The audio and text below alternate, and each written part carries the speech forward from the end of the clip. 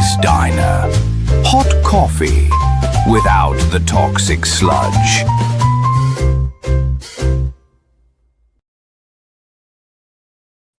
Hey, good evening. And this is Morty. Welcome to Morty's Diner. Wow, what a day.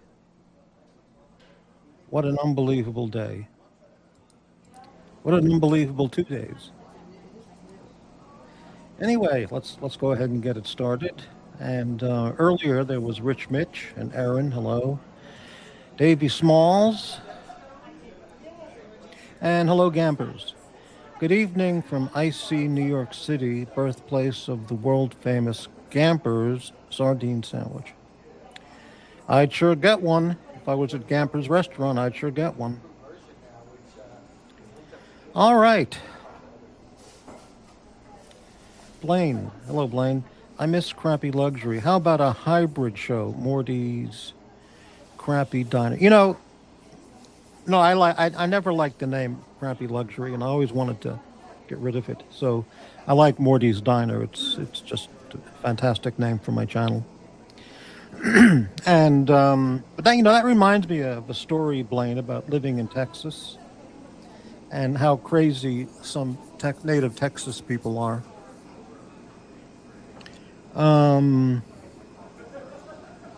There's a steakhouse chain in America called Ruth's Chris Steakhouse. And if I remember, and I believe that I do, it's based in, the owner of that company is a Texan named Ruth, okay? And when I first heard of that steakhouse, living in Dallas in the 80s, what kind of name is that? Ruth's Chris? That doesn't make any sense. You know, Ruth's Gourmet Steakhouse, okay. Ruth's Southside Steakhouse, okay. Ruth's, you know, International Steakhouse, that can all work. But Ruth's Chris, I mean, what kind of fucking stupid name is that? Well, it really is it's a typical Dallas way of thinking, back from when I was living there, which was decades ago, but... So apparently because I heard this Ruth lady on some Dallas talk show, and someone asked her how did the steakhouse get started and the name, and I don't remember the details, but it was something like this. She had a favorite steakhouse which was called Chris's Steakhouse, and it might have been in Oklahoma, you know, North Texas, right across the border in Oklahoma, or it might have been just in North Texas. I don't remember that detail. But she liked that place a lot and was a frequent customer. And this lady had a lot of money. I don't remember her background or anything. So one day she was over there having dinner, and the owner, this guy Chris, said he was going to retire and sell off the diner and retire. He had a full career and it was time to pack it in. So she said, and this is how I'm recollecting, to the best of my recollection, is she said, well, I'd like to buy it because I love this restaurant and I'll keep it going.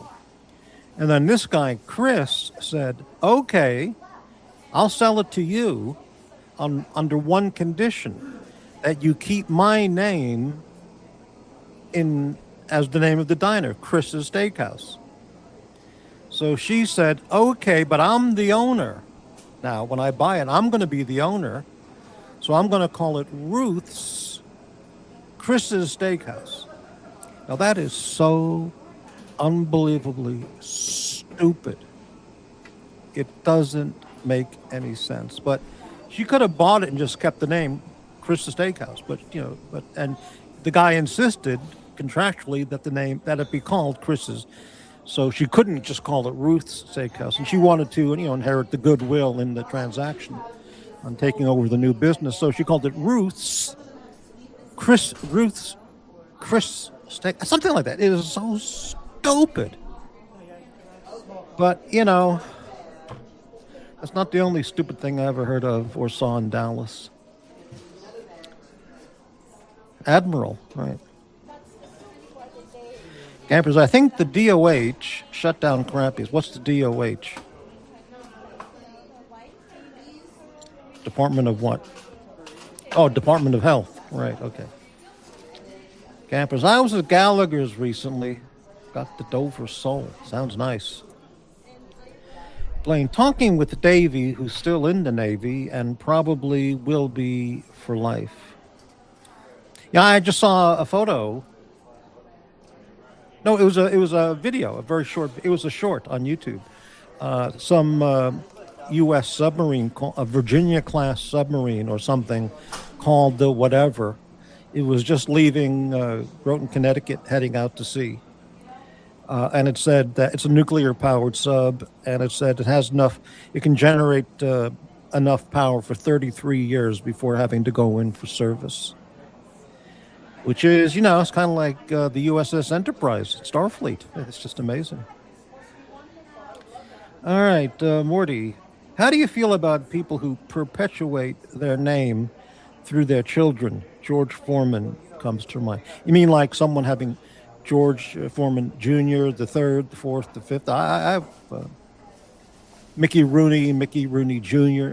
I don't like the junior thing. I wouldn't want to saddle a child with my name. You know, Morty Jr., Morty the third, Morty the fourth. I mean, if somebody does that, it's none of my business. But for myself, I don't like that. You know, give the person their own identity. Don't call them, Paul McCartney Jr. Just call them, George or something. Leo. But everyone, whatever their opinion. Campers, I named my son after my grandfather, grandpappy. Well, that sounds good. Yeah. But you didn't call him Junior, like Campers Jr. Which again, I'm not against, but I just, Oh, look who's here after so long. GD 9, channel member. 100, I almost said Austrian, 100 Argentinian pesos. Hello and good evening, my good friend Morty. Happy New Year. Hey, GD, long time no see. Yeah, I guess that, not threat, but that statement by our good friend, JB, I guess that's gone off into inactive status because he said if you're ever on this channel, then he will not super chat. So if JB shows up and says, GD's here, no super chat tonight, I'm going to get awfully, I'm going to get indigestion. Rotten Groton. I was home ported there. I visited there when I visited Connecticut on one trip around New Haven, then out.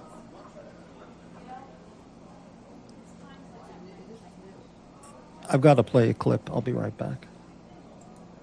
I have a visitor.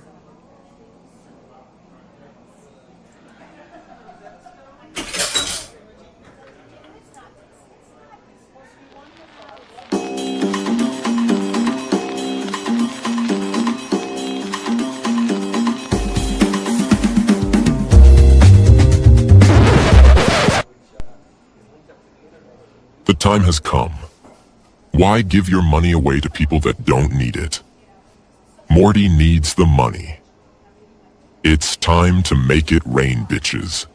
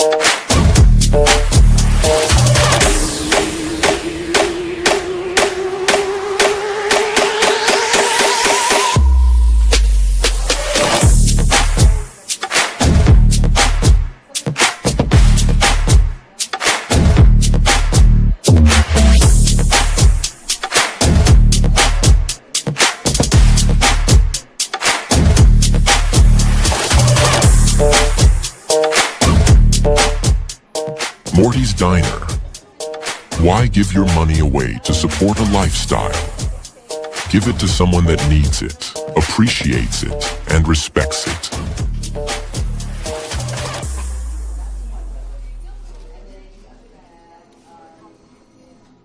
Yeah, I had someone at the door. One of the neighbors from down the street, she wanted to know if I had any dope. And she ran out and the store was closed. So said, nah, sorry, I don't have any tonight. So, okay, so we're back. Let me catch up on the comments here. So GD is here, all right. Yeah, Groton, Connecticut. I've been there. I saw the electric boat company in New London or whatever. I don't remember, long time ago. Boy, already with these. Well, I had to put on a clip to answer the door. George Foreman has 5 sons, all named George. See, I didn't know that. Must have been crazy growing up in that home. Well, yeah, amazing. Okay, what was I talking about? Oh, JBJB, right. Well, see how it goes, GD. Okay. So let's kick off tonight's show. The title, Where Do I Start? Those people on the YouTube rolling on the floor, laughing my ass off. Unbelievable. First, let me just preface with a quick preface. I had the show scheduled, I don't remember, 5 o'clock or something. And then minutes before, I had to take care of some business. And so I rescheduled it.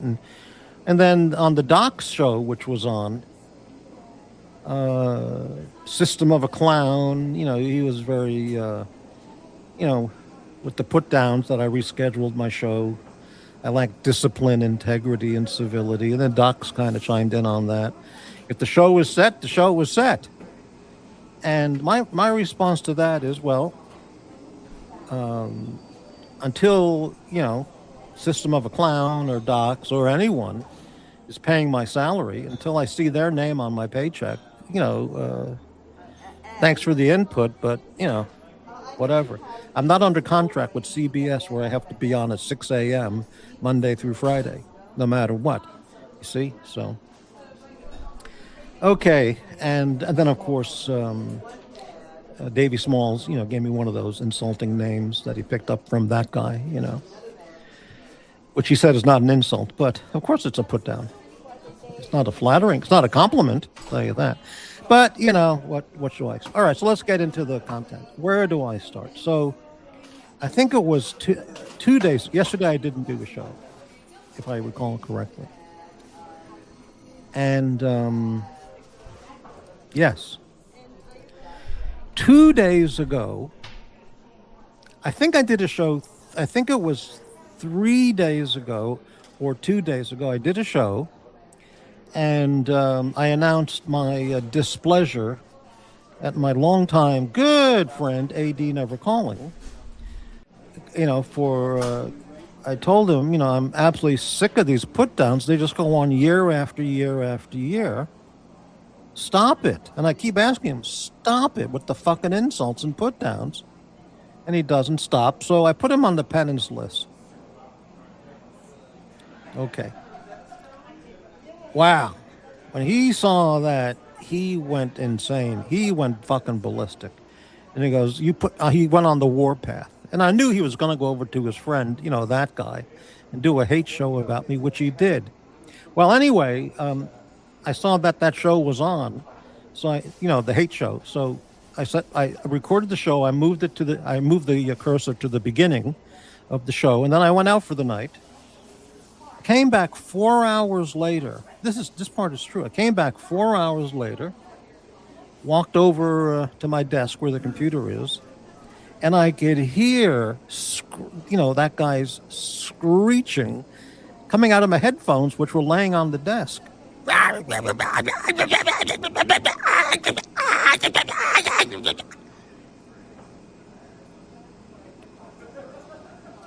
Now, it's just amazing. You see, it's just amazing, So, who's trolling who? I do something like, I think I'll put him on the penance list. Then he freaks out and he goes over to that guy and they do a 5-hour hate stream. Now, it turns out it was also partly about the Green Room, who he was shrieking about as well.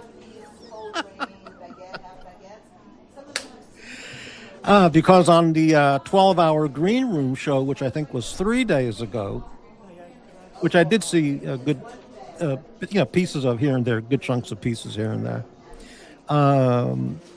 Green Room got into a tiff with that guy, and he called him a doxer, and then of course he flipped out, and he called him no, and then he immediately replied with, "No wonder he got fired for how you can't be trusted taking care of elderly and mentally challenged," or something like.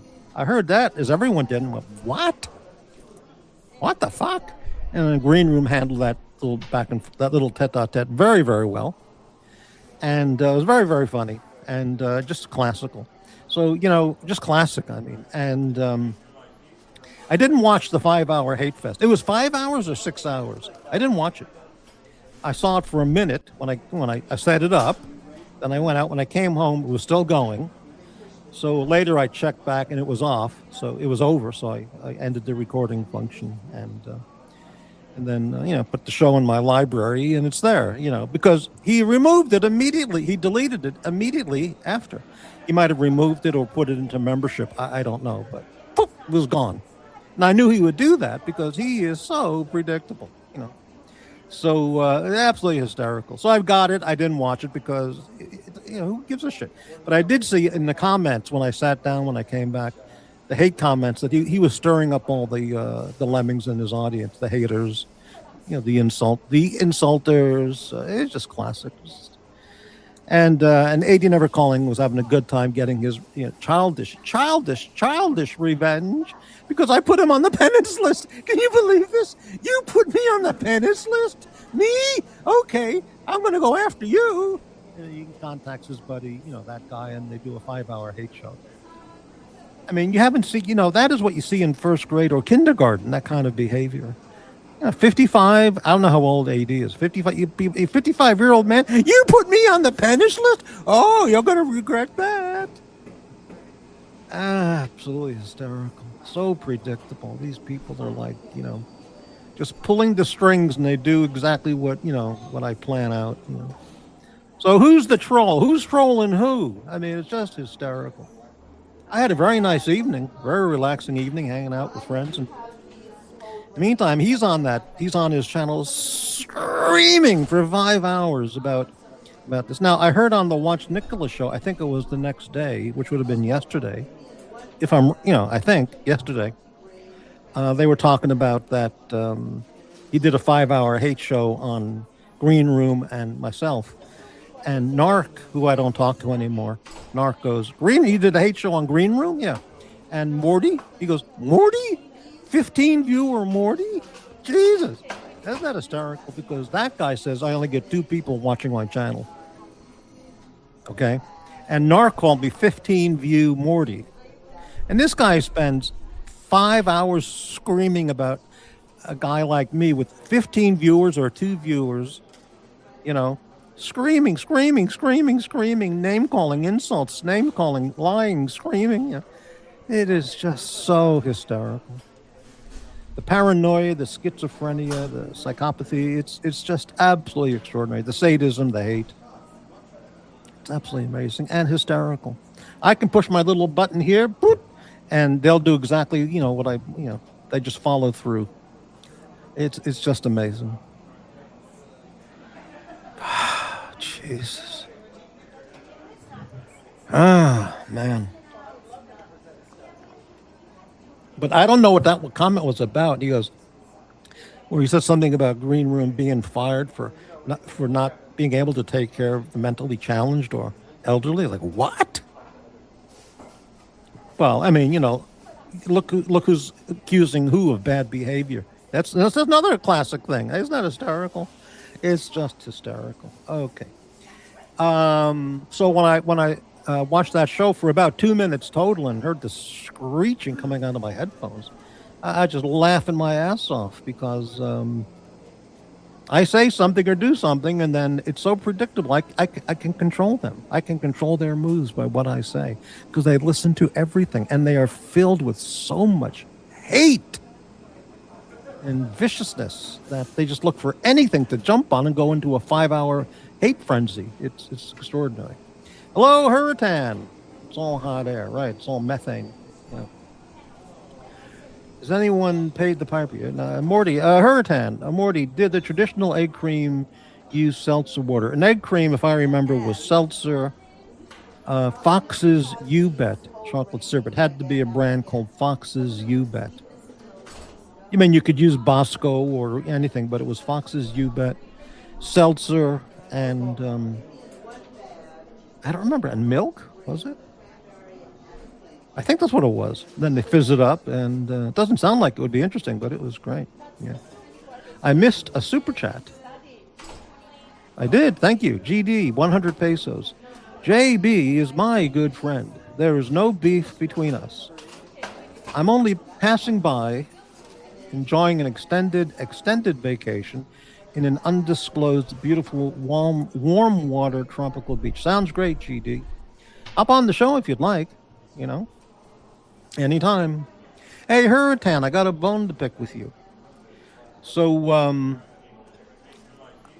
I was watching a little bit of the on the Horology Dungeon, and Bateman or somebody mentioned that they were talking about me on that main Archie show, and I said, what the fuck, you know? So I go and look at it quickly, and I saw you did a couple super chats inquiring about questions about me in the questions. And it's like, yeah, whatever, but like, oh, Jesus. And of course, that, you know, the questions were to Ozzy Expat, you know. And of course, the hater on the panel, you know, he couldn't wait to, you know, get the saliva drooling out of his viper jaw there with hate and put downs and insults. Very sick panel there, or panelists. Ozzy Expat did a really good job on the show, but, you know. Yeah, amazing. But in terms of that question, what did, since you had asked over there, and then who was it? Little Dave, Davey Small said, "Did cheapskate Morty pay for anything?" Another insult. Jesus, yeah. Even though we're both millionaires, I didn't ask him. Even though he's worth 10 million and I'm worth 4 million. I didn't expect him to pay, and he didn't expect me to pay. We just paid for ourselves at this store or that store, whatever place we went to. I don't remember if Doc's report said he would pay for dinner after we had met for dinner, me and Ozzy, or it was before he said he would pick up the tab for the dinner. I don't remember, but we both paid for our dinner. We both paid separately, you know, and then I think Doc's then said he'd like to pick up the bill, and he sent us the money for each of us the amount of the dinner, something like that. But of course, I paid for my own stuff. What do you expect me to do? Say, Ozzy, I know you're worth 25 million. What about a $20,000 wire transfer, Ozzy? You know, that's what people expect. Unbelievable. Yeah, so Hurritan, we went to a cupcake donut bakery, very, very high end in Caesar's Palace. We hung out there for an hour or two over coffee and some donuts or cupcake, I don't remember. We walked around Caesar's Palace Forum. We had dinner at the Trump Hotel. I think we went there, this was a year and something ago.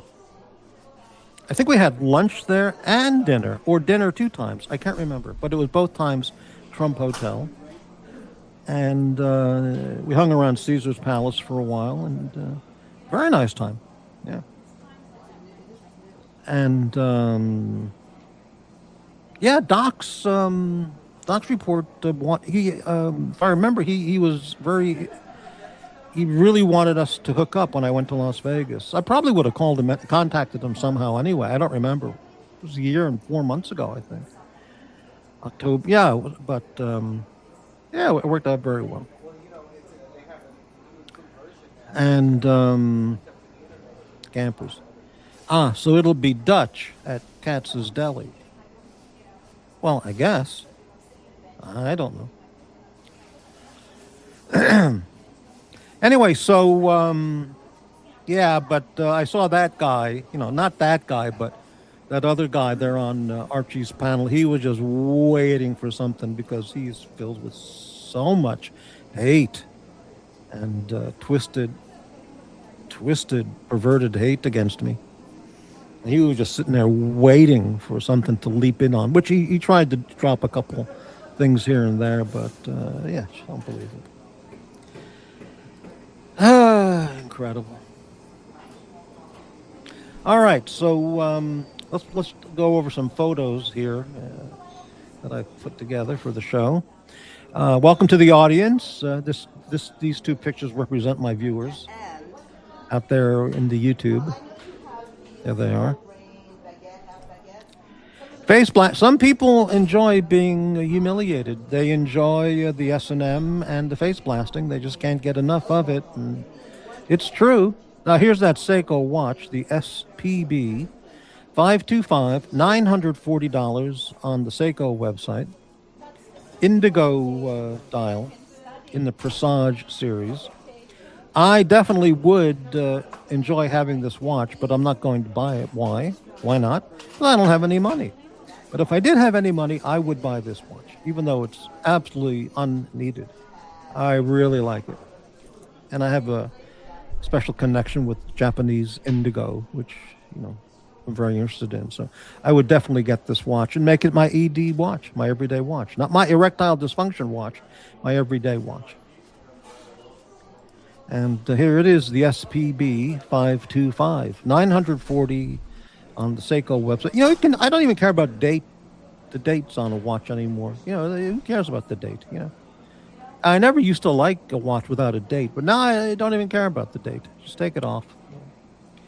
But this watch is really, it is so me. Okay. Yes, Morty's Diner needs the money, so Super Chat, Cash App, Ko-Fi, help out Morty. Because Morty's dying. No money. It's true. Here's a flashback to Jax when he was on my show December 21st. He said, Morty, there's more to getting your laundry folded than just getting your laundry folded. And if you know the context of what he was describing, I got it right away when I realized the context of his statement. Yes. No class, just all ass with a bit of face blast. Will work for 99-cent super chats. By the way, with all the millionaires out there and the decamillionaires and the humble billionaire who watches these shows, if each one of them would just send me a measly $1,000, everything in my life would change. I'd be out of debt. I'd be so relieved when I woke up in the morning. I wouldn't be contemplating, every day. It would be, and to these, decamillionaires, $1,000 is like a penny. But no, it's not going to happen. You're a 10. Now, Morty, Docs has paid for every meal he's met with another punter. Really? I didn't know that. He feels it's his duty as the senior. Why a different philosophy on your end? I don't have any different philosophy. It was very nice of him to pick up the tab for the dinner that I had with Ozzy Expat. But I didn't know he was going to do that. I think it was after we had dinner he mentioned he'd like to pick it up. But the question was from Davey Smalls, did Cheapskate Morty pay for anything? And of course, I paid for everything on my own. I think that was about that. What's the show about tonight? It's about 2 hours long. That's what the show's about. And just to remind all the haters and the doubters, the truth lives at Morty's Diner. It's true. There is the truth, and then there's all those falsehoods that those people spew out into the YouTube. So here's a couple posts from my YouTube page. This was yesterday's Hate Fest, so I guess this was from 2 days ago, or I don't remember. I don't remember. Yesterday's Hate Fests were a laugh riot. Those people went berserk. Those people. Who's trolling who, baby? I mean, I can set those people up so easily. They're so fucking predictable. It's unbelievable. LOL, baby. It's like they're a trained rat in a laboratory. You know, you ring the bell and they'll do what you want them to. It's hysterical. Here's a couple of surveys I put up on my posts page. 23 votes on this one. Your recommendation for Morty: do the right thing and keep telling the truth. 57%. Bend over and become a spineless jellyfish. 9%. Eat shit and die. A whopping 35%. So there's a huge chunk of that audience out there that really wants me to kick the bucket. It's amazing. Your recommendation for Morty: 19 votes. Keep the celebrity menu as is. 37%. Make changes to the celebrity menu. 26%. Get rid of the celebrity menu. 11%. Eat shit and die. Again, 26%. Wow. I have such a fan base. Okay, another survey. Your vote: yes, 63%. No, 0. Can't decide, 38%. When I wrote this up, I was gonna put yes, no, can't decide because I'm a moron, but I left off the because I'm a moron. But that got a whopping 38%. Can't decide, yes or no. So, the penance list. Now, you see, the penance list is talked about on all those other channels every day. It's absolutely amazing.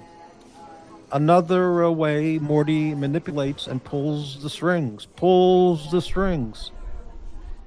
I know nobody's going to be doing penance. I know this. I said that the first day I showed the penance list.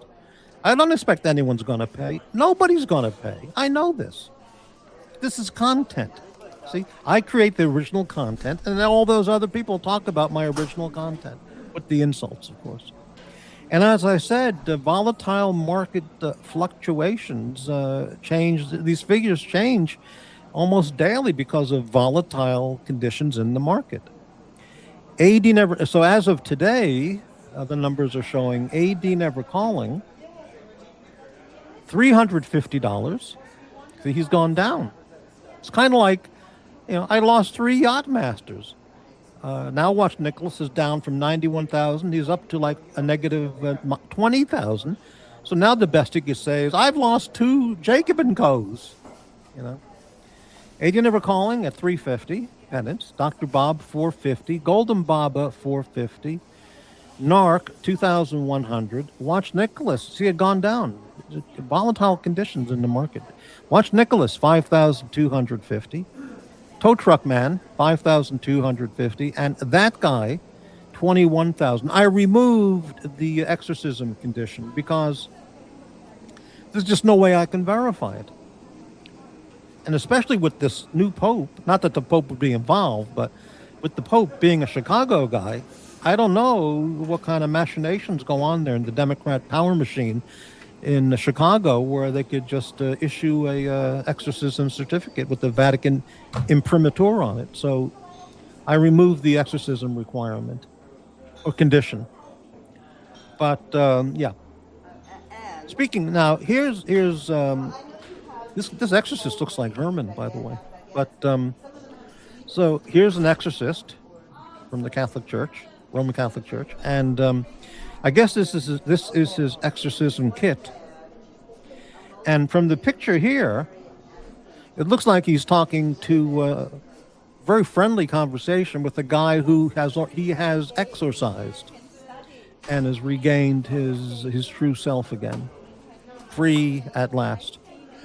He's returned to his true self without any demonic possession. So you can't bribe a priest. Hey, can you give me a certificate? I'll give you a $10,000 or $1,000 donation to your church. You can't do that. Well, I don't know. Maybe you can. Godfather 3, Al Pacino was, making deals with the Vatican. But here's the results of a successful exorcism. See, so it turned out nice. Very nice. Is that a Schweppes? What does he got there? Don't know. It must be some special water or something. So exorcisms can work. He did a good job, Vulture. Yeah, you see, this is so funny. They keep calling me the Vulture, the content vulture. They use my material Those guys, those people, they show clips, 3 hours of other people's show every night, especially that guy. 3 hours of other people's content, and I'm the content vulture. It's so discounted and misogynistic. It defies anything that you could think of. It's just amazing. All right, let's go back to the comments. We have 2 viewers. Oh, 14 viewers. Wow. Okay. Last comment, what's the show about tonight? I said about 2 hours. All right, so we caught up on the picture section of the show.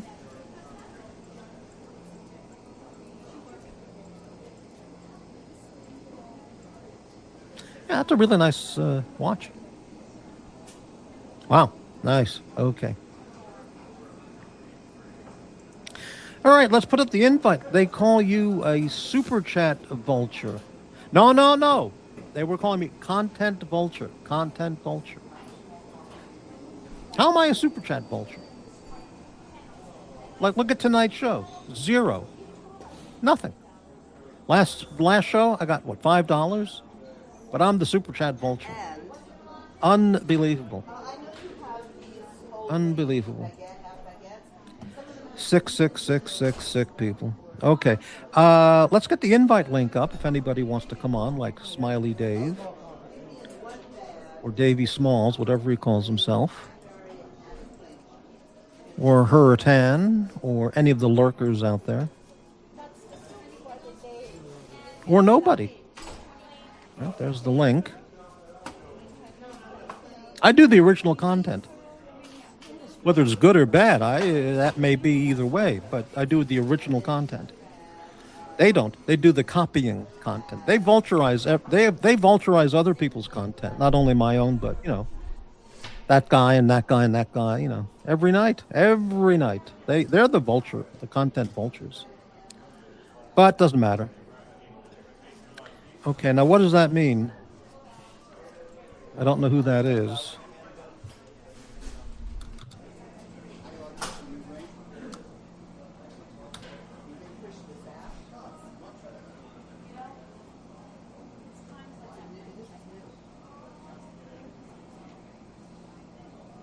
Oh, okay, the guy from Minneapolis.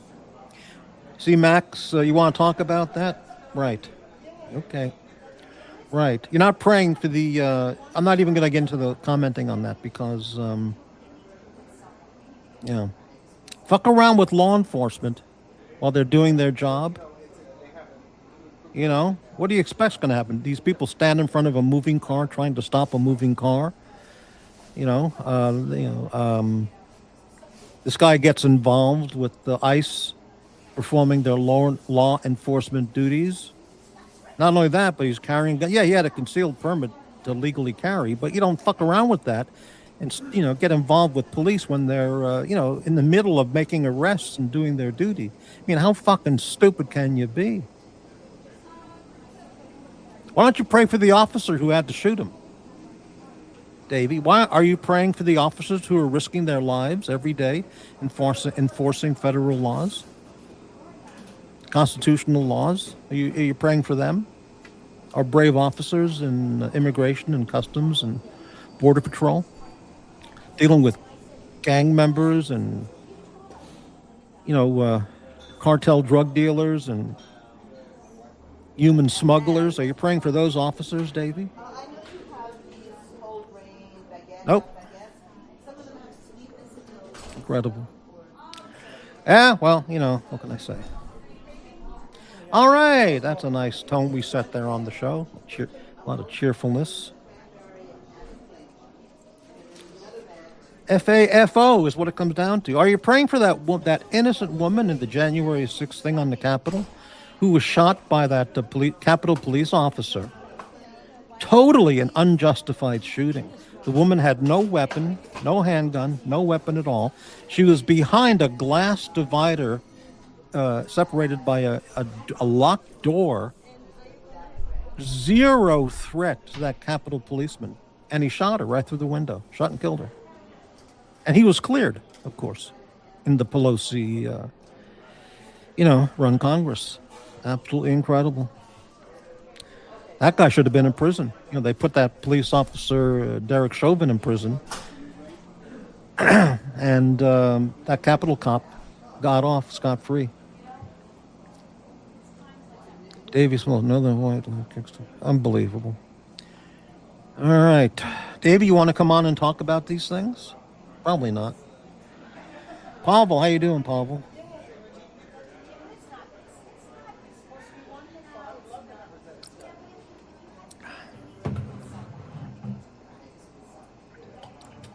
Unbelievable.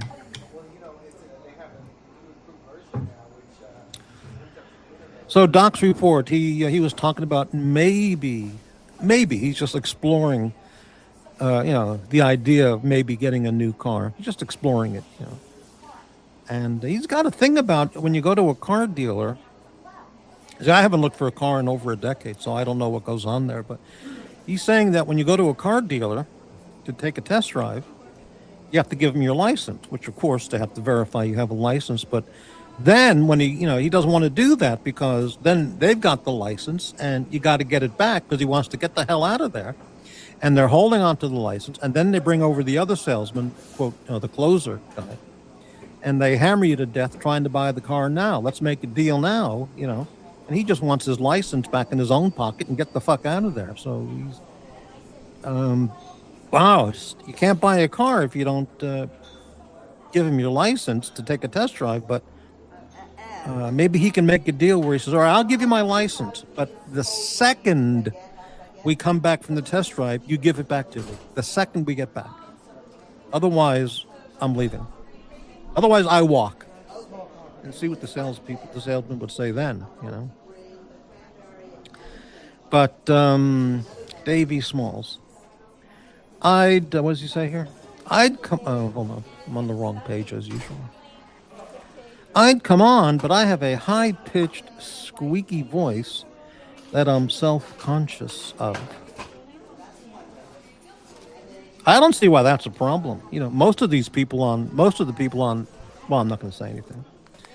But, yeah. You're a grown man and you're self-conscious about your voice? Wow. Well, all right, whatever.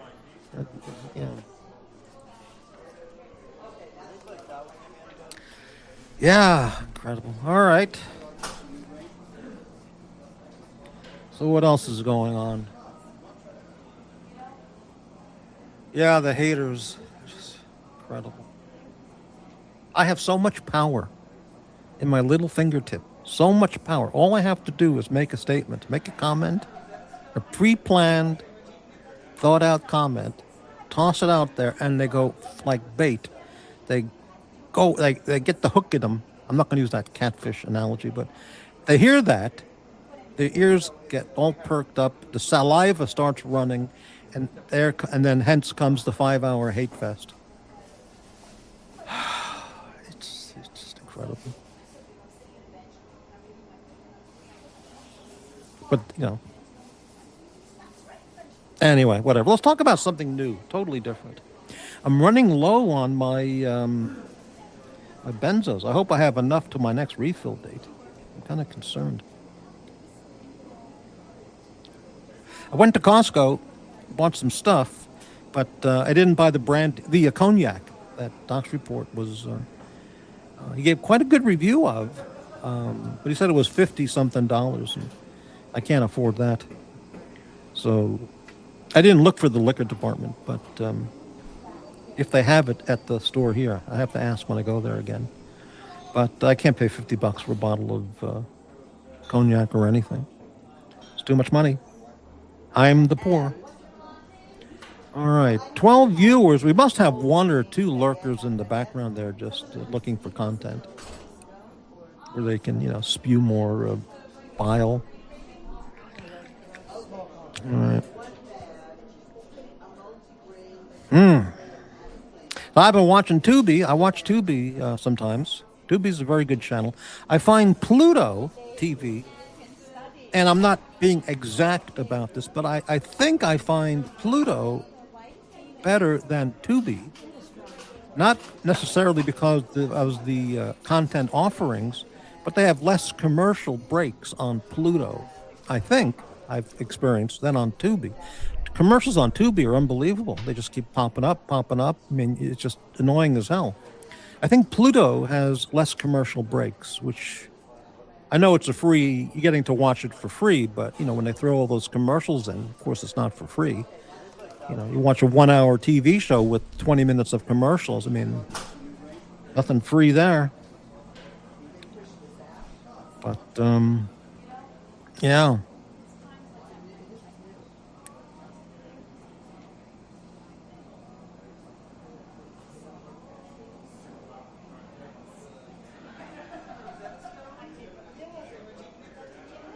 So let's go back and look at that other picture, because we can discuss this, or I can talk about it just out loud, just for idea purposes. Yep, where is it?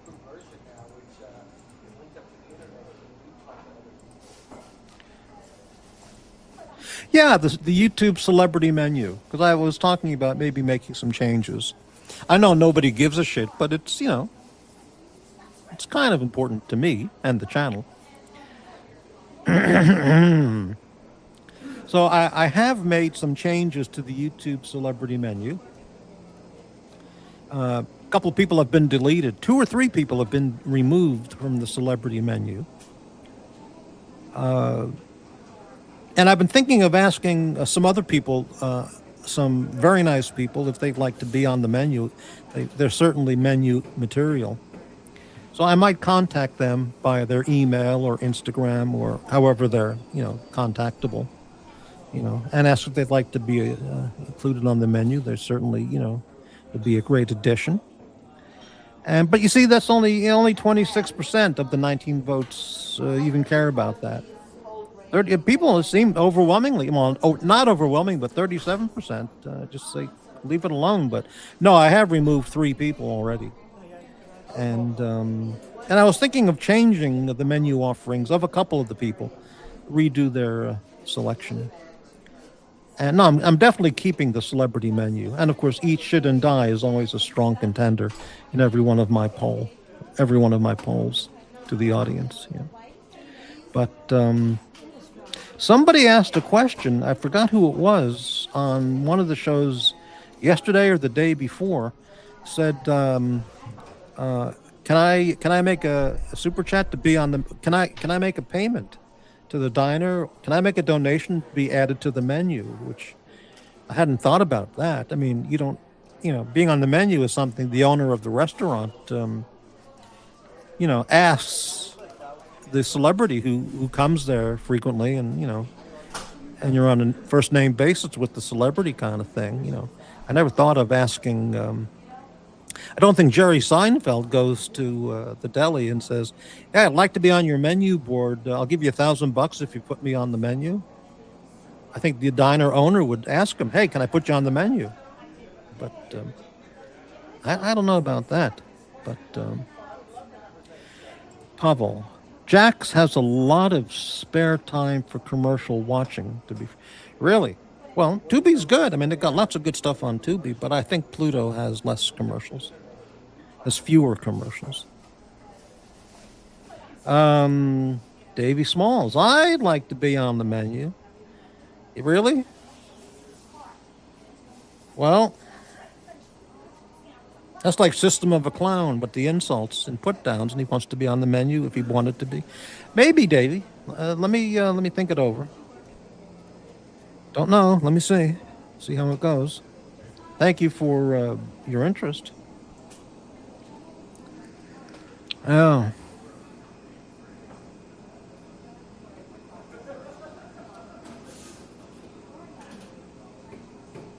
Four viewers. Well, we're doing great. Usually have 2 viewers. But when the show's over, within a day or two, it shows 300 views, 250, 300, whatever it is. So maybe there's only 2 viewers or 4 viewers like now, but people do watch the show, but they also watch other shows, and they get caught up because they know we have the original content that they don't want to miss. Hello, Mega Value. Pulp Fiction was on Tubi today. Well, I've seen I saw that a few times, actually. And, yeah, interesting film. Yeah. I saw Pulp Fiction years ago. I think it was on YouTube. And it was edited just incredibly chopped up with the editing of the foul language, you know, and some really brutal kind of scenes, like the basement of the pawn shop scene, you know what I mean? And it was unwatchable. They just totally just destroyed the film by doing so much editing and cutting. Speaking of editing, Doc's Report. Check out Doc's Report's X page. He made a video of my appearance. He edited together some scenes, some bits and pieces of my appearance on the Green Room show 2 or 3 days ago. And I watched it 2 times. And I thought, wow, I was good. Man, I am good. That was so funny. Oh, yeah, man, I'm really good. It was good. Very funny. And Michael Savage once said about himself after he was doing some routine, he said, "Oh, man, I'm good." And I felt the same way. Yeah. Yeah, it's true. And other people may not, get what I'm talking about when they watch it, if they did. But, yep, I delivered exactly what was in my mind. And it was there. It was very funny. And Doc's edited it just right, you know. But he didn't cut it too short, and he let each scene play, segment play out, so he didn't ruin the timing or the pacing of my delivery. Very, very good. So kudos to Doc's Report on that. Here's the link if anyone would like to come on and talk about anything.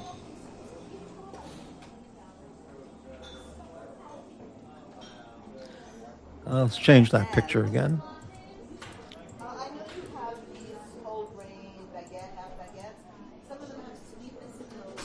You know, $940 is like so inexpensive for a watch. This is a made in Japan Seiko. Look at that, 3-day power reserve. The texture on the dial and the indigo is just beautiful. I'd love this. No loom, but I'm okay without the loom on this watch. It would be okay.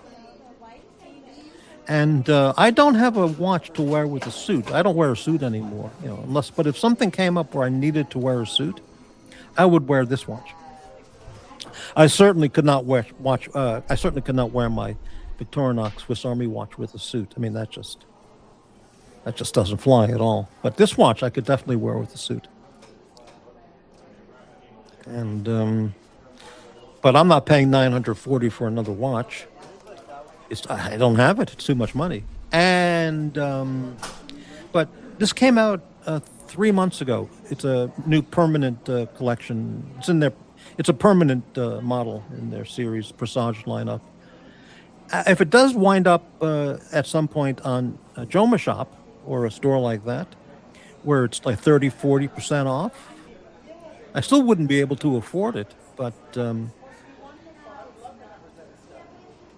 maybe I could go with begging here in Portland to people I know for $50 or $100 a piece, and I could buy the watch then. But even then I wouldn't do it because I have so much debt. What am I going to do with the watch? Just saying.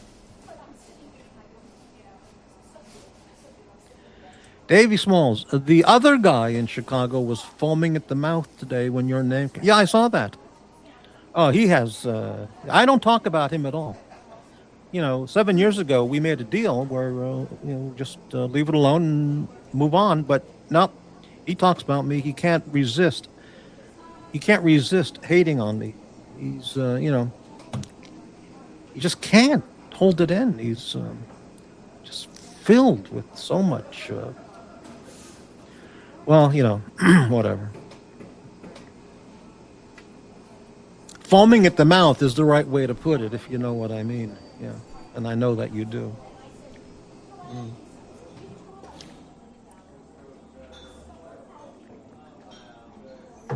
Campers, no, there's no loom. Now these hands and indices are not, high polished like on a Grand Seiko. From the pictures I've seen, they're not. They don't have that Grand Seiko, extraordinarily high polished, high polish, but looks really nice. And to me, it was an immediate connection. I immediately liked this watch.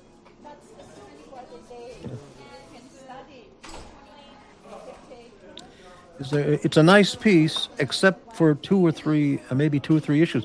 What can you tell me about those gappers? What issues maybe you see with this watch? Frankly, I could do without the date. But otherwise, I really like it. Yeah.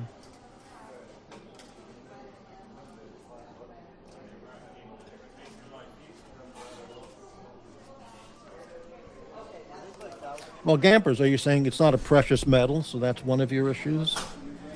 I don't care about the precious metal thing. When I go to Jack in the Box, nobody cares if I'm wearing a gold watch or or $100 Citizen. Nobody gives a shit. Well, no loom is a big issue. Well, I understand that. I love loom, but yeah, I understand. But the watch works even without loom.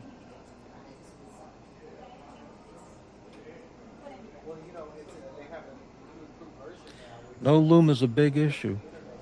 Don't like the presage word on the dial. Well, you see, now that's a very good point. Yeah, to anybody who doesn't know the Seiko lineup, the word presage wouldn't mean anything. They go, what does that mean, presage? If it just said automatic 3 days, yeah. So I agree with you. They could have removed presage. Loom, yeah, one or the other. But Gampers gotta have the loom. Well, and Gampers won't buy it. But now the Alpinist has loom, okay? And but that's an outdoor watch that, when you're hiking in the mountains at night, you want that loom, I guess. And you can use the compass feature when you're lost, but eh.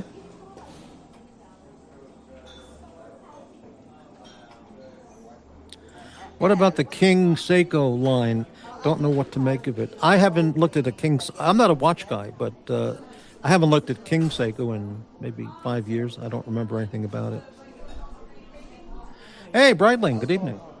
Don't take it personally from that guy. Psychosis that is induced makes it challenging to function and distinguish reality.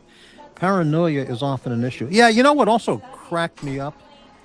When I saw he did a 5-hour screech fest about Green Room and myself is a number of people out there in the YouTube comment section. They go, Morty is so sensitive. Oh, he's very sensitive. Oh, he's highly sensitive. And then I say one thing, and then they go fucking out of their minds for a 5-hour tirade of hate and drool and saliva. You talk about who's highly sensitive. That guy, you say one wrong thing to him and he flips out.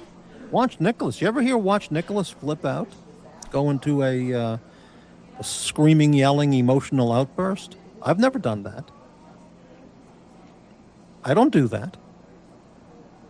But people don't say, oh, Nicholas, he's so highly sensitive. Oh, he's a very sensitive guy. Then he goes out, he's done this a number of times. He goes off on a absolutely, emotional freak-out blast. But no one says, oh, Nicholas, he's a very sensitive guy. But if I say, I don't find that comment funny, or that's an insult, what you just said. Oh, Morty, he's such a sensitive guy,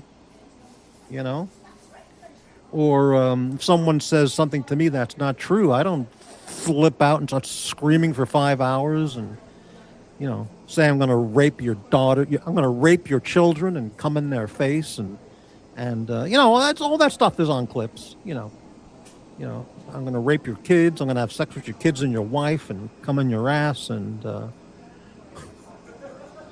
Yeah, all those clips are out there. I'm going to rape your girlfriend, and yeah, I got all those clips. We got those clips. It's just yeah, Jesus, it's unbelievable. Yeah, but it never ends. But I'm the one who's I'm so sensitive. But I never talk about whatever. Exactly, Breitling. It's all projection and paranoia, and drug-induced paranoia, schizophrenia, and psychopathy, sociopathy, and whatever other psychiatric terms a doctor could apply to those behaviors. Yeah. Facts. Yep. Unbelievable. Campers, you shouldn't discount the role that prescription and recreational drugs play in the emotional ups and downs in these streams. Well, that's true too. You're right. No question about that either. But I don't go off on 5-hour screech fests. And then there were people when I was recording the show, when I got home and looked at the comment section for a minute. People who I haven't talked to in years, they go, "I'll never support that fucking Morty ever again." They don't support me anyway, but they have to get in on the hate. They have to be part of the hate cult, Breitling, from that guy, I don't hold grudges. Nobody holds grudges more than he does. Says the guy that does 8-hour streams holding a grudge. Well, that's true, but let's talk about something else. I mean, there's more to life than screeching. It definitely is a contributing factor, the prescription and recreational drugs, right? Let's talk about something else completely different.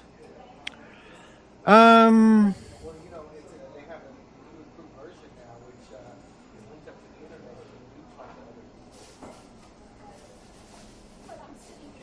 nothing to talk about. I need to buy some milk. I want to start having milk again for breakfast. I'm so tired of oatmeal. I'm going to get back to... hey, Ozzy, how's it going? Yeah, I'm at the diner. Yeah. I want to get back to having milk with shredded wheat and fruit. I'm tired of oatmeal for breakfast. And I don't want to go out at night just to buy a container of milk, but... I could DoorDash that, but, a $5, $6 container of milk, if you add on all the DoorDash fees, Jesus. Yeah. Hey, Ozzy, I saw your appearance, a part of it, when I was the topic today on the Archie main show there, and your responses were very good. Of course, the guy there in the other corner of the screen, you could see the saliva and the bile just dripping out of his mouth. He was just dying to spew some hate, which, he dropped a few insults at me. He couldn't resist, just couldn't resist. But you came across very well. Yeah. Unbelievable. No, I don't like steel cutouts. I just like the old-fashioned, rolled oats. Put them in a bowl, add water, microwave for a couple of minutes, and that's it. Yeah. And I mean, like they come in a packet or a bag, whatever, but just the basic microwavable 2-3 minute oatmeal. I don't like the ones you got to cook for 10 minutes and stuff. I don't have the time in the morning to sit and look at a pot of oatmeal cooking for 10 or 15 minutes. Yeah, well, they're the ones who never hold a grudge, but they remember everything from the last 5 decades, right?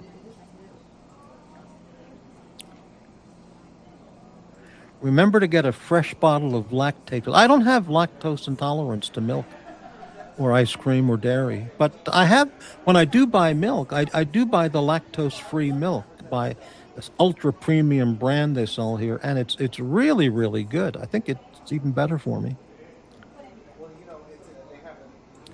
I think we didn't even Gonzo stream more. Yeah, it was just, I commented on that, that you were on the Archie show earlier in my show, I guess about hour ago. And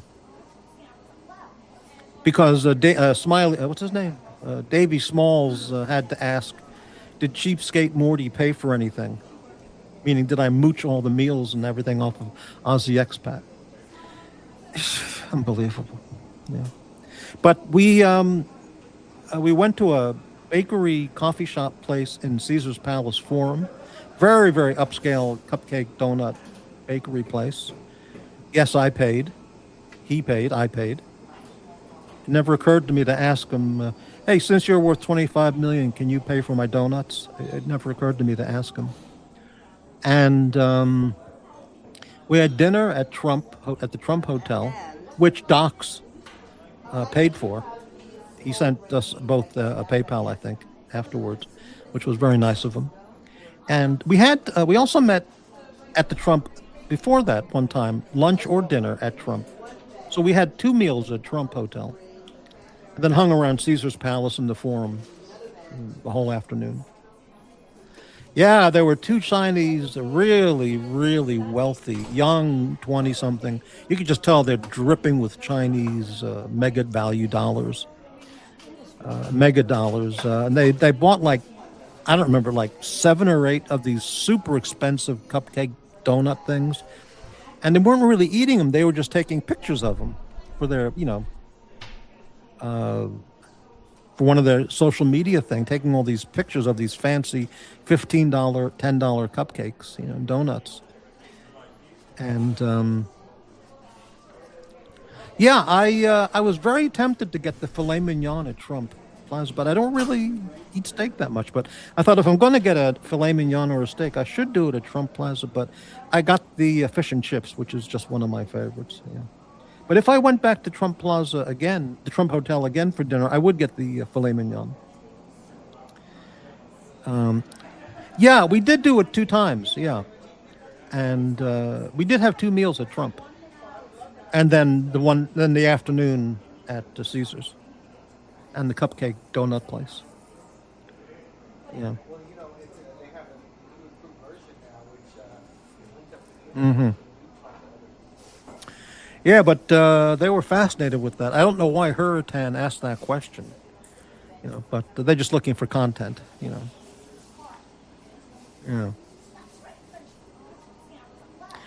Anyway.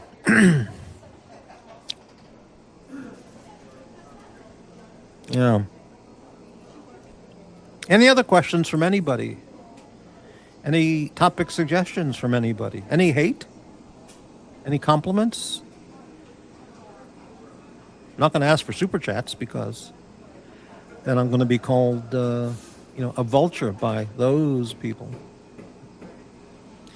Davey, I knew that would push your button. Well, it didn't really push my buttons. I just thought, why is he doing these insults, put downs and insults? No, it's never a compliment. It's always a put down and an insult.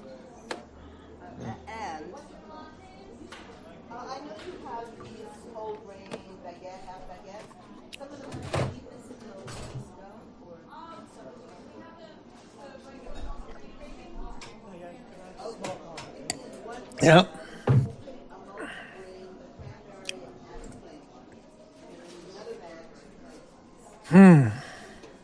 Amazing.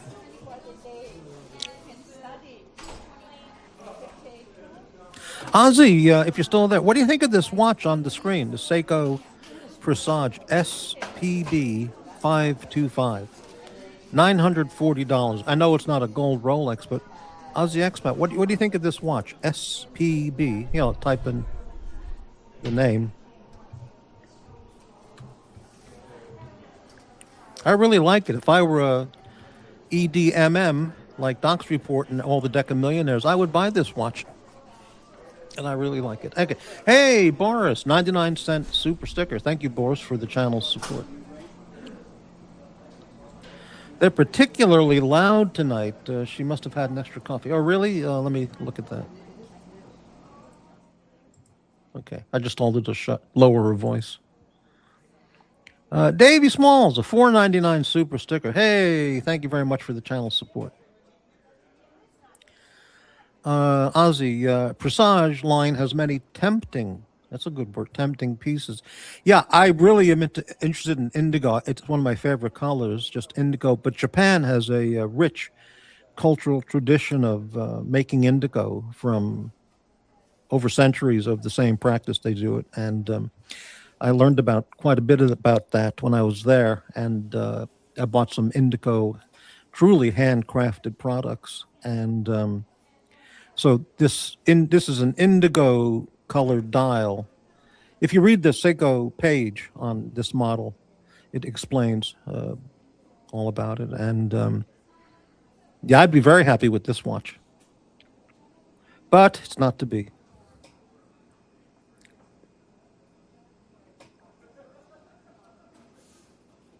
I would wear this watch any day of the week over a Sky Dweller.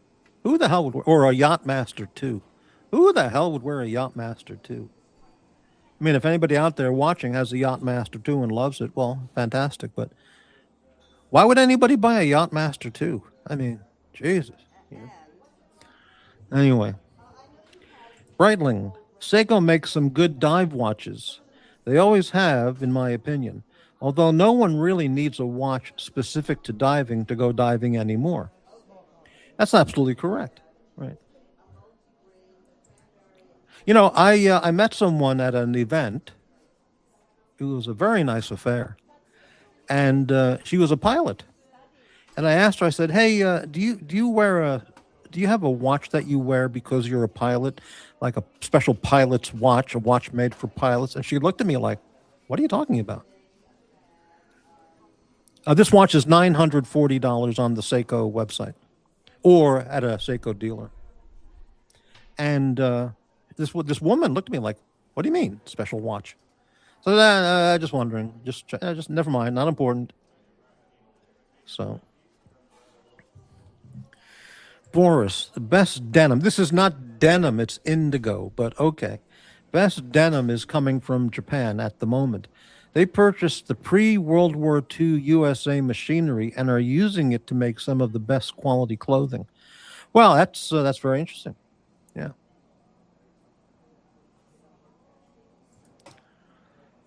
And I'm not big on the bracelet, but I think I could get used to this bracelet. But maybe I would change the bracelet if I had it, which I don't have and won't have. But if I had the watch, maybe I would change the bracelet to a leather strap, like a dark navy strap or a black, leather strap. That would look really, really nice too.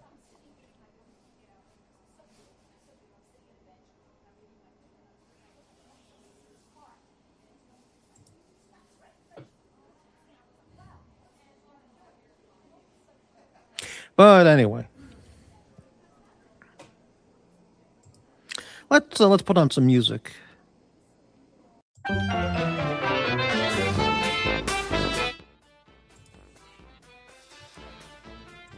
There we go. Liven the diner up. Breitling. I know some pilots. Rolex GMT are still something they like. All right, yeah. Some Breitling models are popular as well. All right, well, yeah.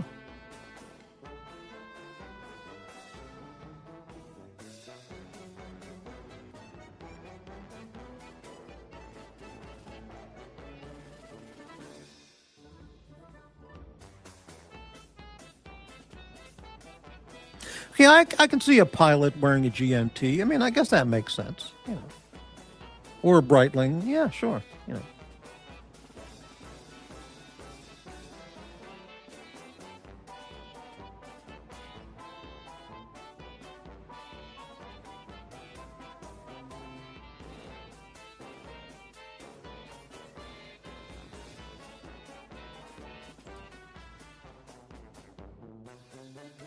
So everybody, welcome to 15 viewer Morty.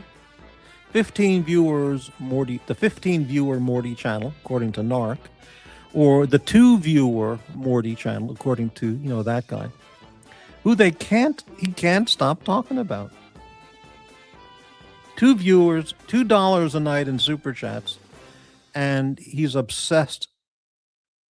Flips out with anything I say. It's just the control I have on those people. the manipulative powers of Morty are just discreet, but awesome. Mega Value. Washington State is going to legalize homeless camping everywhere in the state. Well, what's the difference if they do that or not? There already is homeless camping everywhere in the state. So what's the difference if it's legal or not? They're doing all they can, Oregon, Washington, California, Minnesota, all these Democrat hellholes. They're doing everything they can to destroy their entire states, top to bottom.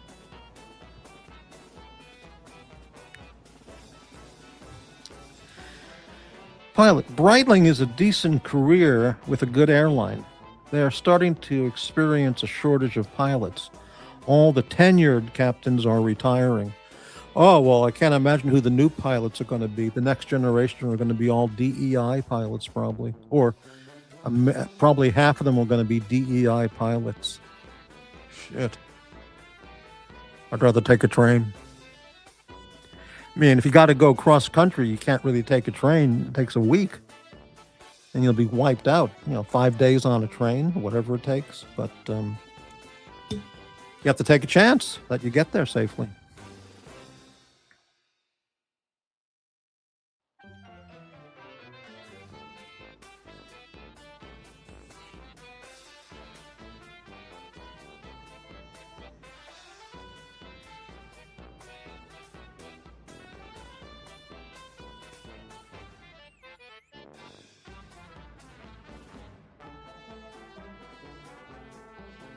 I've been looking at holsters. It's one of the things I just endlessly look at holsters to see what's out there. And I found I look at all these companies. There's so many companies, you just can't even have any idea. There's so many of them out there, But I found one. I saw a video on YouTube of some Special Forces Ranger or some guy like that showing his gear, his everyday gear. And I'd never heard of that brand before that he was talking about. It was called Black Point Tactical. And this guy knew his shit.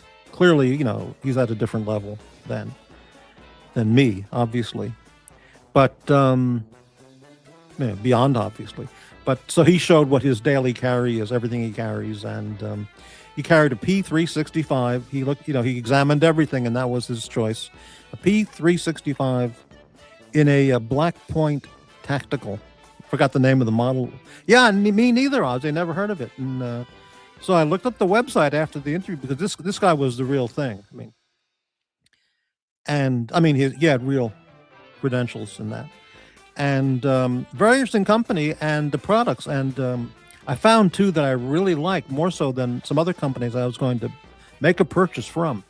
So I called them up just to ask a couple questions before I made the purchase, but they're based in Georgia, which is 3 hours later than the West Coast. So they were closed a Friday afternoon when I called. So Monday, I'm going to call Black Point Tactical and ask them a couple questions, and then I'm going to make a purchase. And yeah. I've got a proper belt. And, for a OWB holster. So I'm going to switch over to that. Yeah, Safariland, I'm very familiar with. They have a lot of products there. I used to buy Bianchi products, but that was in the 90s. And I don't think they're in business anymore. I think they're on the Safariland website. But I don't think Bianchi makes anything anymore as Bianchi. They have the same models they did 40 years ago. Yeah. The ALS. All right. Yeah. Yeah, Alien Gear. Yeah, there's Muddy River Tactical, if anyone knows that company. Muddy River Tactical. I saw one of the channels I watch all the time, regularly, and this guy was talking about a Muddy River Tactical holster that he bought that he said he was just raving about. So I checked out their website thoroughly, and I think I found one or two that I might buy. But when I saw the Black Point Tactical, I decided I'm going to go with that company. Meh on Alien Gear. If you love the hybrid thing, okay. Yeah, I don't remember why I never bought Alien Gear, but somebody was explaining why there are better of those choices, because the Alien Gear holster, the Kydex part is attached to the main big part, whatever you want to call that, but it's just the one side holding the pistol. And some companies, the pistol is, or the handgun is secured on both sides, on the left and the right side, for better support and grip on the piece. And the Alien Gear is just that one side of Kydex holding it against the flat surface, which I can't remember the details of how this guy explained it, but it seemed to make sense to me. But yeah, Tier 1 concealment, I remember you mentioned that. Tenacore. Oh, Tenacore, I'll have to look that up.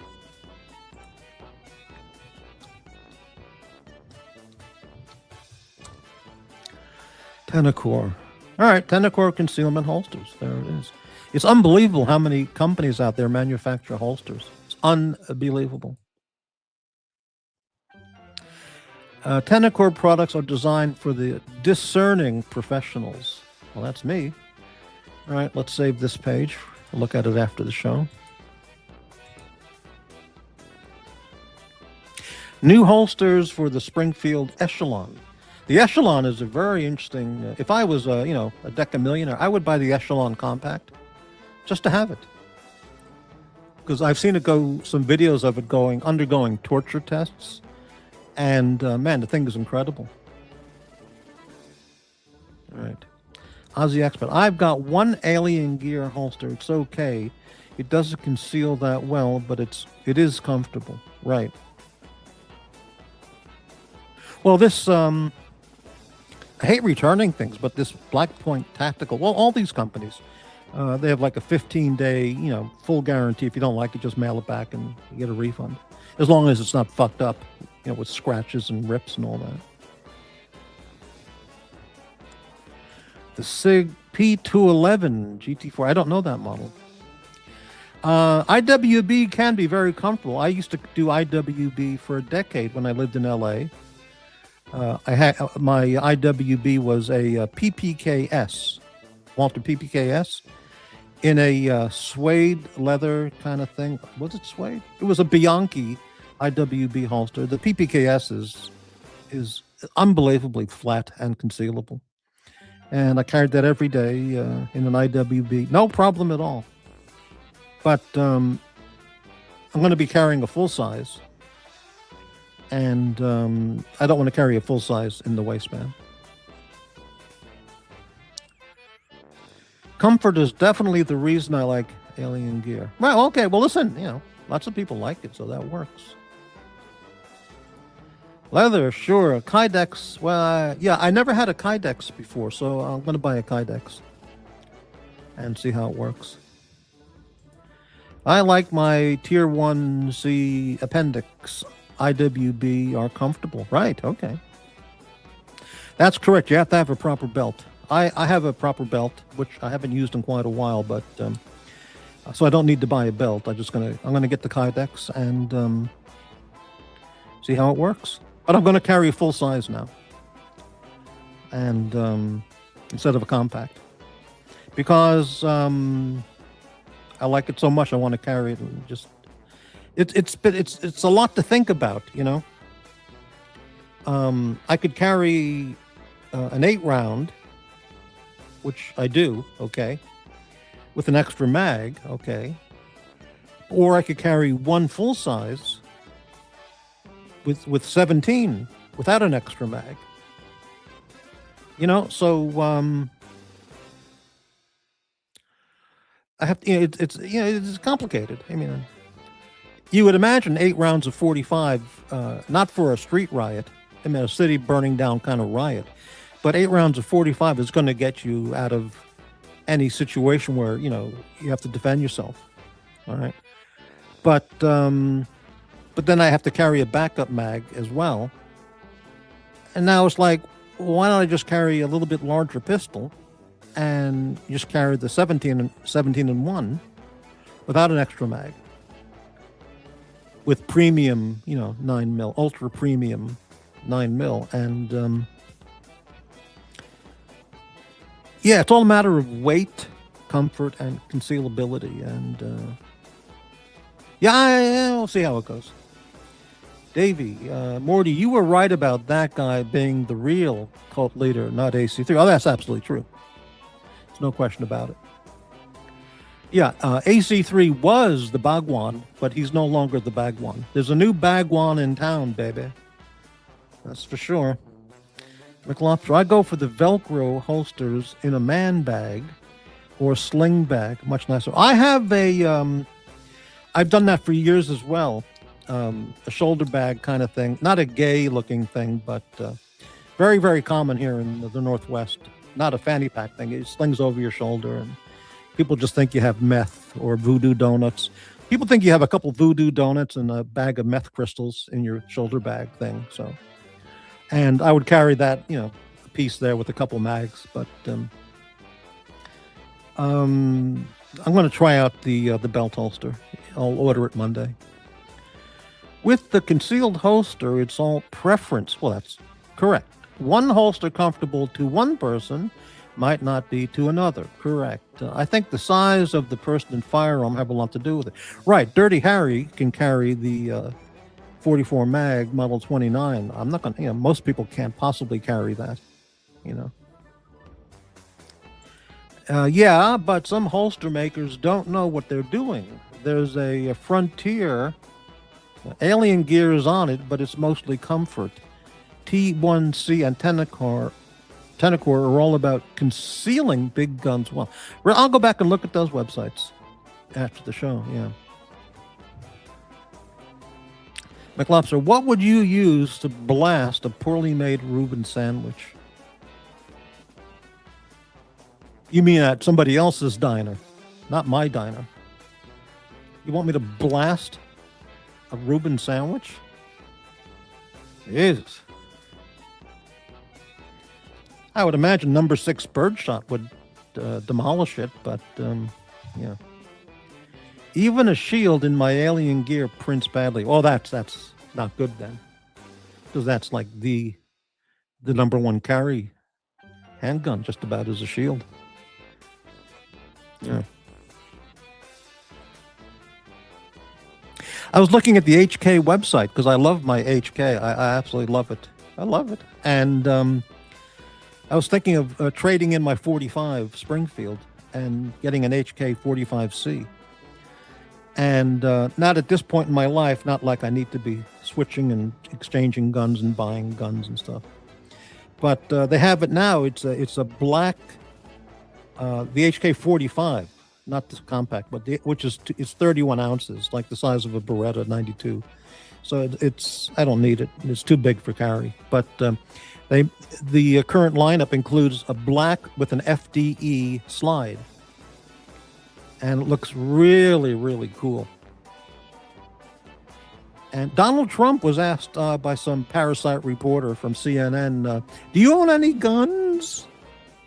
And he said, "Yes, I do. I have 2 guns." Really? He said, "Yes, I have a Smith & Wesson 642, and I have an HK 45. That's what he said. And the HK 45 comes in, it's a blued or a black frame with an FDE slide. It looks awesome. So I thought maybe trade in my 45 and get that, but for what reason? I'm not going to carry it. So that's where being an EDMM comes in nice, because you can buy anything you want. You just buy it.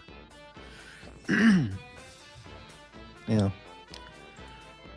McLopser, channel member, watching The Unit lately.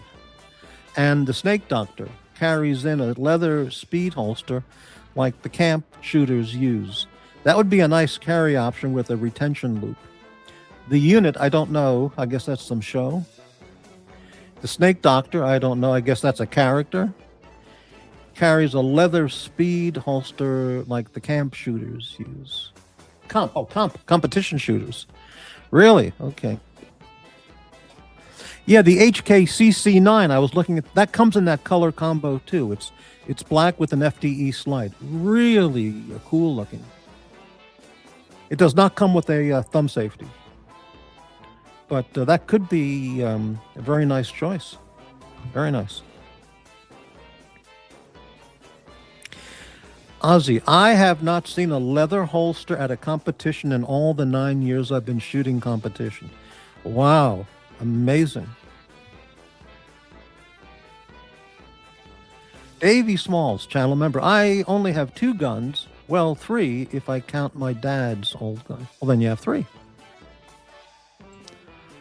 Ozzy, yeah, it's a molded version of the nylon ones they use. Or whatever you want. Right. Okay. Yeah. I used to use an Uncle Mike's generic holster for a long, long time as an OWB because one of the items I have is just it was for a decade.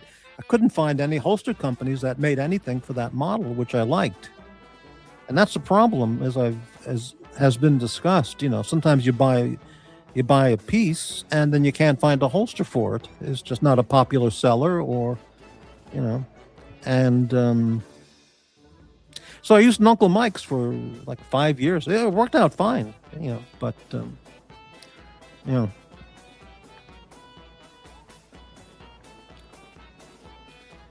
Yep. H&K are top of the line.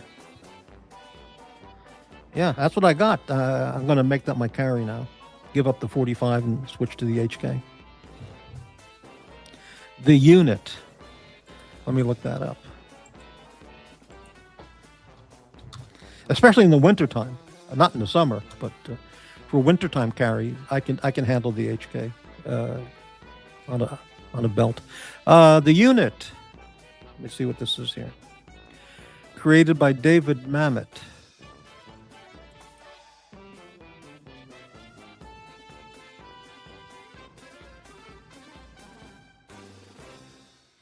(2006 to 2009).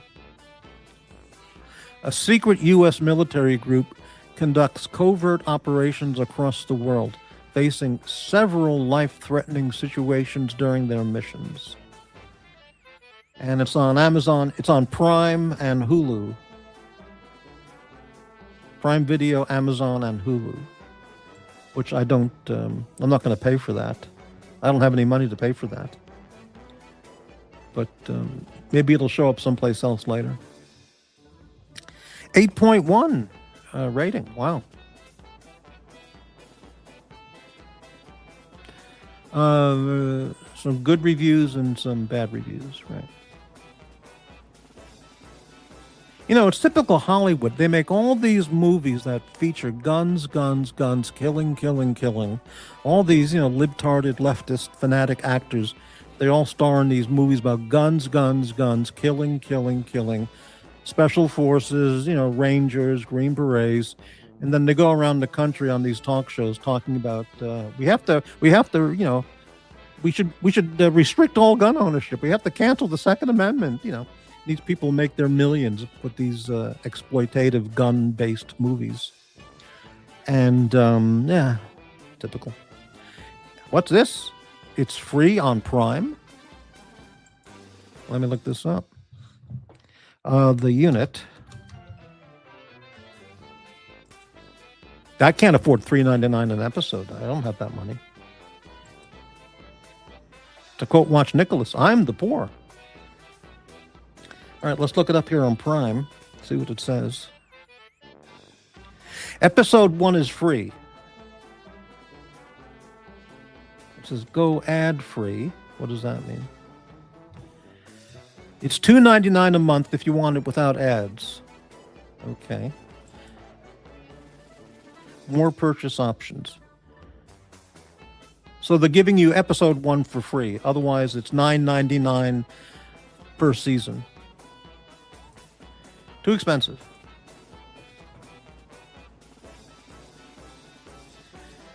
SEAL Team. Okay. Alec Baldwin goes on to murder a woman with a gun. Hypocrite. Yeah, absolutely, absolutely. And he didn't. His finger was never. And the gun fired on its own. He never pulled the trigger, and he never pointed it directly at somebody he wasn't wanting to destroy. But somehow the gun was pointing directly at somebody as well. Isn't that amazing? What a scumbag he is. He's top 5 Hollywood scumbag, Alec Baldwin. Yep. I am a Prime member. All right, let me go to Amazon directly. Okay, hang on.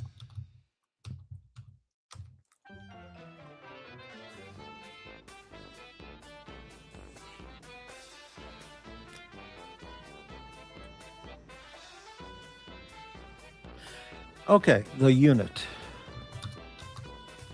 Not the eunuch, the unit. TV show. Okay, here it is. The Unit, Prime Video. Episode 1 is free. That's all it shows. Then it's $2.99 per episode.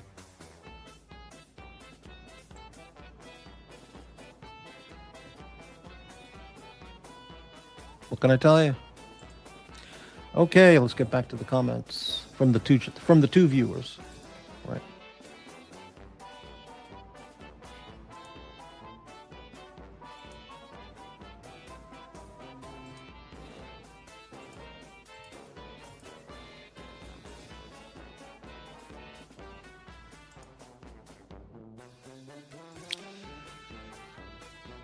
Yeah, you're saying the entire series is free, Mac Lobster? Exactly. What are you seeing on your Amazon Prime page? On mine it says episode 1 is free. Otherwise it's $2.99 per episode, $9.99 if you want to buy the whole season. Well, I'll after the show I'll check the Amazon thoroughly and see if that's what they have. You just received an Amazon order a few hours ago. I just had an Amazon order delivered as well. I bought a new keyboard.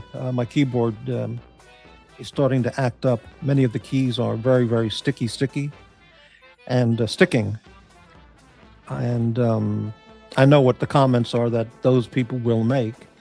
It's a plug-in, not a wireless, a plug-in lighted keyboard with large fonts, and it lights up at night because I sit here in the dark.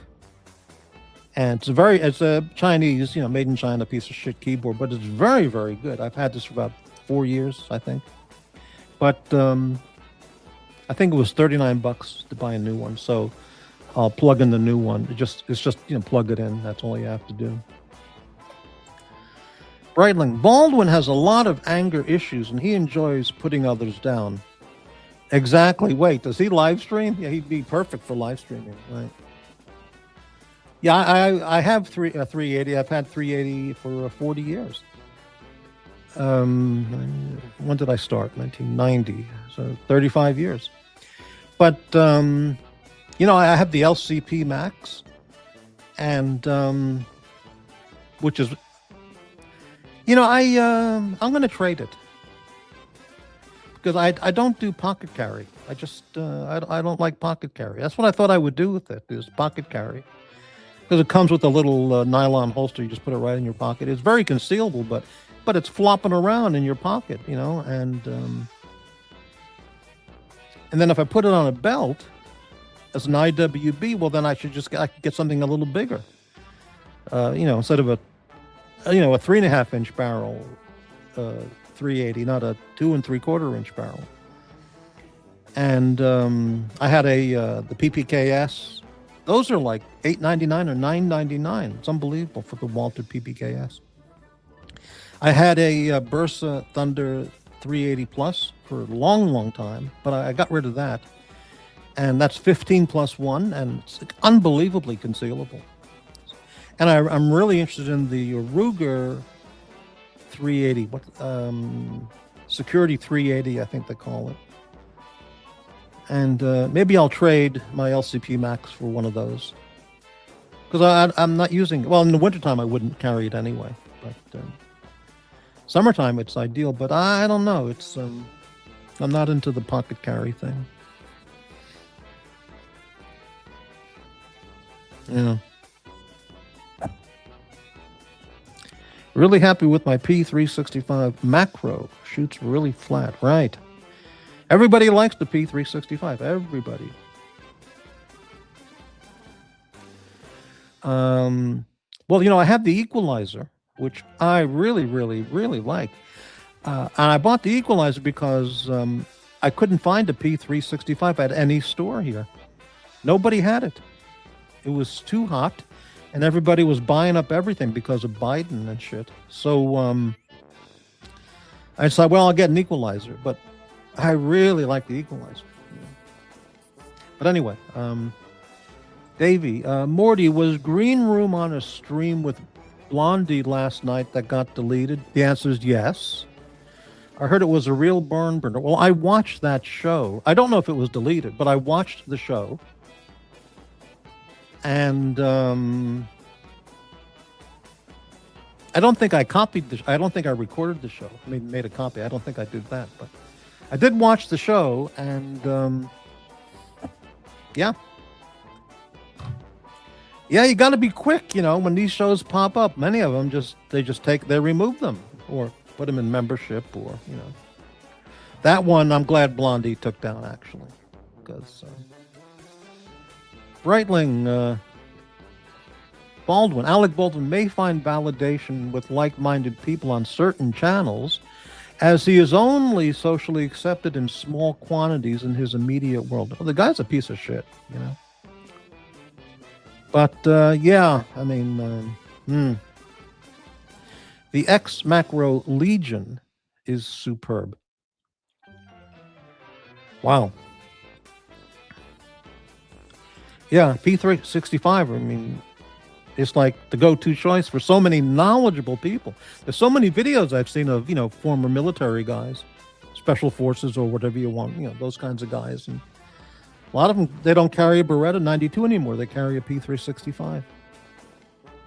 So it must be, it is that good, I guess. Yeah. I would trade my equalizer for a P365, but I like it too much. I don't want to lose it. I want to keep it. Yeah.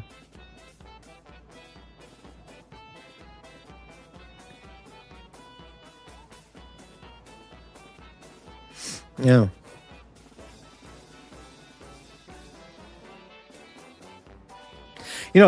Thinking of a name of a handgun, like, they give them all these names, like the Charter Arms, Pitbull, the Bulldog, the Python, the Cobra, King Cobra, and all these names. And I was thinking, but the equalizer, they could expand that series of Smith & Wesson and introduce new models called the Neutralizer, the Minimizer, the Vaporizer. I think that would be a good name. Like the Smith & Wesson, the Vaporizer. They have a whole series, like the Colt, Snake, Anaconda, Cobra, etc. So equalizer, minimizer, vaporizer. It'd be big sellers. The Vaporizer could be like a 500 Smith & Wesson revolver. It's called the Vaporizer. I don't know.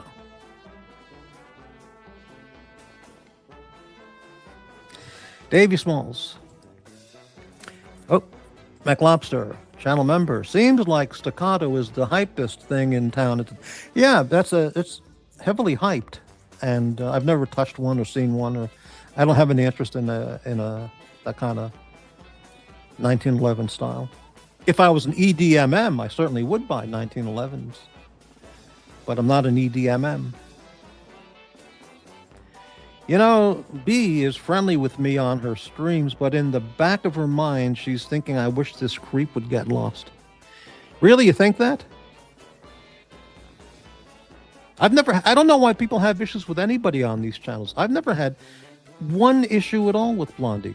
We get along, I don't talk to her that often, but, I treat her with courtesy and politeness as I would anyone, and we get along just fine. I've never met her, but if I went to New York, I would somehow get a message to her and say, would you like to meet up? Yes, my treat. I'll buy the ice cream cone. Breitling, deleted streams. People showing who they really are and then quickly deleting the content like it never existed. Psychosis overload. Absolutely right. Well, that 5 hour, or was it 6 hour? The 5 hour hate fest on me and Green Room that guy did 1 day ago, or was it 2 days ago? Oh, it was on. I didn't watch the show. But I have a copy of it. It was deleted immediately. Whether it went into channel membership or he just made it private, I don't know, or removed it, I don't know. But yeah, they do that. Those people do that. They do the hate blast and then they immediately remove the show. Exactly, like as you say, like it never existed. Psychosis overload. Unbelievable. Yeah, amazing.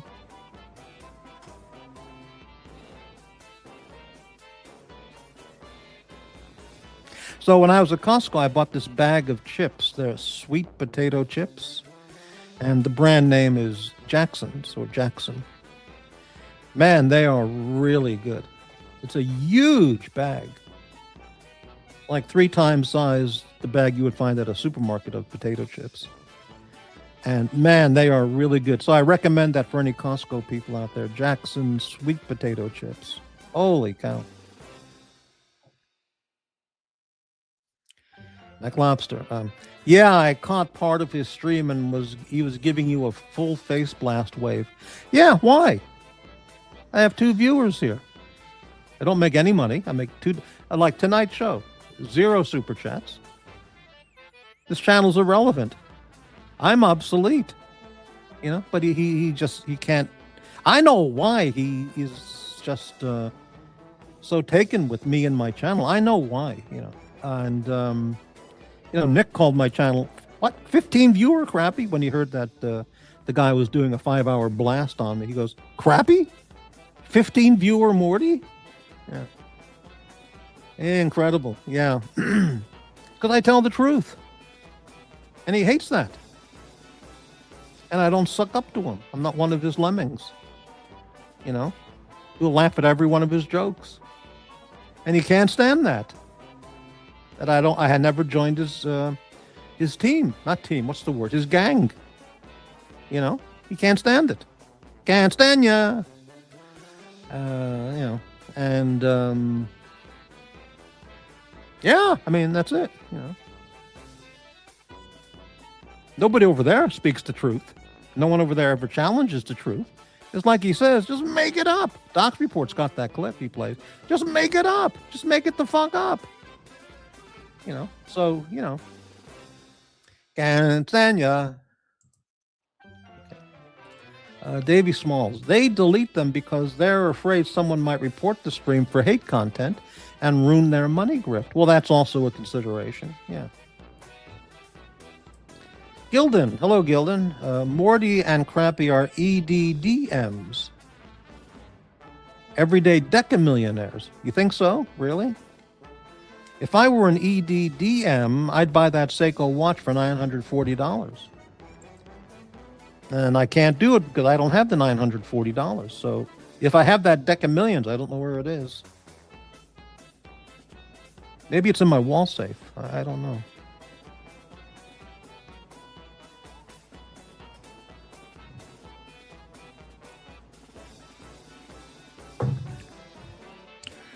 Yeah. McLobster, $2 super chat. Thank you very much. First super chat of the night. Is that right? Oh, no. My mistake. No. GD was 10 cent super chat. And GD, another 10 cent. Boris, 99 cent. Davy Smalls, $4.99. McLobster, $2. So we're flowing in dough tonight. Fantastic. We're rolling in the money. A blues or jazz request. What do you mean? Blues or jazz request? Please, I don't understand the question. Thank you for the $2 channel support.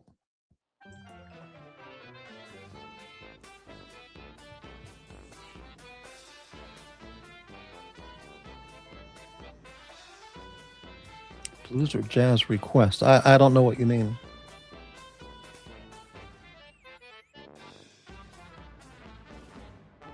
I think Aussie Expat should create his own gear company. Oh, I see. I see. For the background music. Got it. Okay.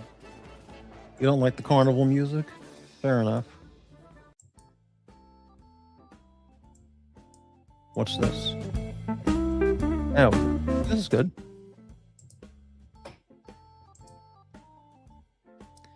Good idea. Okay, so we changed that. Yeah, Aussie Expat gear. That's what you could call it, something like that. Is Morty Mossad or CIA? Well, I can't tell you now, can I? Maybe I'm a fake Navy SEAL.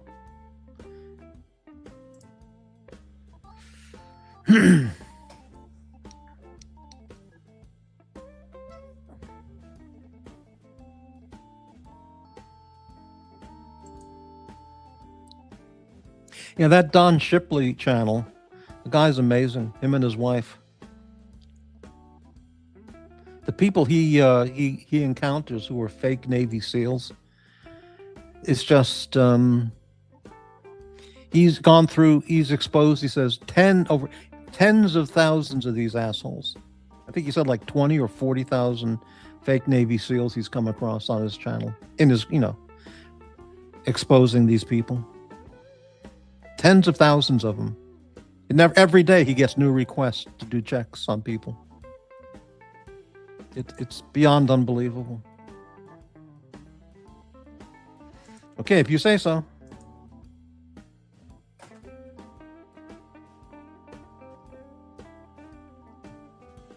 So, speaking of the weather here in the north where I am, it's absolutely beautiful. No snow at all. Last night it got as low as 24 degrees. Today it was cold, like low 30s. Not a cloud in the sky, no rain, no snow. Absolutely beautiful day. I mean, I wouldn't know. I just stayed in my chair all day, but I did look outside, and I'm very disappointed that so much of the country is having this deluge of snow and ice storms and stuff, and here it's just absolutely pristine, beautiful, clear as day weather with no snow at all. It's very depressing.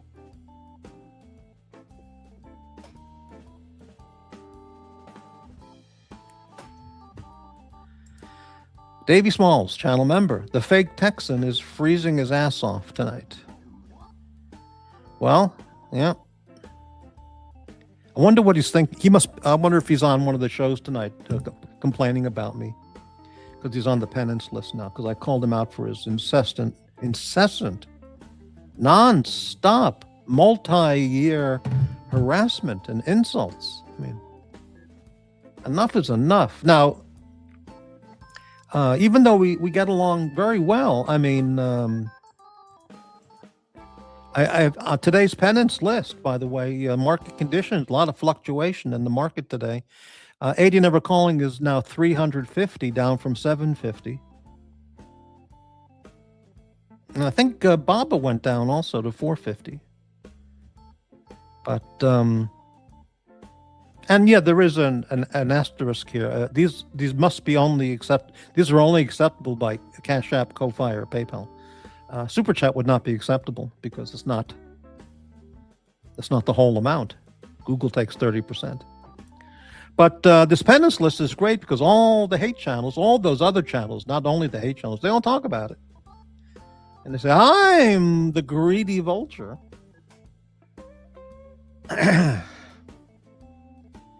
But you see, this is not being a greedy vulture because no one's going to pay these. No one's going to do penance on these amounts. Nobody.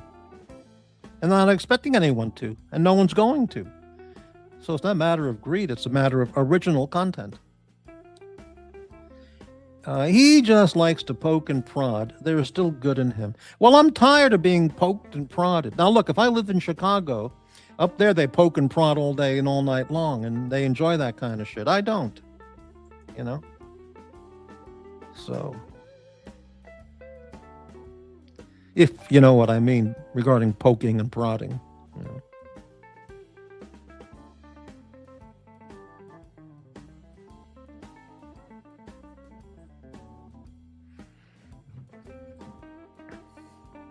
"11 viewers. Thanks everybody for watching the show tonight. Give a thumbs up if you would help out the channel with a thumbs up or a thumbs down. I would really, I can't say be happy, but I'd really appreciate that if you could show some support. 5 thumbs up. There we go.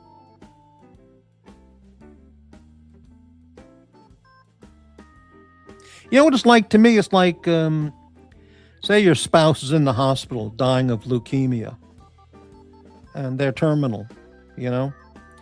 And you go visit them in the hospital and you say, "How you feeling today, honey?" And the spouse goes, "Oh, I don't feel that good today." And then the spouse says, "Well, you know, like 80 never calling. Well, you know, you look like shit today. Way worse than yesterday." That's the kind of thing, you know, that these people do, you know. It's just indescribably unbelievable. Let's see here. Davy Smalls. "You know, I haven't seen many of Dr. Bob's sins. I must be asleep while they happen." Well, they happen. By the way, speaking of Dr. Bob, yeah, well, anyway, no. Let me get back to the thing here. That guy was having trouble with the cost of readmission. What does that mean? Oh, readmission? What do you mean? You couldn't pronounce it? You couldn't read it? Readmission? You said read mission? Well, okay. I missed that. That would be a good clip. Gilden, Morty, word on the street is Dr. Bob is currently exploring alternative financing options to pay his reinstatement costs. Well, it's readmission. I doubt that highly. I doubt that highly. Yeah. But, you know, if you say that word's out there on the street, baby, then maybe. I don't know.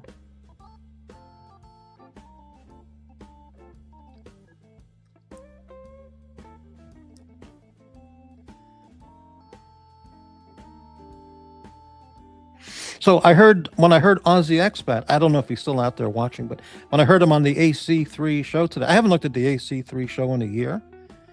I can't look at the panel. If you know what I mean, who's always on the panel, I just can't look at the screen or listen to that voice. I just can't. But I watched it today because Aussie Expat was on, and I heard they were talking about me in unflattering terms, which, you know, whatever. So I did take a look at it. But what was I going to say? I don't remember. So not important. Let's see here.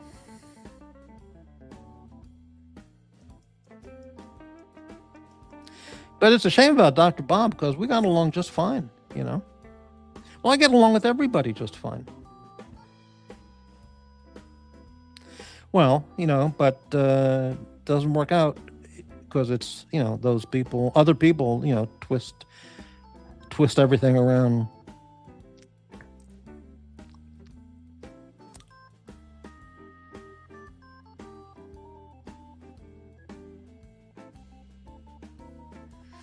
But anyway.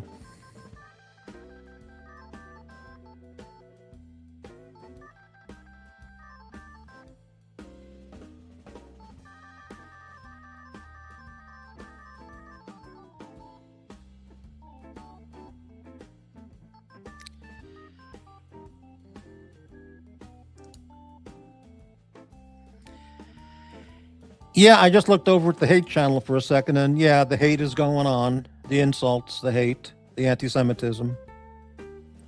Yep, that's their stock in trade.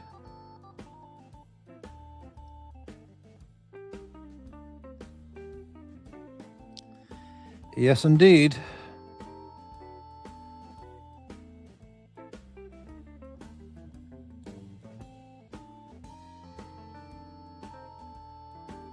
Davy Smalls, did you hear that guy say, oh, no, I didn't hear that. I didn't see that at all. When was that? Can you let me know about that?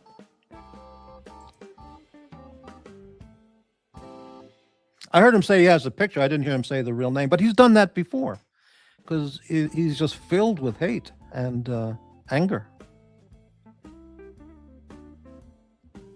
Those other channels thrive on drama like a lamprey. It gives me anxiety, right? Yeah.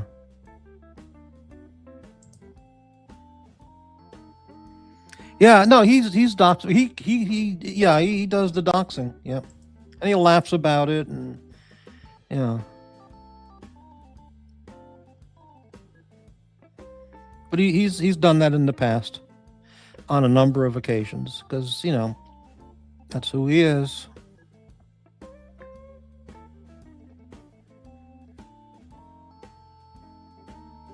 Those people have no respect for a person, privacy, person, property, privacy, feelings, requests, anything. They're just savages, sadomasochistic, sadistic savages. Hence the,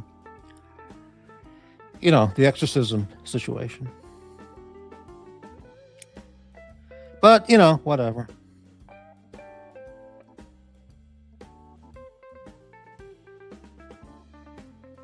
Hey, Watch Nicholas isn't on right now. He's not doing a show right now. Maybe he's watching my show in the background. Maybe he's lurking.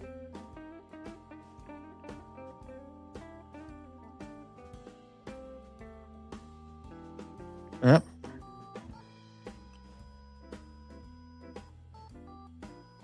Looking for new material. Yeah.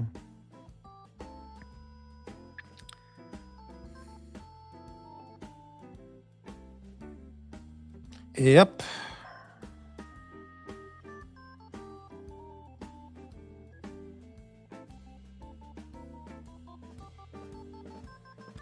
Well, I'll be getting to Chicago eventually. If I ever get any money, I'll definitely get to Chicago. And who knows what I'll be doing up there, you know? If you know what I mean, you know, maybe. Oh, it's unbelievable. Well, they love it because I'm the obvious target because I speak the truth. And they can't deal with that. They hate that. Even though I only have 2 viewers every night, they hate it. Because they don't deal in the truth. They just deal in lies and just make it up. Just make it up. Right. Anyway.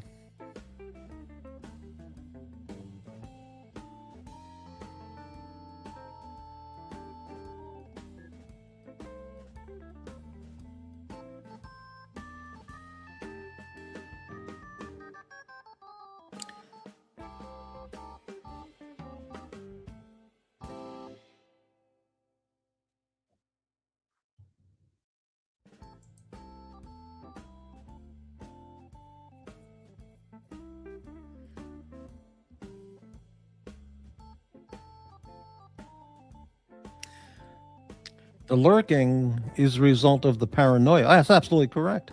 Absolutely correct. Plus, they want to hear what I say so they can have new content because they don't have their own content. So they always need new content to hate on. McLobster, perhaps they would entertain other forms of penance like a cat of 9 tails or wearing a dunce cap for an entire show. No. I mean, like you could say, okay, for your penance, instead of a monetary penance, you have to sit on a butt plug for the entire appearance. Well, that's not gonna, they would enjoy that. They say, hey, no problem.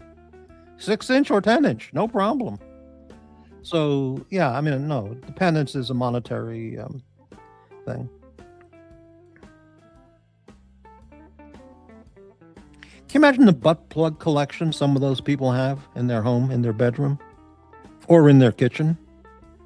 Can you imagine the vast assortment of butt plugs, vibrators, and other implements that they have and they use regularly in their mono a mono activities. It must be unbelievable. Incredible. Well, yeah, but it's no LOL. It's real. Yeah.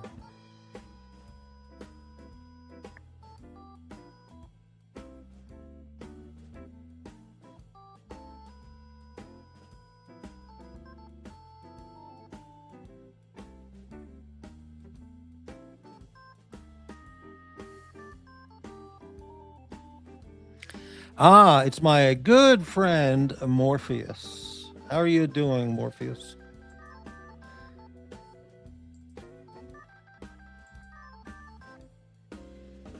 Insult coming in 10, 9, 8.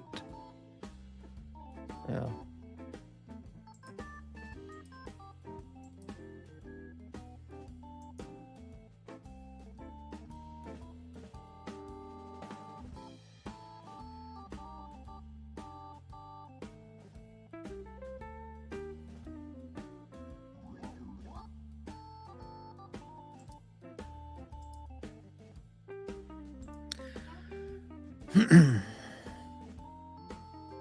Mega value. Chicago is going to break the lease with parking meter vendor and raise the parking fees. It's a disaster. All these Democrat-run shitholes, they're all disasters. And there's a common theme that runs through all of them. They're all run by Democrat lunatics. American hating, LGBTQ, Somali sucker-uppers, hate America types, like Tim Walz. What a retard that guy is, man. Breitling, the manic mood swings with hate and then doing a total 180 is something that should be concerning. Well, yeah, I mean, Breitling, have you seen that? Let me type this in here because this explains it. Okay. The name of the movie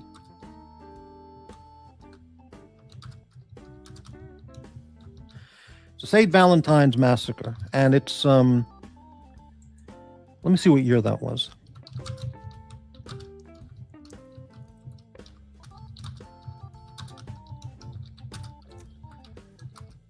$1960 something.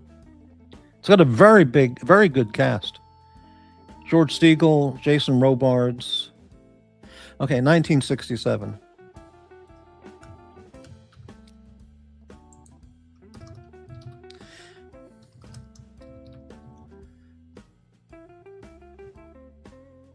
How do you spell massacre?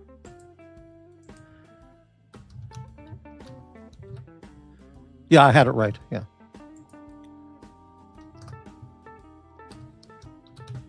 Check out this movie. It's on YouTube. And it's a pretty well-known movie. It's not a great film, but it's pretty fun to watch. Okay. And it's got a lot of big actors in it. But I remember George Clooney. He plays an Al Capone henchman. He plays a Northside Prohibition Chicago gangster. And Jason Robards plays Al Capone, and lots of well-known actors. Just watch the first 10 minutes. And George Segal and his partner, who are from the Bugs Moran or Dino Banyan controlled North Side, they're going to all the tavern, all the pub bar owners and making them switch over to their beer.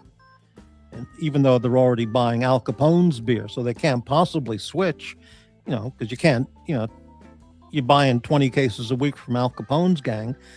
How can you buy 20 cases of beer from the Northside gang? I mean, but if you don't do it, they just blow your place up. Anyway, 1920s, 30s Chicago. Anyway, so George Segal walks into this bar with his partner because he's going to force the bartender, the pub owner, to buy his beer, not Capone's beer from the South Side. So just watch George Segal in that 5-minute clip, and that's the technique. That's it. That's it in a nutshell. He comes in, nice friendly face, nicely dressed in a suit, and he goes, "Hey, good evening." No, he comes in, he says, "Good evening. Hey, nice place you got here. Nice place you got here." And he says, "How about a couple of beers?" And then 60 seconds later, he does the 180, and he turns on the guy.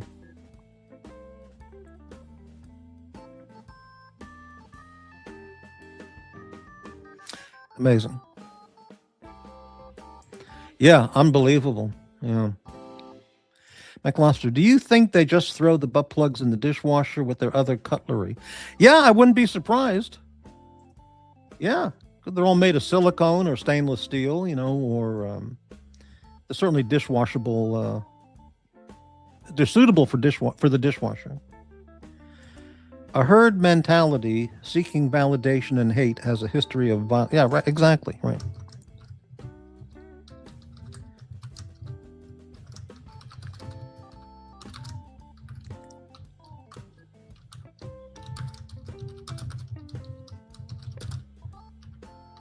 Here's the movie. Just watch the first 10 minutes of it or so. Just that George Siegel when he enters the bar.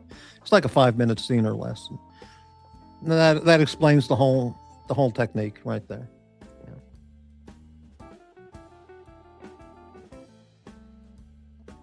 Yeah. Nice place you got here. Man, it's there's only one thing I can say about that, because it's just so classic.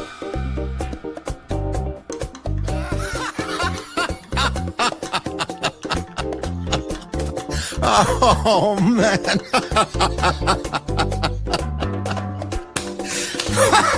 Fucking hell.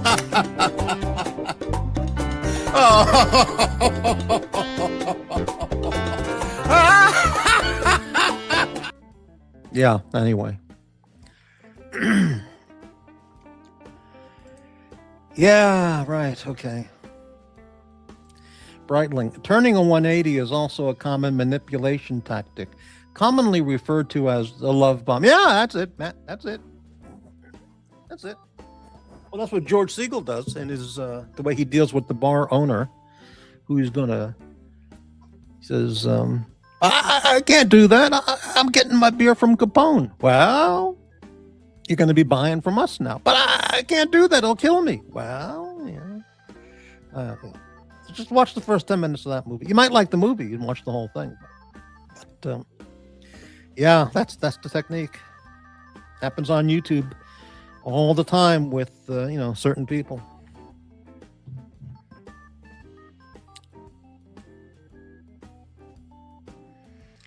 Yeah.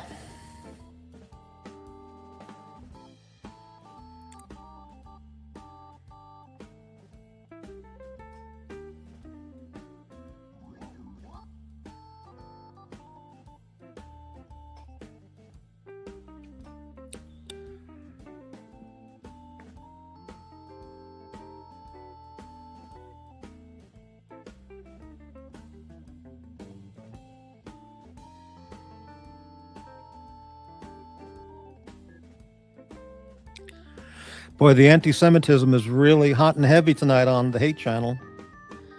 I've got the captures of it for future reference. Yeah, amazing.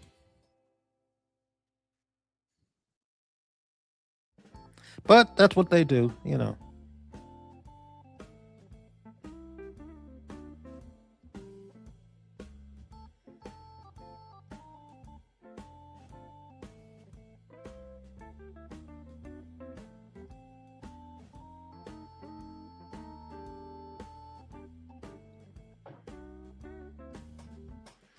Here's the invite. Like, again, if anybody would like to hop on the panel, we can talk about anything or, or nothing.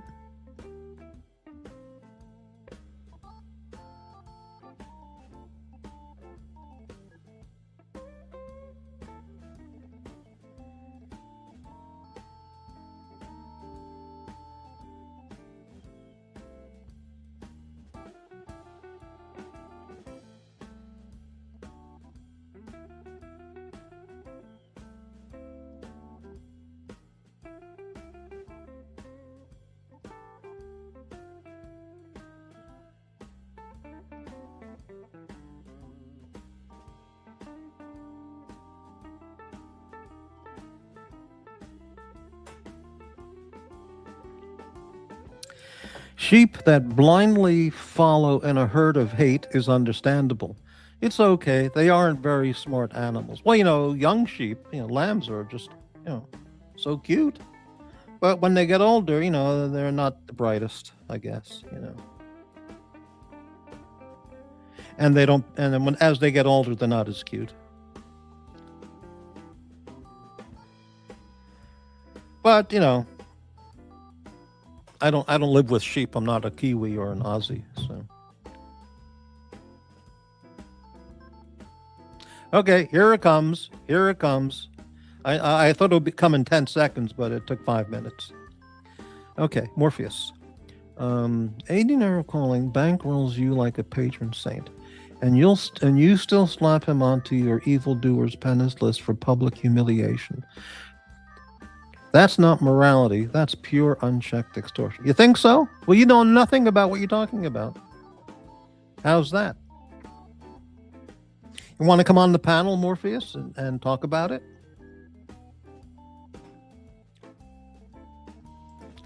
McLobster, the anti-Semitic remarks, like children when they learn a bad word, purely a cry for attention.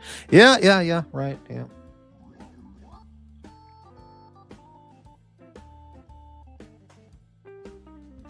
Extortion, unbelievable. Yeah, I'm extorting somebody on my YouTube channel. Classic.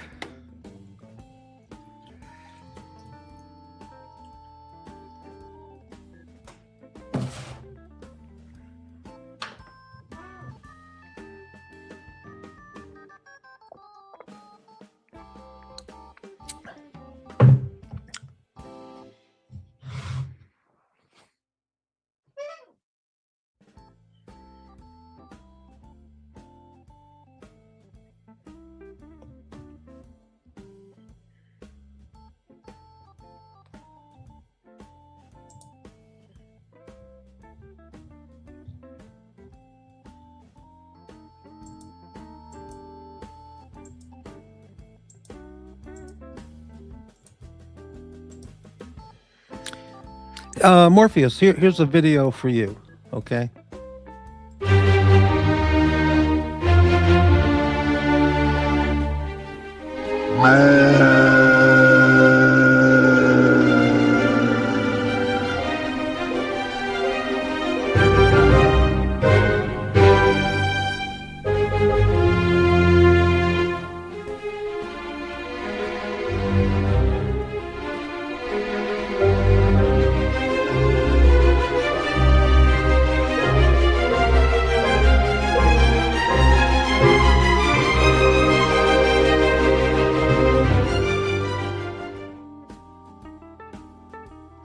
Yeah, keep swallowing the hate, blindly swallowing and gulping down the hate from the other channels, or the other channel, or channels, whatever.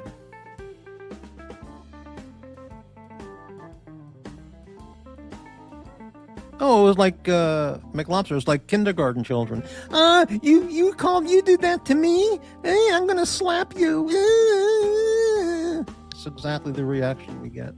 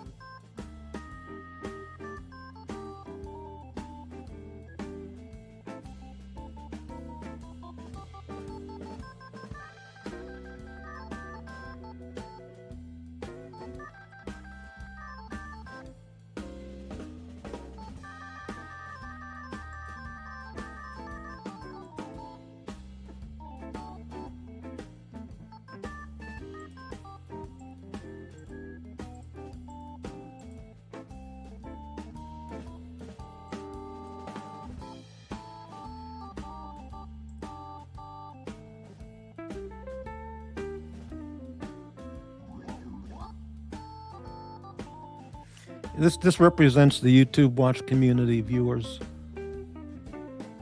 I mean, for the most part, either this picture or this picture. I mean, really, it's true. It's absolutely true. And the best black and white malted shakes. What is a black and white malted shake?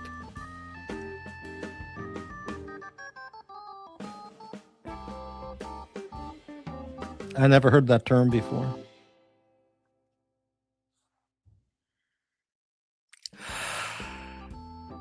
Ah.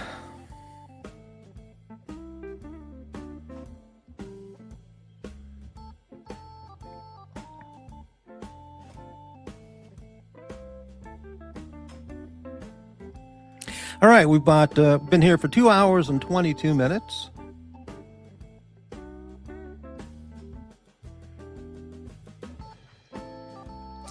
I feel pretty relaxed.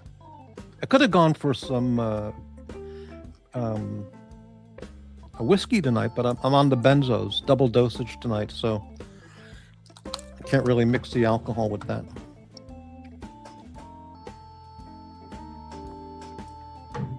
Okay, a black and white malted shake, vanilla ice cream, chocolate syrup, and malt. Oh, that sounds great.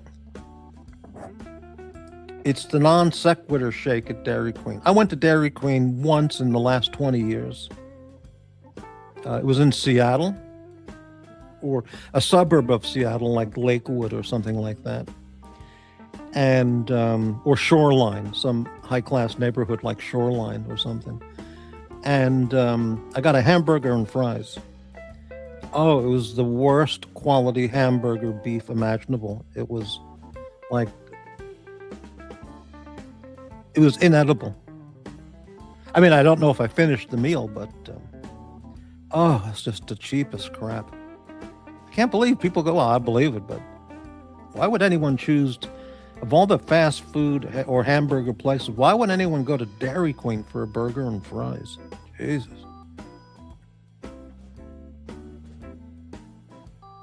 But, you know,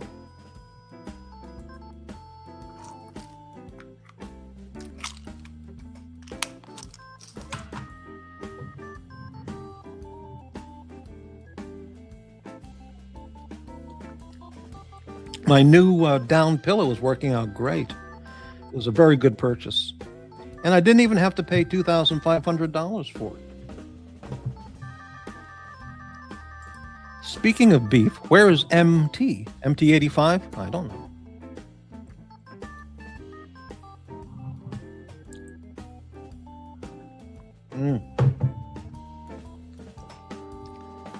Hey, John Swatch. I always love the dilly bar. What is the dilly bar? What is that? Is that something in Chicago? You know, involving butt plugs or something? Or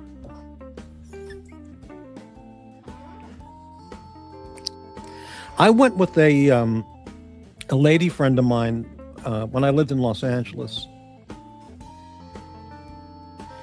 Dairy Queen vanilla soft serve dipped in chocolate. Oh, really? Oh, I think I've heard of that. Okay, I got it. MT's on the, well, okay, whatever. Yeah. This would have been in the 90s, and I went with a Filipino girlfriend of mine, and we were driving through. I don't remember where we were going, or how it came up, but we were in the Hollywood, West Hollywood area, heading back home. We lived in the South Bay, or we were going to. I don't remember. Maybe Santa Monica, West LA. I don't remember. Anyway, so we were going through Hollywood, then to West Hollywood. You know, then Beverly Hills and Westwood, and out to the beach area. And in West Hollywood, there's a very well-known, probably 24-hour adult product store. You know, and West Hollywood, of course, is the center of the homosexual community in California. Well, in Southern California, it's all gay. Anyway, so we were driving through it, and we passed by that. I forgot the name of the store. It's on Santa Monica Boulevard or something like that. And so as we're driving, as we see it coming up, as we're driving west, I said, "Hey, you want to go in the store and just look around?" She goes, and she was a real sex fiend. So she said, "Yeah, sure, let's take a look." So, you know, we parked the car. This is like 11 o'clock, 12 o'clock at night. I don't know. So we pull in the parking lot and walk in the store. And yeah, it's the center of the LGBTQ community for LA and all Southern California. But, you know, hetero people go there too to buy, you know, butt plugs and all kinds of, you know, adult toy products and stuff. But I would not go there on my own. I would be afraid of that. I wouldn't be able to handle that, you know. But anyway, I was with a woman, so it's all right. So we went in and we're looking around at stuff, and they were selling lube, you know, what's the brand name? I forgot. Oh, you know, sex lube stuff. And they had on the shelves there, not like a tube, like a toothpaste-sized tube of, what's that called? You know, what's that? The Chicago people know that, Astroglide or that other one, I forgot. It came in like a 1-gallon milk jug-sized jug. KY, that's it. Thank you, Boris. I knew you would know. Right. They had these 1-gallon plastic, hard plastic, you know, milk jug-sized containers of lube. It's like, holy. So I said, look at that. 1-gallon jugs of lube. Even she went like, holy shit. So that's got to be for like, you know, massive gangbangs in West Hollywood, you know, that kind of stuff. Wow, unbelievable. No, we didn't buy the gallon jug, but it was a gallon milk container size jug of lube. Wow, amazing. Mega Value, Berkshire Hathaway owns Dairy Queen and have soft serve at the annual meeting.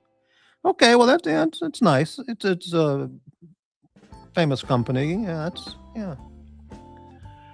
KY is Aussie Expat. Oh, speaking of lube, all right, here we go. KY is the worst. Astroglide isn't great either. Do you have any recommendation of a brand that you can suggest? Aussie Expat. Now, if I did a show and I titled it KY and Astroglide suck, buy this product instead, that would get thousands of viewers and views. Maybe I'll do that as a test. See what shows up. Yeah. Let's see. Davey, Boris returning through the diner entrance from the hate channels. Yeah, Boris goes back and forth. Yeah. He gets a little truth, then he goes over to the hate, then he comes back for some truth and a cup of coffee, then he goes back to the hate. I'm not making it up, Ozzy. I don't remember the name of the store, but if you're in that kind of like Castro district in San Francisco or West Hollywood, those neighborhoods, they sell in gallon jug. It was unbelievable. Virgin McLobster, virgin coconut oil works great. Organic. Okay. And nice fragrance too. All right. Ozzy, I used to think Eros was great, but it's been a while. Eros Lube. I've never heard of that brand. Let me look that up. Eros Lube. See what shows up.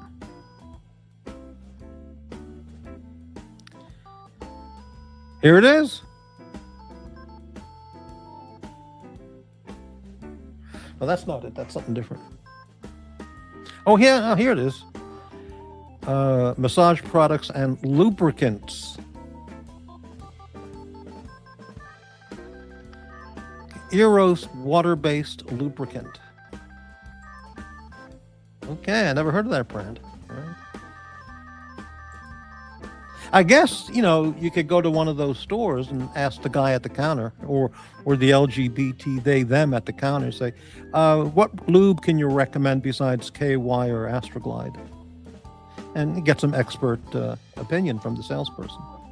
Like if Mike the Snake was working at the adult store, you know, he'd recommend a good product. He would know the inventory there and can steer you to the right shelf.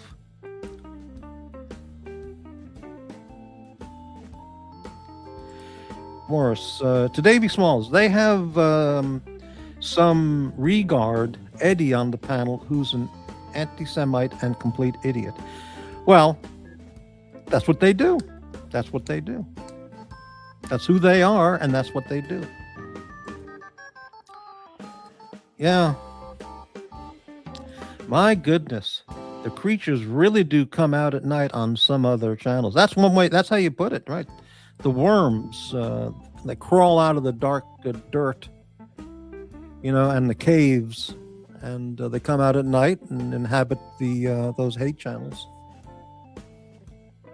They come out of the as Archie says, they come out of the sewerage. Everything's mispronounced on those channels, right? Mac Lobster, channel member. I have a friend who's an emergency room doctor. He has some crazy stories of anal adventures gone wrong. Oh, that's a classic, yeah. Emergency room doctors and ER nurses and staff, they deal with that stuff. People coming in all hours of the night with all kinds of stuff, that they have to, recover out of somebody's anus. All kinds of stuff, not just butt plugs, but like light bulbs. The stories about people with light bulbs up their butt and bottles. I mean, all kinds of stuff. And the anal fixation of so many millions of Americans, I guess millions of people around the world, Germans, Japanese, Americans, Canadians, it's just amazing. The butt infatuation some people have, the extremes people will go to for what they perceive as some butt self-pleasuring or butt pleasuring. It's absolutely amazing. I'm not being judgmental. I mean, I'm not that kind of guy. But why would anyone stick a light bulb up their butt, or a beer bottle, or whatever.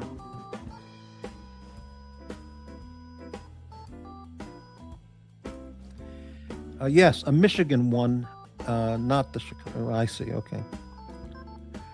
Davey, I think top anti-Semite of the recent times. Yeah, absolutely. Yeah. No question about it. He revealed his true self. Yeah. His authentic self. Amazing Air Show. How you doing? I will never understand anti-Semitism or racism. There are horrid people and great people no matter the source. It's like critiquing people just based on their eye color. It's stupid. Well, of course. Absolutely right. Now, in 2 minutes, we'll see Amazing Air Show video over on the Hate Channel spewing out anti-Semitism and racism. But no, I'm just saying that would be... yeah, whatever. No, you're absolutely right. Well, ignorant people. It's all based on ignorance and, growing up ignorant and, being spoon-fed from being a young person, just, retarded information. Yep. All right, Mac Lobster, channel member. Supposedly, it's a thing to put cement in a balloon, and the chemical heat reaction causes pleasure, but often sets and has to be surgically removed. All right, I have a few comments about this. One, how would you even know about this? Where in the world would you have heard about this? Okay. But let's say this is a thing, as you say. Why would anyone do that? Unless you're in the construction business, then you deal with cement and concrete, and you would know how to make the proper mixture of your concrete, I guess. Oh, Jesus. I can't imagine being in my bedroom with a girlfriend or with a woman, and I get up out of the bed and I go in the bathroom and I go, excuse me, I'll be right back. And I come back with a big bucket, like a big Home Depot, 4-gallon bucket, 2-gallon bucket, and a bag of Home Depot concrete mix, and a big wooden stick, and some water. And I'm mixing the water. I'm adding the concrete mix and stirring it around. She goes, "Baby, what are you doing?" I go, "Oh, just planning on pleasuring you. Just give me a few more minutes, baby." And I'm stirring the concrete and adding more water, get the mixture just right. And then I get what are those things that a mason uses? That tool a mason uses when they're spreading this the mixture onto the stones, and they lay the stones on. forgot the word. Anyway, and then I get one of those things and I fill up a balloon. I go, okay, baby, turn over. Well, what are you going to do with that balloon? Well, you see, the balloon is filled with my custom blended cement. And I'm going to insert it into your lovely anus, and you're going to get so much butt pleasure. Who the hell would say, oh, please, I can't, oh, please do that. Please do that. Holy shit. Only on the other channel would those people do it. Okay, here's Morpheus. Let's see. Rumor has it that under your principles and moral code, Dr. King's dream is anti-Semitic. If universal justice and collective liberation trigger accusations of anti-Semitism. Unbelievable. What are you smoking tonight? Cotton candy vaping? You got cotton candy flavored vape or blueberry flavored vape tonight? Incredible. Morpheus. That says far more about the degeneracy in your ideology than anything about that. Who's talking about Martin Luther King? What the fuck are you talking about? What are you smoking tonight? Jesus. Are you putting cement? Are you putting bags of cement in your anus, Morpheus? Is that your problem? And it's in too deep and you can't get it out, so you're taking it out on me? Jesus. Hey, Bateman, how's it going? Hey, Bateman, I'd like to talk to you if you have a couple of minutes. I'm not asking you to come on, but if you do come on, I'm not saying please come on, but if you do come on, and you're certainly welcome, then I'd like to ask you a question. But it's not important at all. So, but here's the link again for anybody who wants to come on. Boris. To be fair to the channel, I won't mention. They did tell Eddie not to even mention the J word and hate on the food. Well, that doesn't mean, yeah. Well, you see, but that's what I got screenshots and clips of that channel with the hate. So, they're not going to listen to that kind of suggestion. Davey, wonder if the hate guy is on Ozempic. He's shriveling up like a prune. Oh. Ozempic is a diabetes medicine. That's the primary purpose of the medicine, is for diabetic patients. It turns out it has a weight loss aspect to it, which for an obese, overweight diabetic, it would be an extremely positive side benefit of the primary purpose, which is diabetes control. But so many people take Ozempic now because it's trendy just for weight loss. And if you find a doctor who will give it to you just for, weight loss, yeah, I don't know. I'm not a medical doctor, but the ER doctor told you about the balloon and cement routine. Okay, wow. And as soon as you heard it, you went to the Target and bought some balloons. Is that what you're saying? Breitling. It's funny how they spew hate and describe it as, quote, satire. Yeah, that's what they always do. It's satire. Ignorance. Their leader wouldn't know satire if it was whispered to him from behind in a prison shower. Say, well, no, he'd be into that. He talked about that. He admitted that, He's on the penance list. Give that up, Gildan.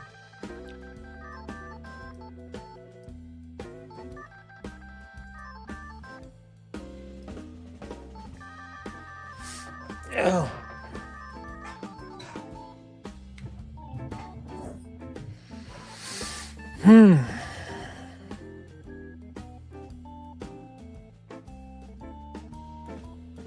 So I did not get to do my Grand Canyon trip in January this month. I couldn't do it. Couldn't afford it. No money. I'm the poor. I know they're going to talk about that. I just said I'm the poor. McLobster. One episode of The Unit. This obese diabetic woman almost ruined the rescue mission. People don't think of the ramification to others, like air travel.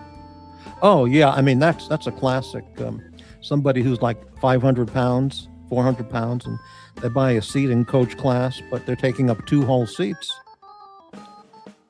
and then you happen to have the reservation for the seat next to that person, male or female, or they, them, and you can't, it's impossible to sit down. You only have like 1/3 of the seat left. So I've always been amenable to the idea that I heard about in the 70s on New York radio, some talk show. When you buy a seat on an airplane, your ticket is priced per pound, like your luggage. You know, you're allowed one suitcase, one carry-on bag to go in the overhead compartment, and a small bag you can put under the seat in front of you. That's allowed. If you want to take on a suitcase, it's per pound. Okay.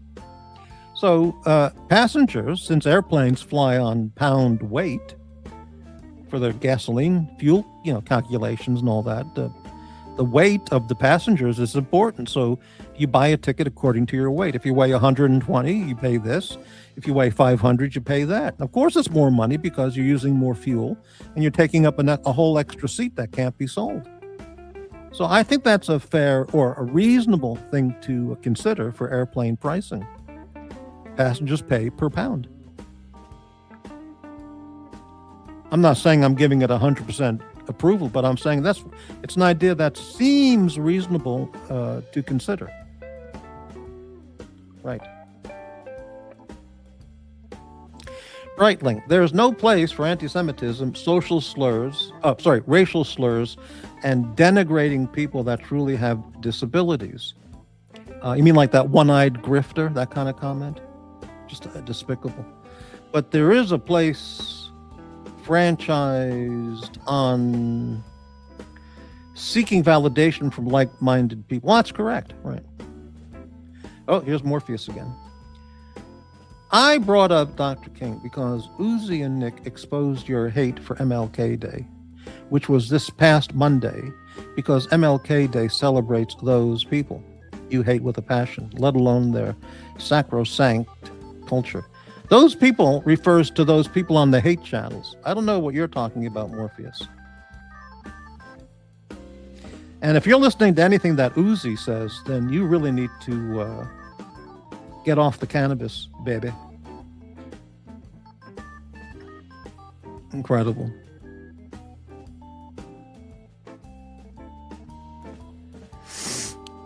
Okay, I'm going to highlight this comment. I'm not going to, because it's based on nothing, but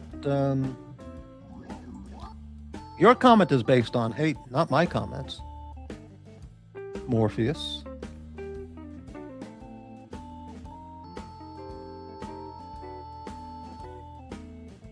Those people refer to those hateful YouTubers.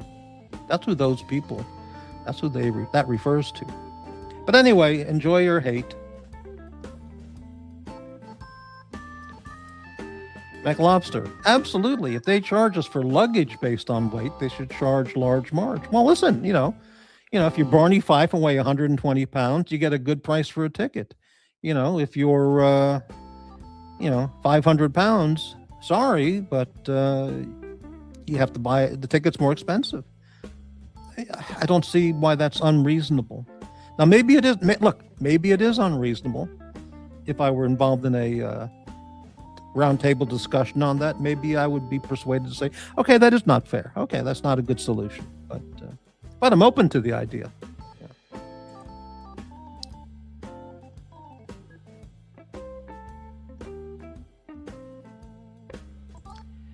Davy Smalls, imagine if you had to sit 12 hours between AC3 and Bear Clooney.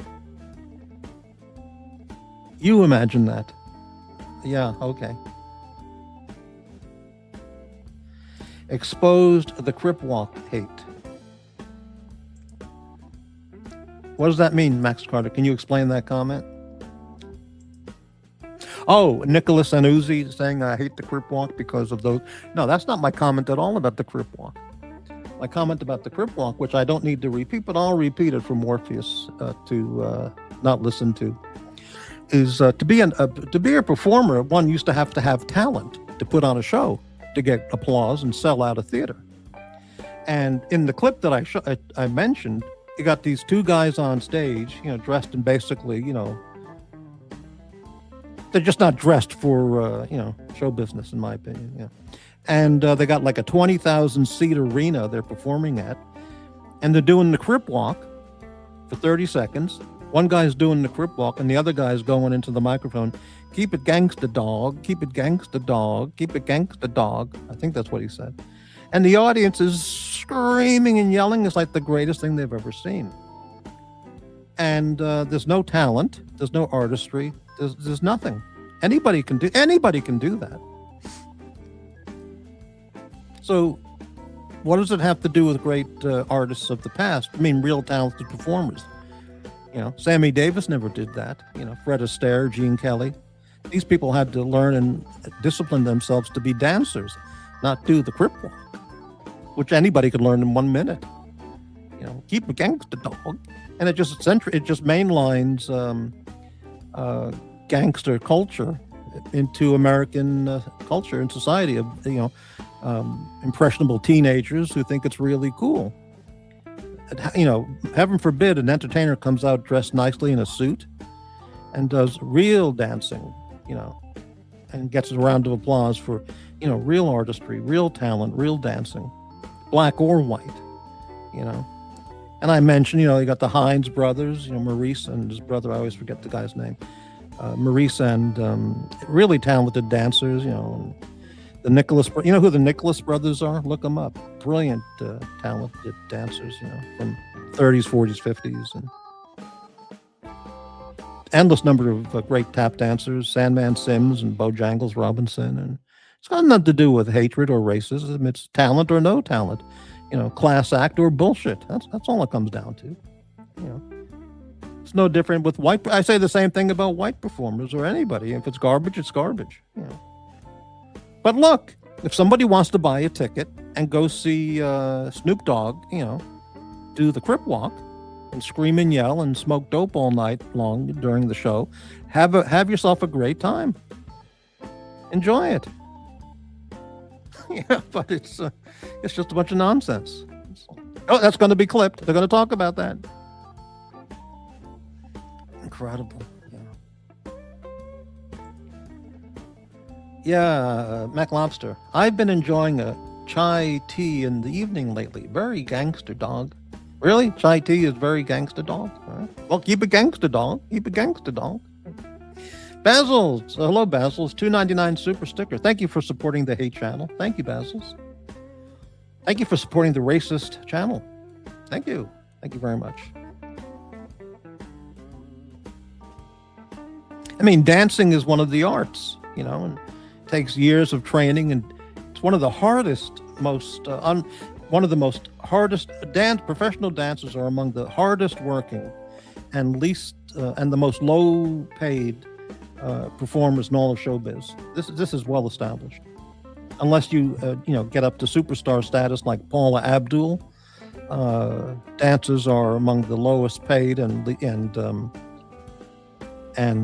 hardest trained artists out there, you know, in showbiz. And these people dedicate their lives to dancing and becoming better and better and improving, and you know, and somebody comes out to keep a gangster dog, keep a gangster dog, and you shuffle across the stage and 20,000 people scream and yell. They think it's the greatest thing they've ever seen. I mean, come on, you know. But they've never seen great dancers, real talented artists, so they don't know. To them, that's great, great stuff. But anyway, okay, I'm going to get more hate based on my comments again, because that's what they do.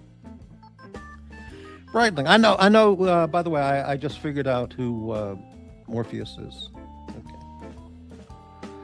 Okay. Enjoy the hate. Enjoy the hate. Breitling, high levels of THC can affect neurotransmitters and lead to major mood swings. Well, that's been proven true. Correct. As we have witnessed, there is no calm at the end of that cotton candy. Absolutely correct. Absolutely correct. What about Tina Turner? She was actually dancing, singing, dancing, you know. Hard working woman, you know, lifetime career working her ass off for applause. not just doing a crip walk, you know. Ah, it's incredible. Boris, orange tea and ramekins of honey on cold night. Okay.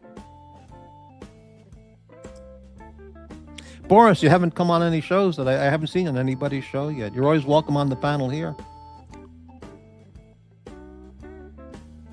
Want to talk about plant structures or endangered species in the plant world or paleobotany, anything like that? Sounds good to me.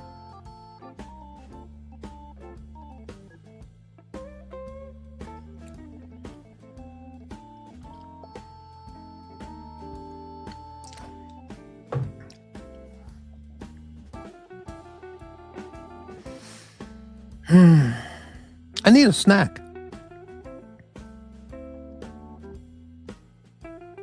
I don't want to go back in the kitchen and get those sweet potato chips because those are really too good to eat. I mean, they're really going to go through the whole bag, so I'm not going to do that. What else can I snack on? Why don't I just light up a vape? I'll do it. Maybe like a blueberry muffin vape. That would be nice. Boris, I am a spectator. I will only come on. Let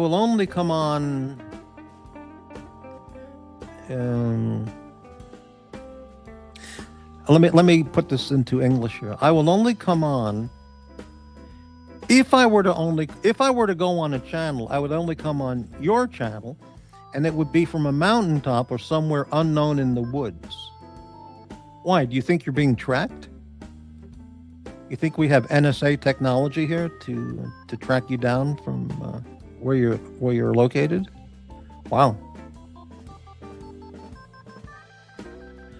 McLobster. Since we imprison so much of our citizenry, is it any wonder that prison culture becomes mainstream?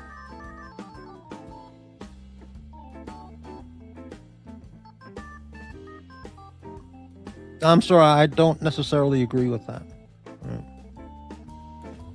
No problem, we don't expect perfection. Davey Smalls, I'll come on your show the day after Boris comes on. Pencil me in on the calendar. All right, there we go. We got a commitment.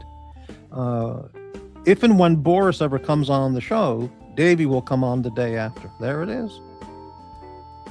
That sounds pretty great. I guess Davey doesn't do panels. He won't come on at the same time as Boris, but like Docs, Davey does not do panels, but he'll come on for a one-on-one conversation. Very good. What's going on with the weather? Because the weather here today was absolutely beautiful. I was very disappointed. No snow, nothing. Just completely sunny, low 30s temperature. You don't agree that we have the highest incarceration rate in the world? Well, I don't know the statistics. But what I was saying is your other comment, since we imprison so much of our citizenry, which of course is true, but I don't know the statistics, right? Is it any wonder that prison culture becomes mainstream? Well, but a lot of that is from the media, the entertainment media companies, mainstreaming that.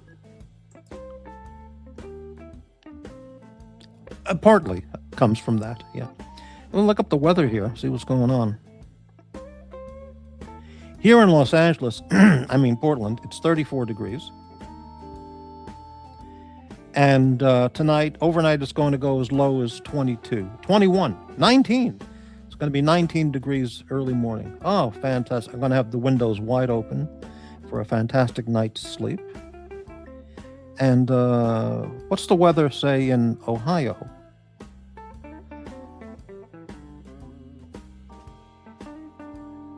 Let's take a look here. Wow. 12 degrees right now. Okay, let's take a look here. What city? This is just Ohio in general. 12 degrees and bitterly cold. Snow. Winds 10 to 20 miles per hour. Chance of snow 90%. Expecting 1 to 3 inches. That's Ohio in general, it says. And let's check. Well, who knows? Whatever. Oh, that's Cleveland. Yeah. I've never been to Ohio except for one time. That was an airplane flight from New York to East Lansing, Michigan, which had a quick stop at Cincinnati. That was my only time in Ohio. Oh, here we go, Morpheus. Okay. Or shall I say Miss Morpheus? Okay. You have just proven your deep-seated hatred for black people and their culture. Really? Talent is seen through many lenses, not your narrow-minded one. And most established scouts would disagree with you. Okay, well, compare the Nicholas brothers to the Crip Walk and get back to me, okay? Compare Sandman Sims, Bojangles Robinson, and the Nicholas brothers, Sammy Davis Jr. Compare that to someone who does the Crip Walk for 20,000 screaming fans and get back to me, okay? Very good, thank you.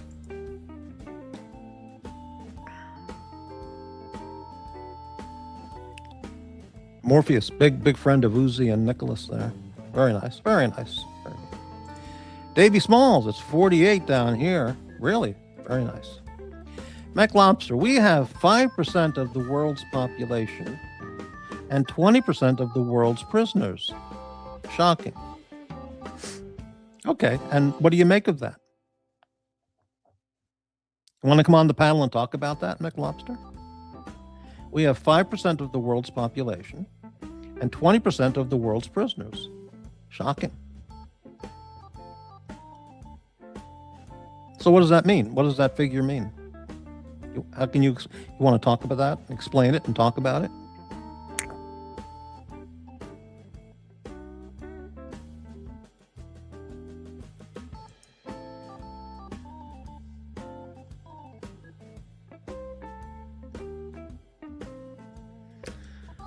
Michael Lobster, what do I think? It's big business, baby.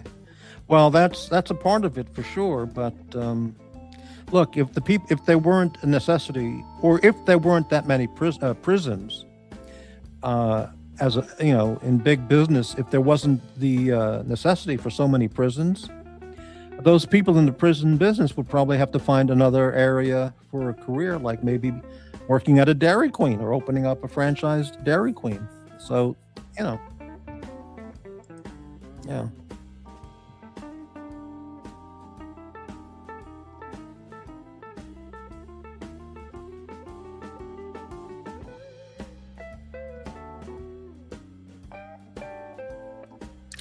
Boris, USA has a better conviction rate and prosecuting rate.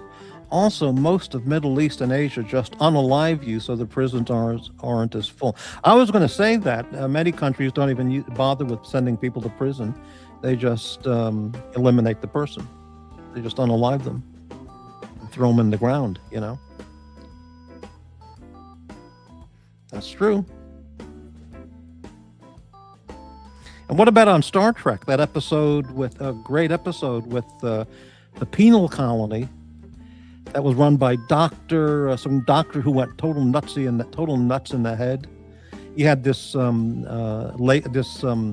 mind control machine. It emitted some wave, and everyone there was mind controlled. And one of the prisoners who took over the prison, the penal colony, was a former starship captain who went totally wacko in the head and took over the penal colony. And then they put Kirk in the machine and tried to destroy his mind. You know, what a great episode. Yeah. It was a doctor. Well, the doctor who beamed himself onto the Enterprise to escape the penal colony, his name was Dr. Van Gelder. And the doctor who ran the penal colony, what the hell was his name?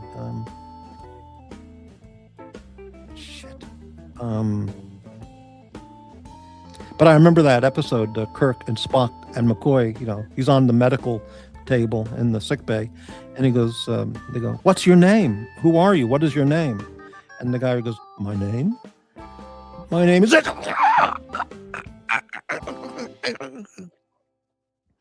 "I'm the medical director." Tantalus colony. I work for Dr. Yeah. Great episode. Right.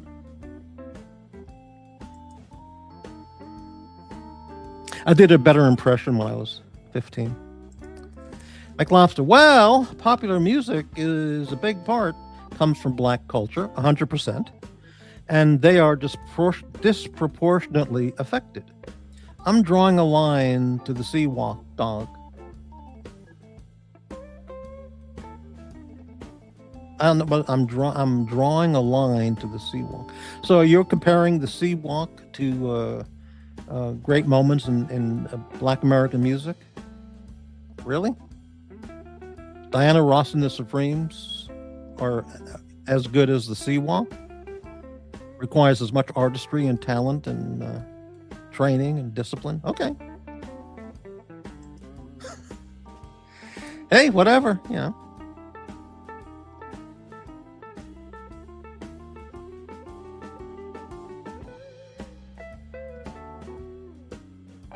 All right. Works for me.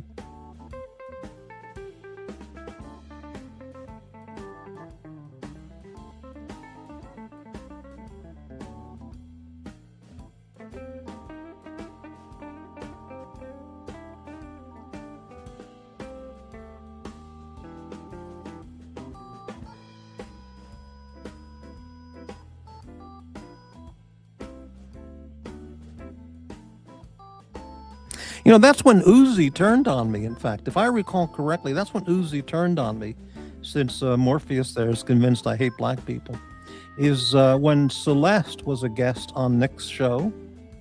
And me and Celeste, I treated her, we got along really nicely. And Uzi insulted the shit out of her. That's why she left. He'll twist that around and saying, oh, I was, talking about Trump. But no. He said he owns her. Celeste is mine. I own her. It was something like that, and she realized this guy is fucking bad news, and she never came back. He's the racist. I'm not the racist. Jeez, incredible.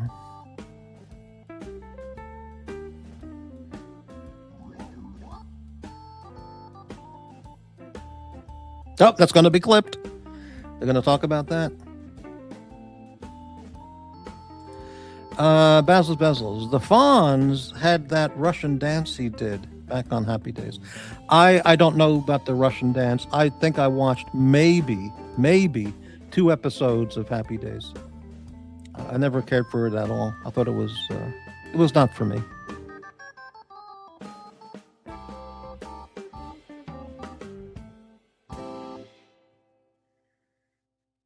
See? And that was an all-white cast.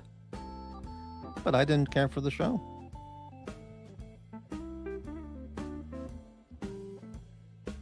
Oh, Morty hates white people.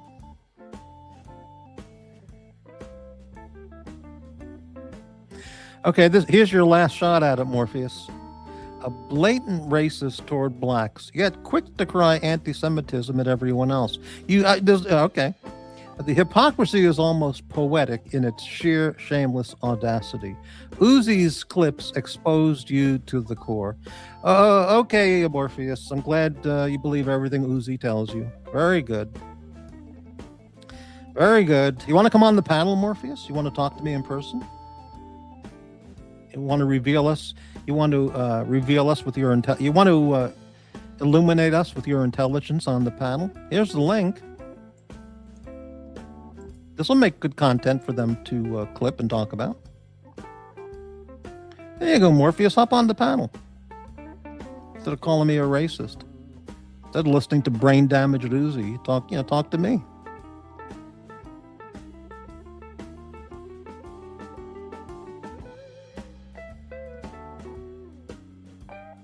I call out racism and anti-Semitism, all forms of it, all forms of racism. I'm one of the very few people on these channels who calls it out. That's why I get so much hate and picked on, because I speak up. Morpheus, you and your friends, you're the ones who are the haters. You're the haters.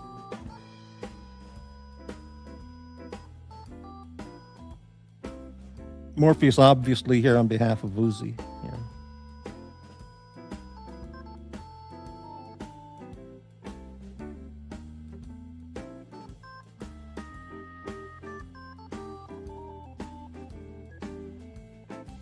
Sorry, I find Sammy Davis, I'd rather see Sammy Davis doing a dance routine than Snoop Dogg doing the Crip Walk. I feel there's much more artistry and talent involved. Call me a talent snob. How's that?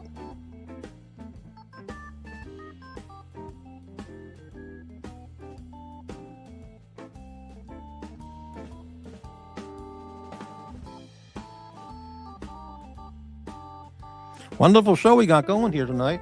We got someone looking to stir up the shit, one of Uzi's colleagues.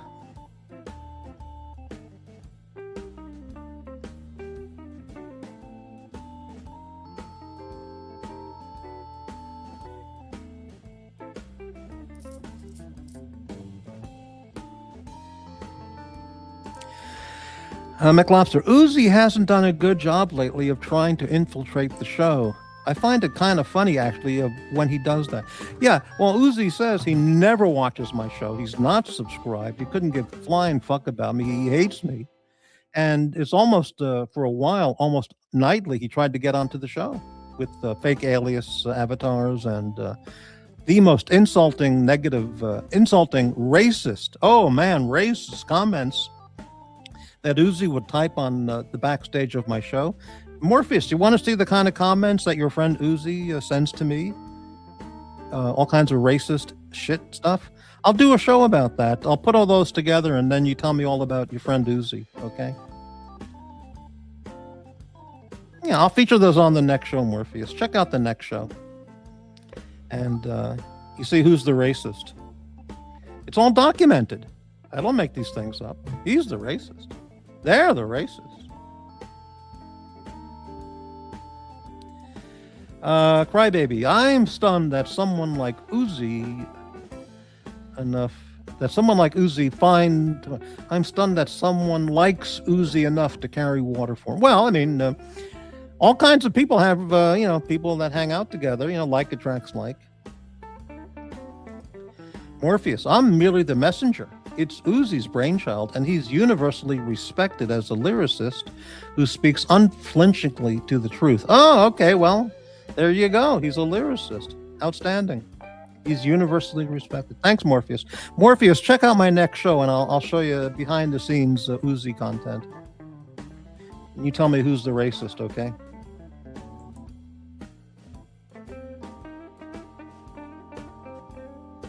Morpheus, you don't want to come on the show? You don't want to come on and talk to me in person? Or you want to hide behind your avatar there? Where does all the hate come from? It comes from ignorant, uneducated, sick and twisted people. I'm merely the messenger. Uzi has a messenger service. Wow. Mega value. Get Herman Rans on the panel with Morpheus. Now that would be a hell of a panel. That would be very good. I haven't talked to Herman in a long time, many months. But yeah, that would be pretty good. Where does the hate come from? Well, it's obvious where it comes from. Certain people, they spin out daily dosage of hate all day on those other channels, And then they say the hate comes from the other channels. It's just brilliant.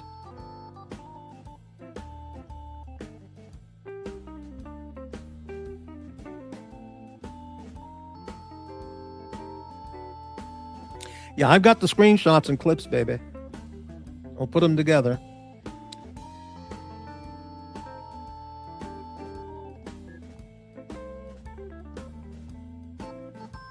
It's like saying, well, I don't like rock and roll. Oh, you hate white people. You don't like Elvis Presley? You must hate white people. You're a racist.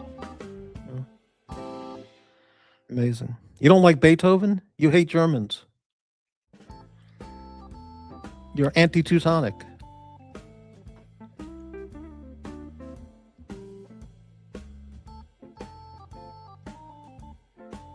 You don't like Chinese food? Oh, you're a racist.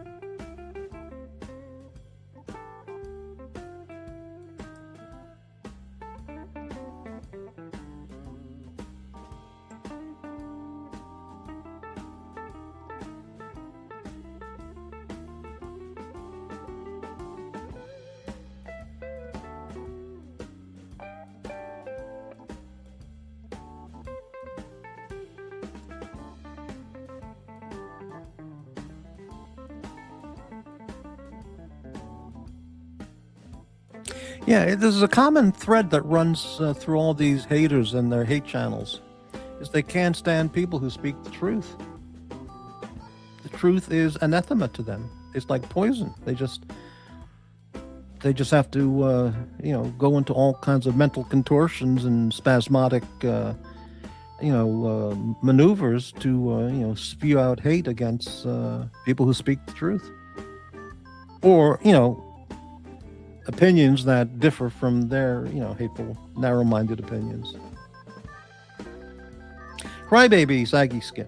A certain stuttering buffoon is one of the most anti-Semitic people I've ever heard, and almost never gets called out for it by anyone on these channels. Well, I called him out, but no, all those other channels, they don't call him out. They encourage him. They just let him stutter away, or spew away, spew out the shit. Yeah. I'd like to know other people who call these people out. There's maybe 3 or 4 of all the YouTube people. Maybe 3 or 4 people, including myself, who point these things out, point out this bad behavior. Nobody, these other people, they're all nuts. Yeah, it's true. Oh, that's going to get clipped. They're going to talk about that.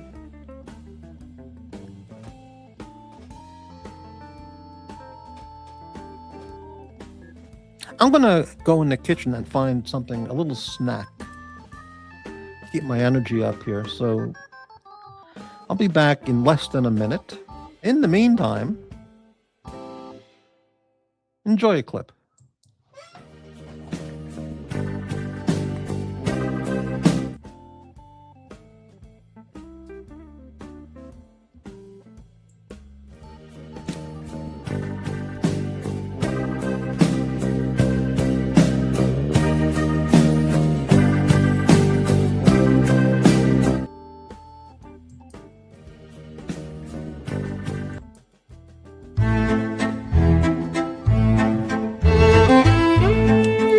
Not playing the clip. Oh no. This is terrible. A major technical foul up here.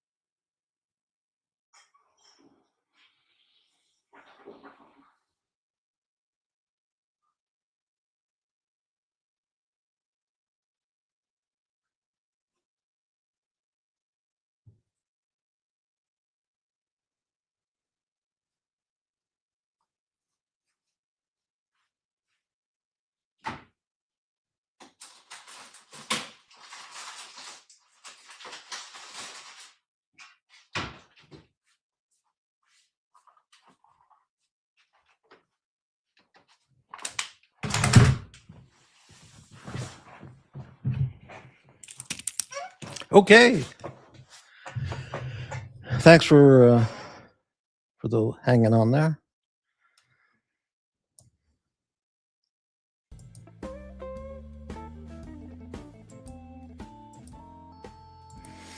All right, let's get back to the hate comments.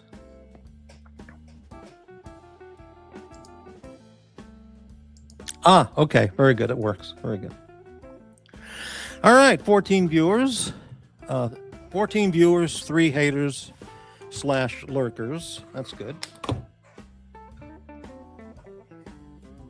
So I bought some Costco bakery cookies. I'll have one of those.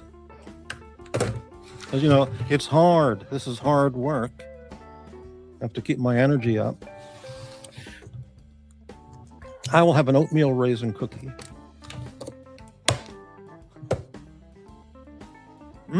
Very, very good.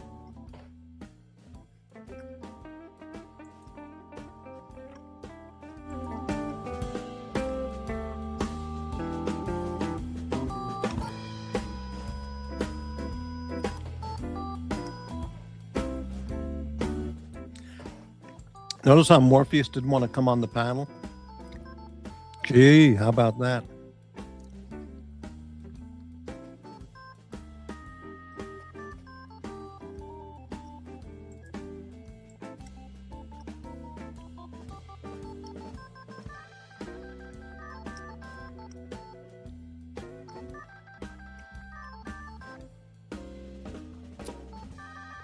Yeah, these ignorant jackasses, when they have nothing to say, they go straight to racism, anti-Semitism.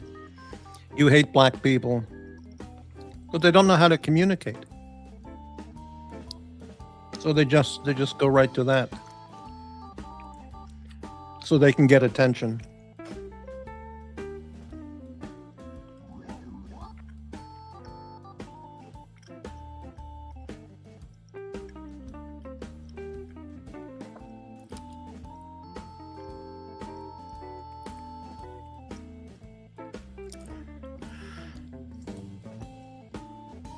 Morty, are you happy that Bad Bunny is performing at the halftime show? What halftime show and what is Bad Bunny? So I'm not happy or unhappy. I don't know what that is. And if it's a sporting event, you mean like a sporting event halftime show? I couldn't care less who appears at the halftime, as the halftime performer. Couldn't care less.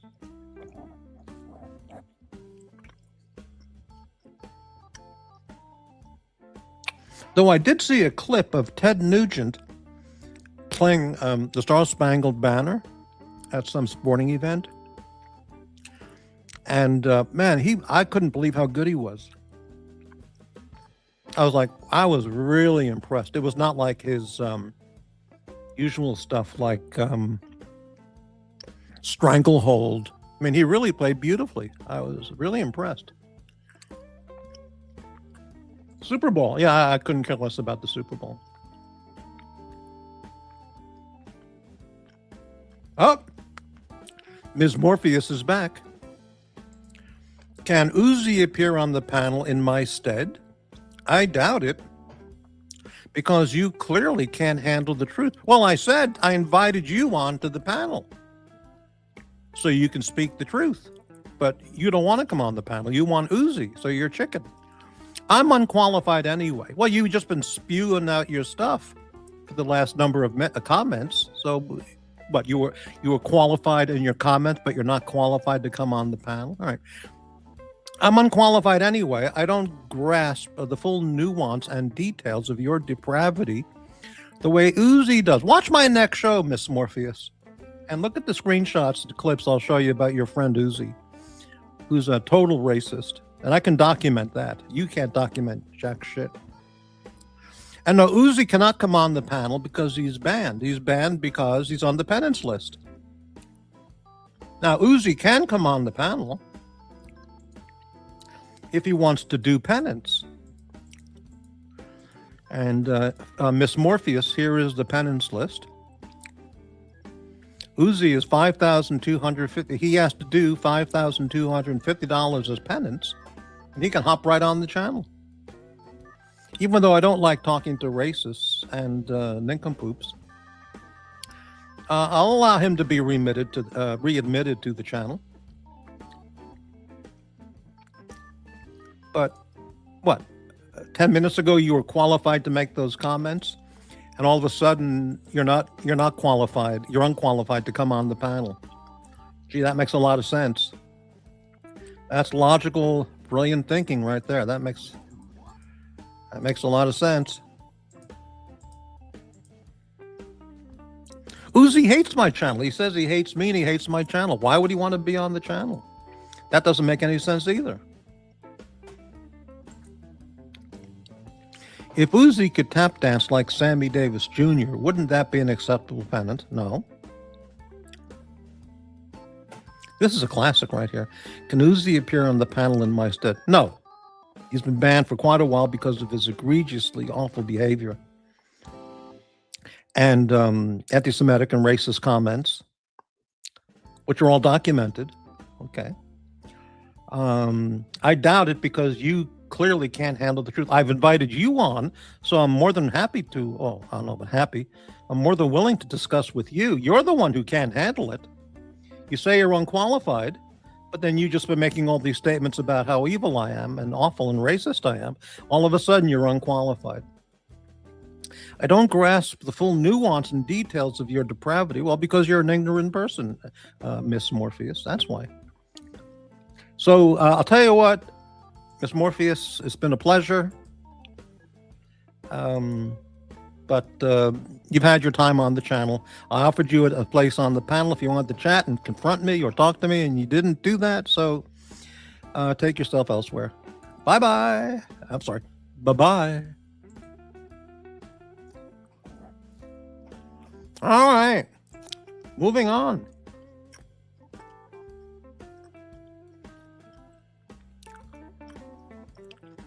Unbelievable.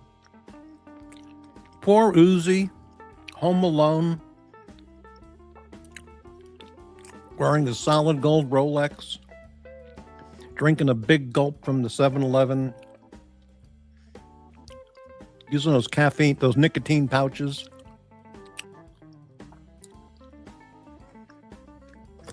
All he can do is, he's just fixated on me. He wants to come on this show so bad. He's tried time and time and time again backstage to come on.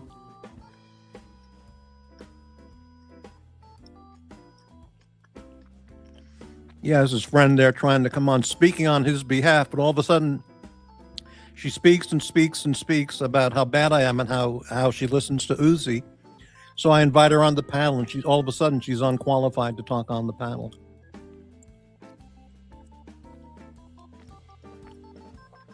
This oatmeal raisin cookie is very good. Morpheus, I'm glad you're watching the channel. I'm glad you enjoy the content. but you're banned because you chickened out.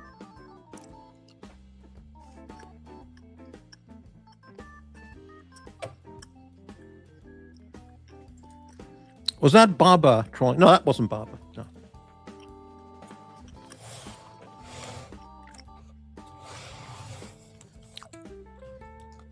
Little bit too much sugar in these cookies, but I'll have one more. I'll have a chocolate chip cookie.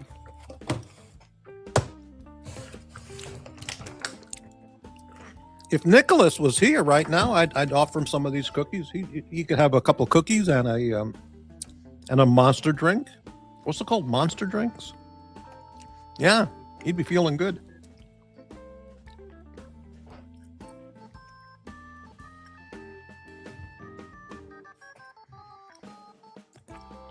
Oh, you never know what's going to pop up on these shows.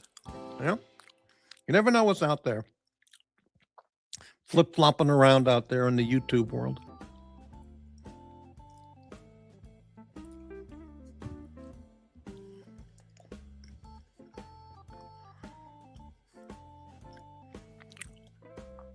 You know, with Morpheus, everyone's a racist. Trump's a racist.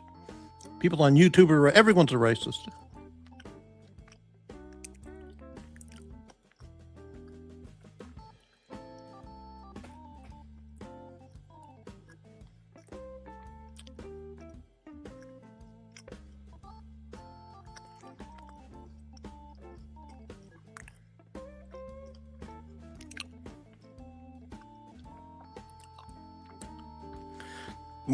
Miss Morpheus doesn't have the mental discernment capability to realize talking to Uzi is like pissing in the wind is just stupid. She listens to him too, so Jesus.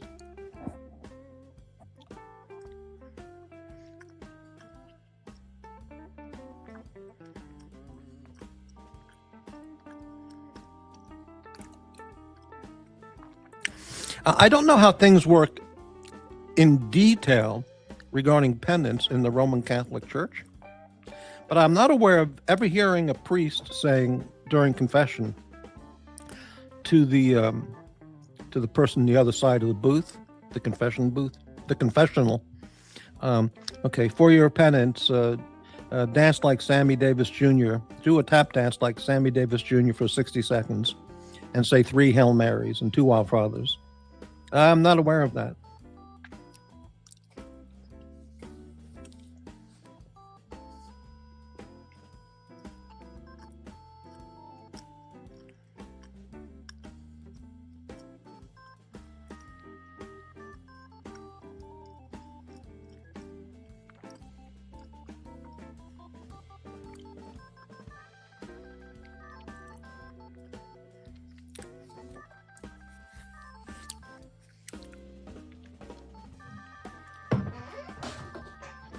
I need a bottle of water. I need more water. Please stand by. More of this riveting entertainment or content. I have to get a glass of water. I'll be back in half a minute.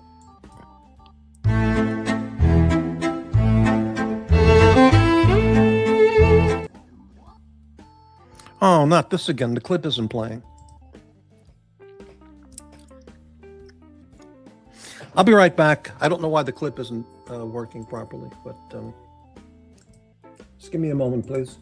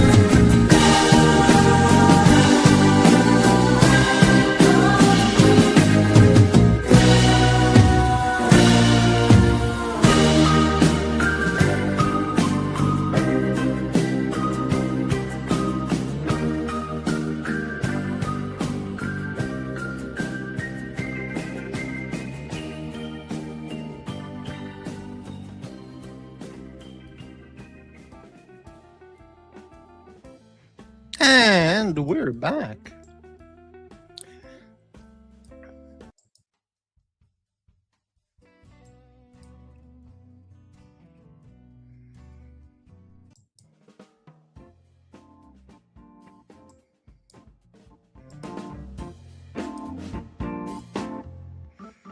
Here's a song called Midnight Special by that famous black racist, Huddy Ledbetter.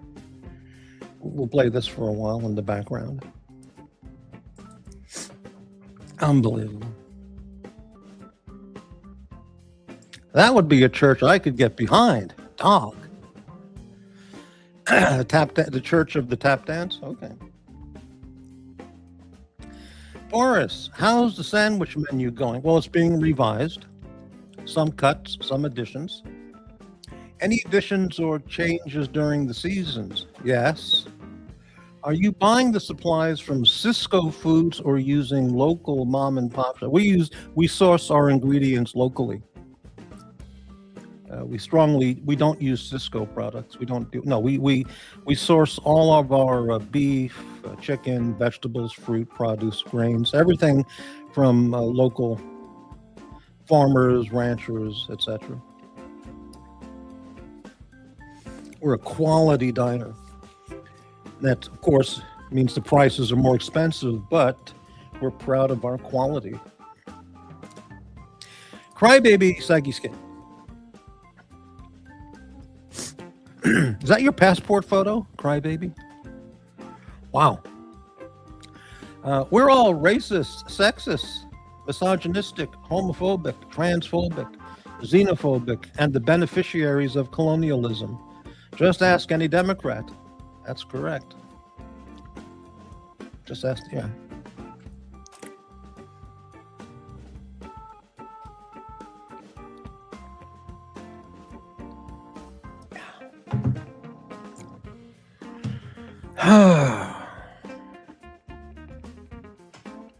What kind of show is this tonight?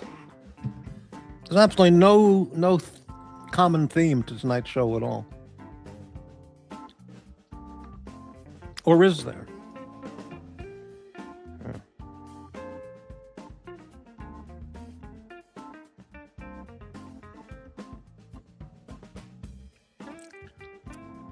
Boy, sad people out there, really sad. But it's better that they're home on YouTube than out there walking the streets in their deranged mental conditions.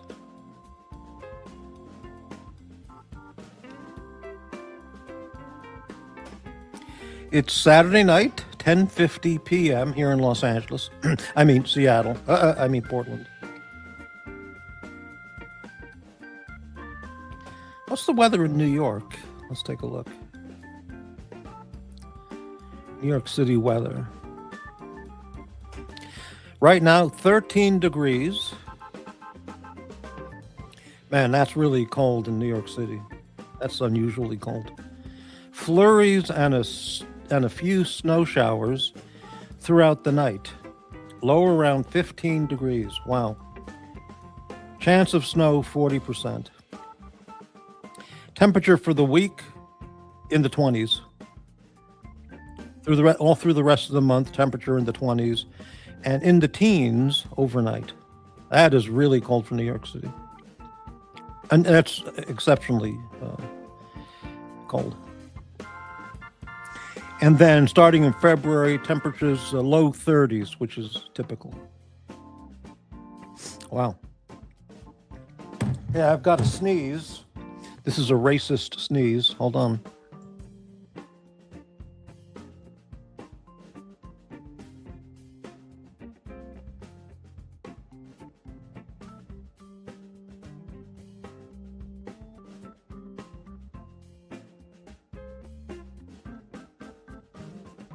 Okay, we're back.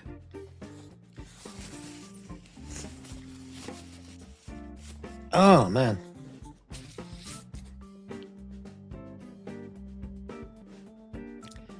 McLobster, I think some flaky biscuits with red-eye gravy would hit hard right now.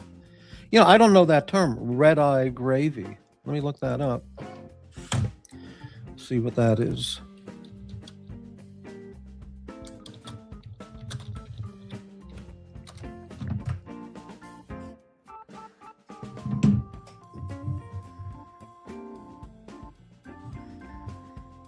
Red-eye gravy is a thin sauce often seen in the cuisine of the southern U.S., associated with country ham of that region.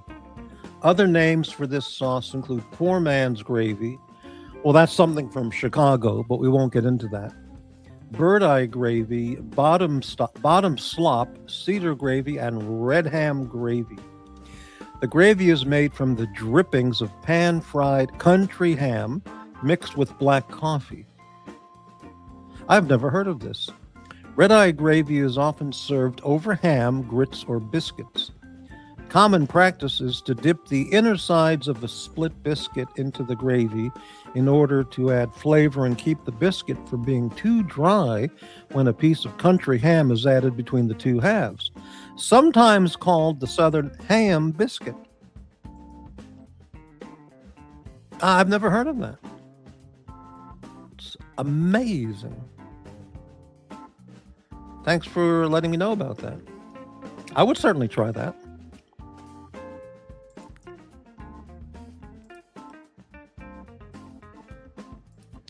McLobster, pretty disappointed that Hingis got the lobster Benedict. Felt like, oh, his menu item is incredible.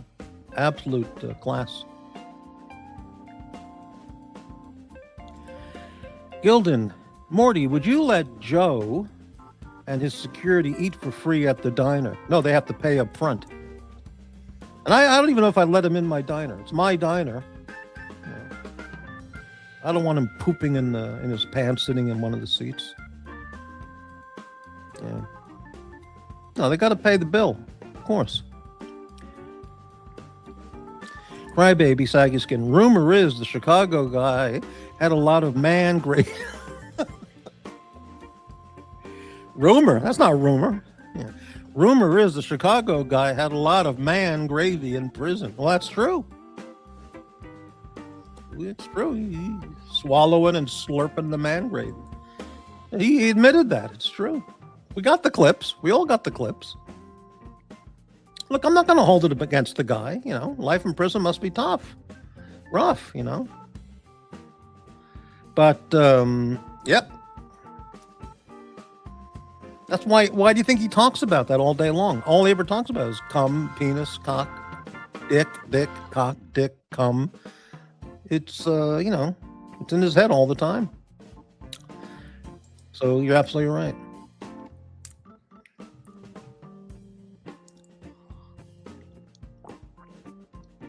So what was that flaky biscuits with red-eye gravy? Wow. I know about, you know, white gravy that they put on country fried steak. Some kind of a peppery white cream gravy kind of thing, which is pretty tasty on the chicken fried steak. But I never heard of that red-eye gravy. Wow.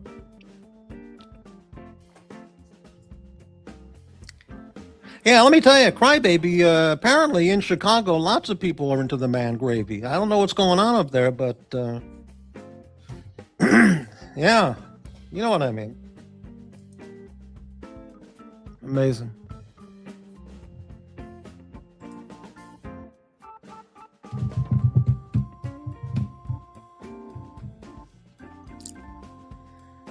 Would I let Joe Biden into my diner with his security team? I don't know if I'd welcome. I wouldn't welcome him. If he wanted to come in and with his team and eat at the diner, would I let him in or just tell him get lost? I have to think that over. There could be value, PR value, or philosophical value in either situation.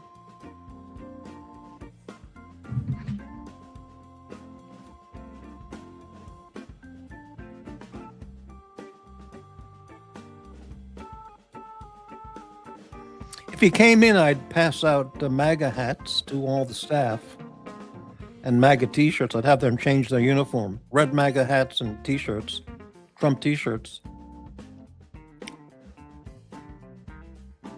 That might be worth doing if I allowed him in.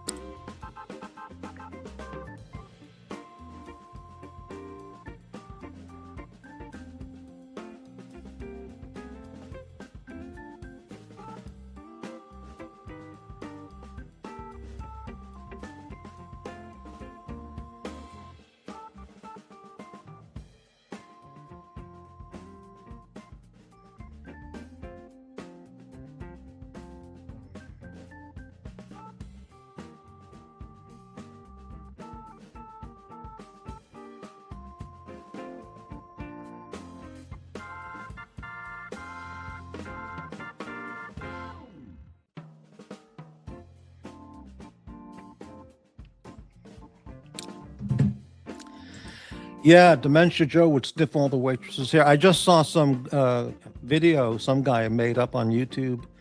He put together all these video clips of Biden sniffing all the hair and sniffing the cheek, sniffing the faces and the hair, and grabbing the teenage girls around the waist and towards their breast area. The girls and family all creeping out. Guy's a full-out pedo. Total pervert.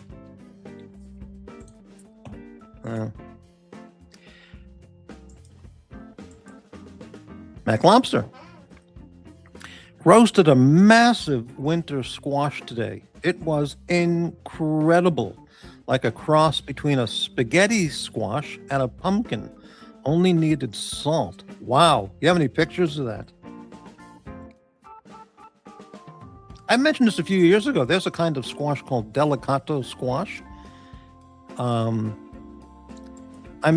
don't really cook squash at home. I don't want to turn on the oven and do all that, but I did it because I was interested in trying this, and unbelievable squash. A delicata, Delicata. It's in season now. You can find it at your local, maybe a local supermarket. Delicata squash. It's yellowish cream-colored squash with stripes of green and orange. Exactly. Also known as peanut squash, bohemian squash, or sweet potato squash. It's a very sweet variety with a thin, edible skin, and is typically cut into half rounds and roasted. It is a cultivar of the species Curcubita pepo, which also got that, Boris? Which also includes the summer squash varieties, patty pan squash, zucchini. Yes, it's related to zucchini, and yellow crookneck squash, right? As well as winter squash varieties, including acorn squash, spaghetti squash, and most pumpkins used as jack-o'-lanterns. If you see that in your supermarket, I recommend trying it. Delicata squash. In fact, next time I go to the supermarket, I'm going to buy one or two. Put them in the oven.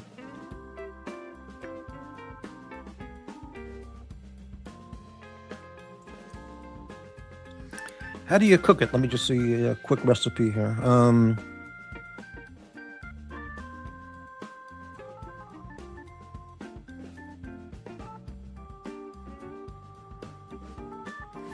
Preheat the oven to 350.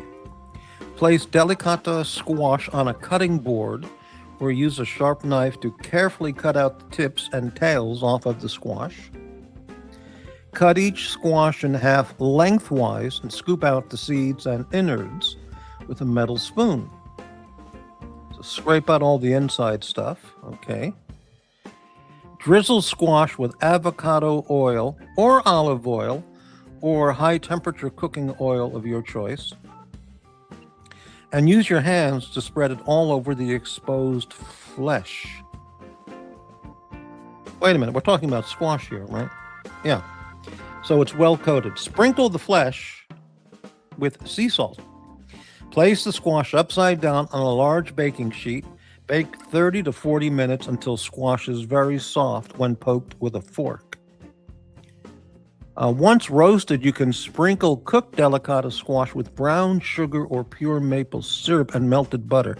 Now, I wouldn't do that. That would make it way too sweet, but the melted butter would sound great. A sprinkle of ground cinnamon, that would work, and or ground cardamom is amazing too.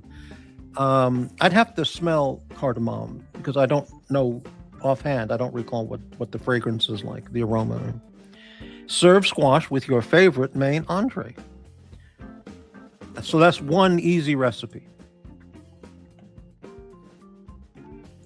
Yeah, McLobster Delicata, fantastic squash. It really is. Yeah. And it's one of the lesser known squashes. McLobster, I cut it thin and cook it with the seeds until the seeds are golden brown. Delicious. So you eat the seeds like pumpkin seeds? You eat the seeds? Right in a cast iron pan with butter. Wow. You know, I was listening to Michael Savage, and he said he was talking about when you eat an apple, eat the seeds. And, you know, he has a scientific background with botany and, you know, nutrition science, medical botany and nutritional science. And he was saying eat the seeds. And he explained why you should eat the apple seeds. Very interesting. Because people don't eat apple seeds. But, yeah.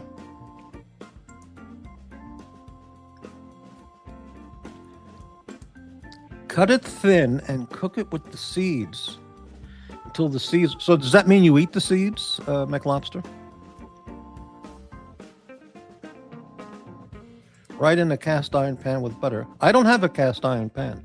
I have stainless steel pans.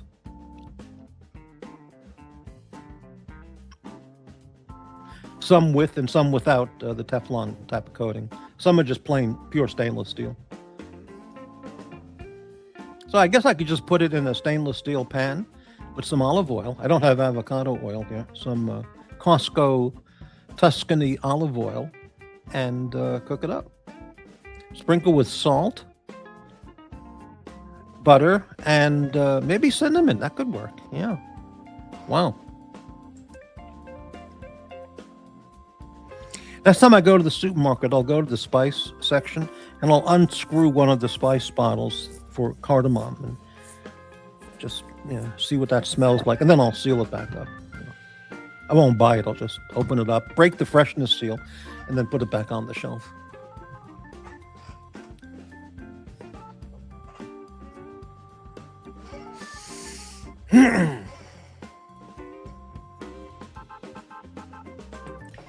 From Google, McLobster, quote, the seeds of pumpkins are believed to contain a deworming compound. Boris, you out there? A deworming compound called curcubitacin, which has been used to expel tapeworms and roundworms in domestic livestock species. Wow. Fascinating. But certainly people can eat pumpkin seeds. That's a snack. But what about delicata squash seeds? Not that we need to expel tapeworms, but as a nice tasty snack, you know. I don't care for salted pumpkin seeds myself, but every supermarket and convenience store probably sells them.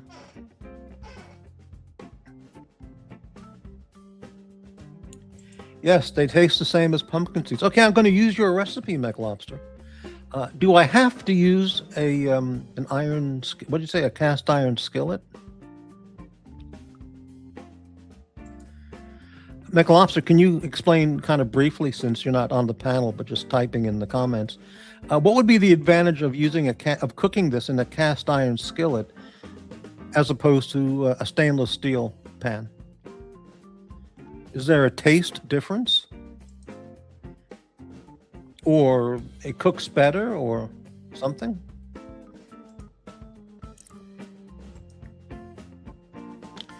What a show. We go from racist accusations to pumpkin seeds. Fantastic.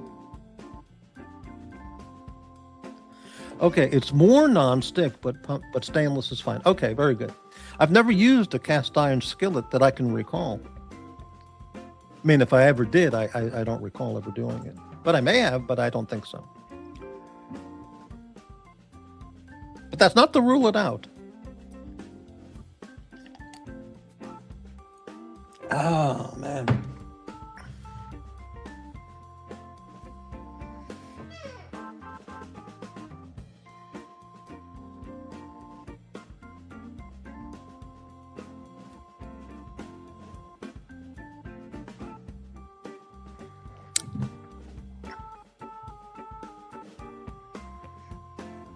You think Uzi was at home jacking off when Morpheus was talking with me in the chat?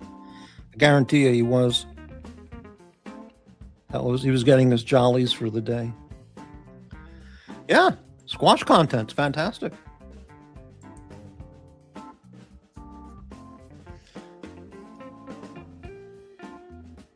Who doesn't like squash? zucchini, yellow crookneck squash, delicata, pumpkins. I mean, the world of squash is fantastic. In fact, if I were a PhD botanist, I just might specialize in squash.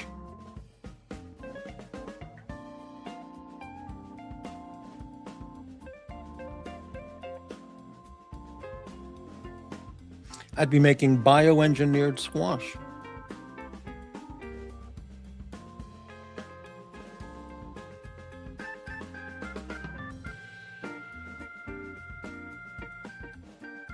Could contact Voodoo Donuts, urge them to make squash donuts, containing bioengineered squash. They'd be great.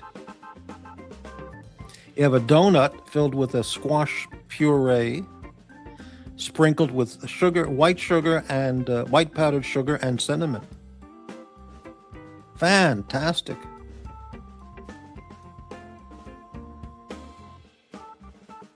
So, go to Voodoo Donuts. Let me have a box, please, of a dozen of the racist squash donuts. Do you want the bioengineered or the non-GMO ones? Oh, give me the bioengineered ones. They taste better. Okay.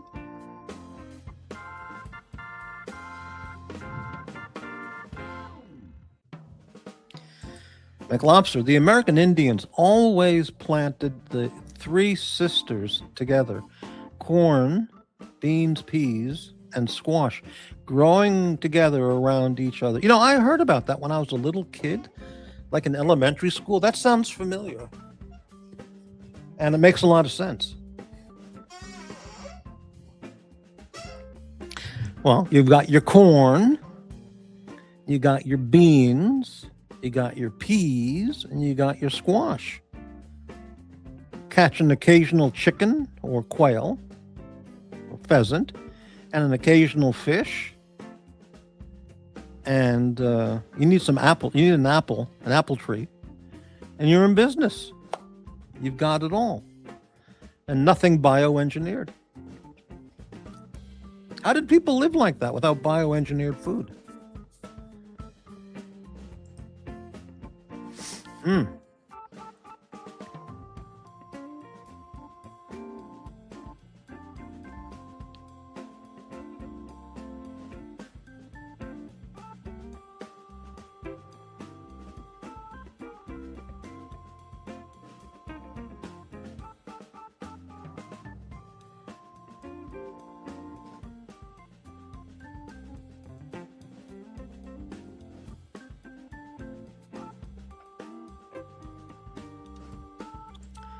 The squash covered the ground, the corn grew up through it, and the beans climbed the corn.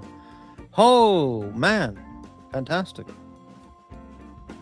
How do you know so much about corn, beans, and squash, McLobster?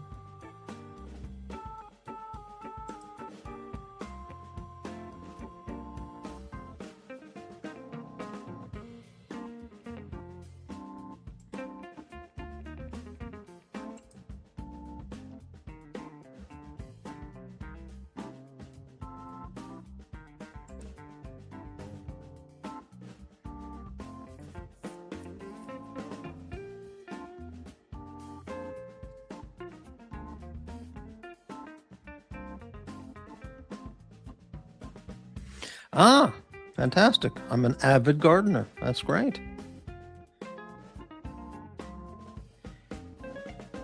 Would you like to, you have an invitation, McLobster, anytime you want, come on the show and talk about your gardening. What do you have? What are you growing right now? What's been successful? What didn't turn out well? What do you do on a daily, weekly basis? Millions of questions.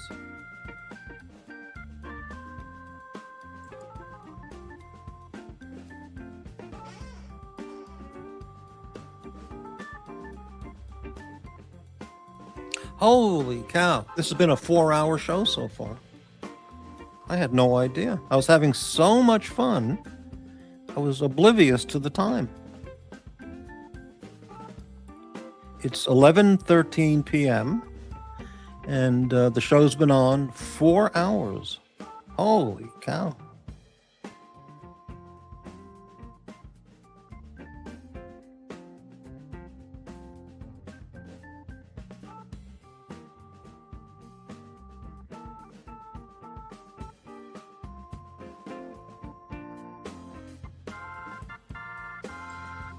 When the blast shield I'm building is finished, I would consider coming on. Oh, well, that's fantastic. Please keep that in mind for when you finish the blast shield. That'll be great. Because we like talking about blasting here on this channel. We don't do it, but we point it out on the other channels.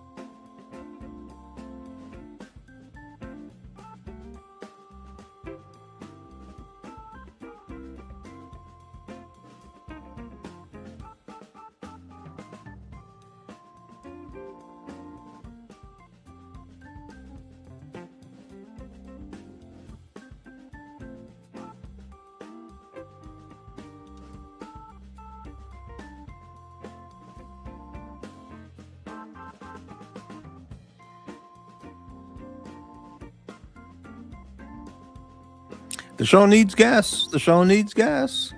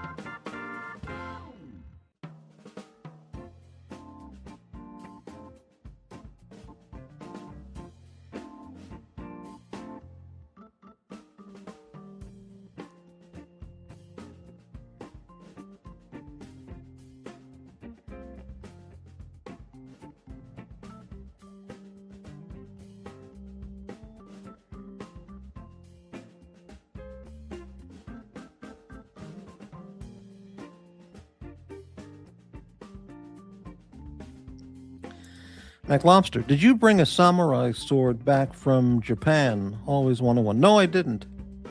No, I didn't.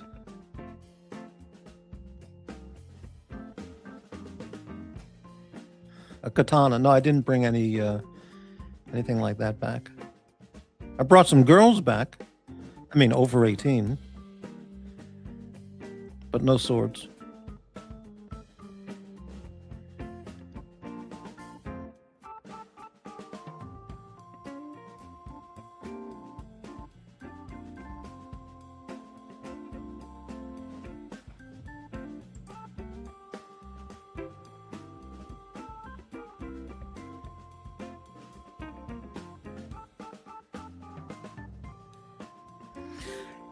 Yeah, I kind of want to end the show, but on the other hand, because I want to watch more police body cam videos.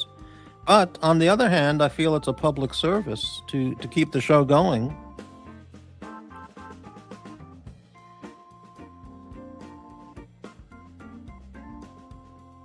I mean, there are 14 people out there sleeping. I mean, watching.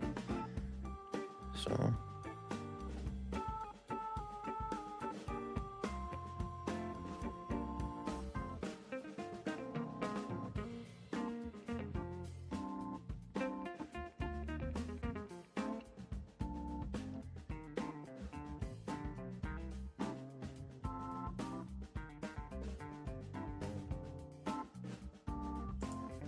McLobster. Too many lurkers. I'm going back to the unit. Thanks, Morty. Thanks for being on the show there, your participation. Thank you, McLobster. See you next time. Gilden, Morty, any thoughts on opening a satellite diner location in the Midwest or on the East Coast? Well, if the diner continues thriving and becomes prosperous, then at that point, expansion could happen. But at this point, don't have the. It's not in the plan for this year. I can say that. Thank you for the question.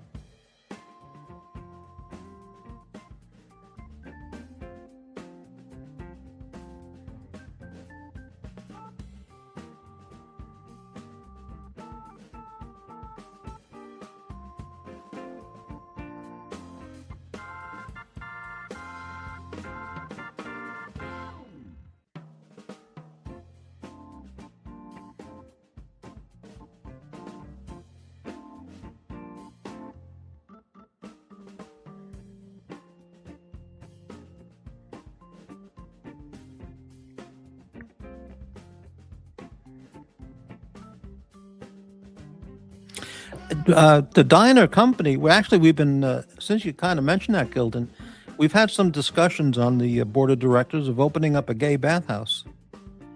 Not part of Morty's Diner. It would be, branded totally differently, but putting it in the right location, it would be a thriving, pounding business. So that might be something for the future, but we'd have to give it a total different name and, but it could be one of our companies. Oh.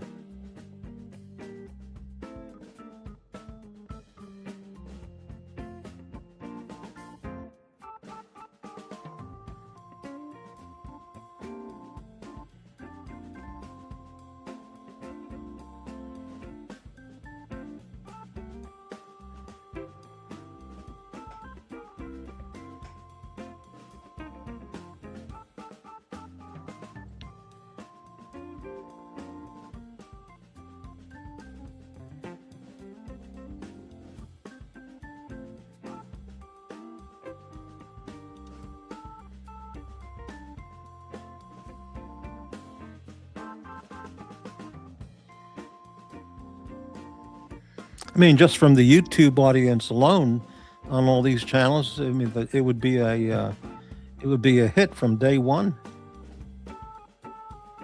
You get Watch Reporter there, working the PA, working the what do you call it? Being the DJ. Watch Reporter as the DJ. It would become the place.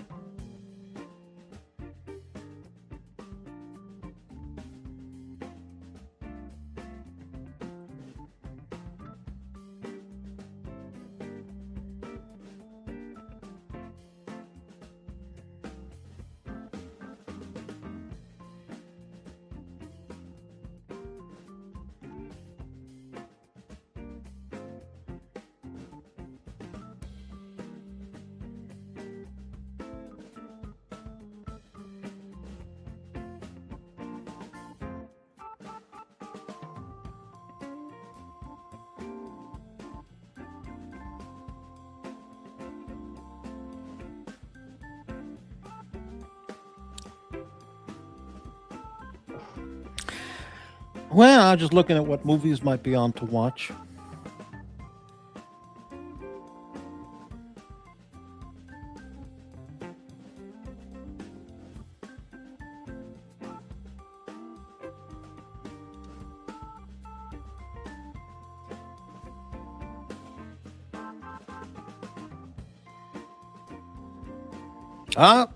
Doc's channel, 12:15 is the Jackson Bob Show. That's 45 minutes from now.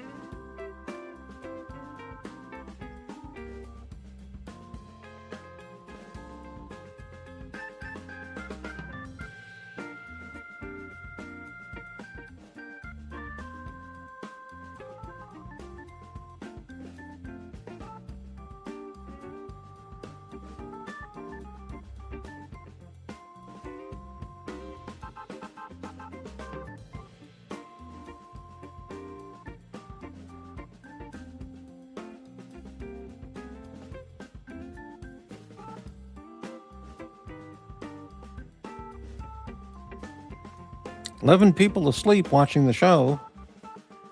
Sorry to disappoint you, but nothing going on right now. Anybody can come on if they want to chat or suggest a topic."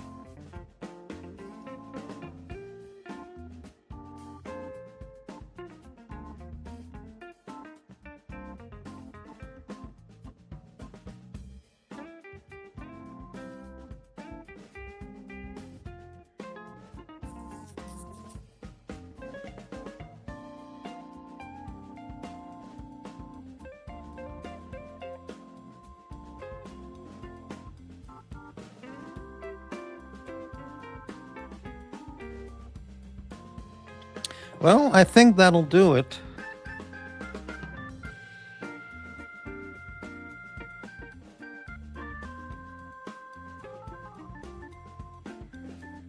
I think we'll wrap it up. So thank you very much, everybody, for watching the show today.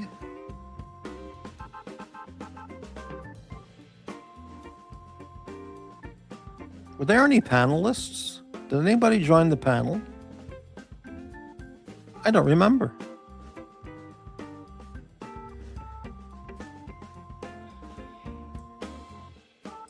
Four-hour and 15-minute show.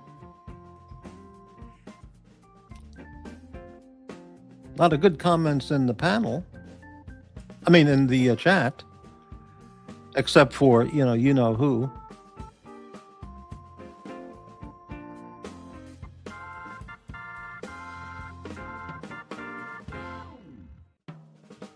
I don't think there was anybody on the panel that I can remember. That at this time of night I don't know if I recall anybody being on the panel. Wow, that's amazing. I invited lots of people to join the panel, but to come on, but one person said they were unqualified. Another person said they had a squeaky voice and they didn't want to, appear on the panel because they didn't like their high squeaky voice. And another person said after he builds his blast shield, then he'll be happy to come on. And another person said after that guy builds his blast shield, then I promise I'll come on. Yeah, wow.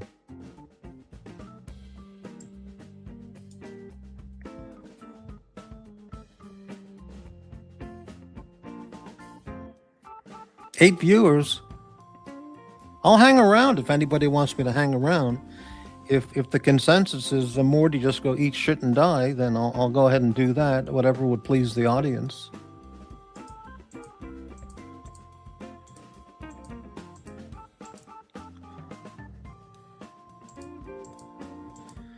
That was last poll results. Eat shit and die, 26%.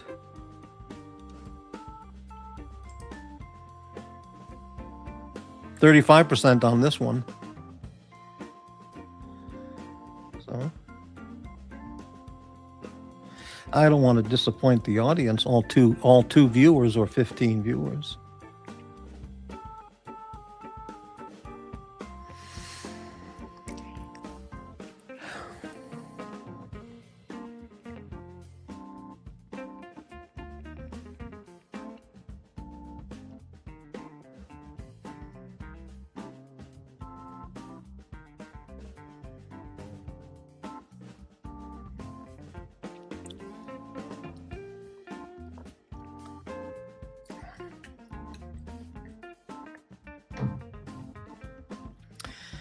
Campers, hello. Morty, what is the most disturbing new trend you've noticed on these streams in 2026? A new trend.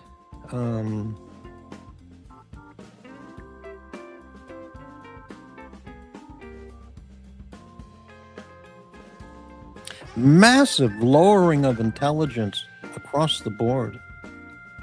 Certainly stands out.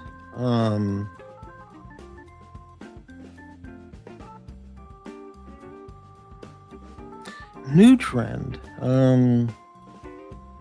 Racism, anti-Semitism content way up and encouraged.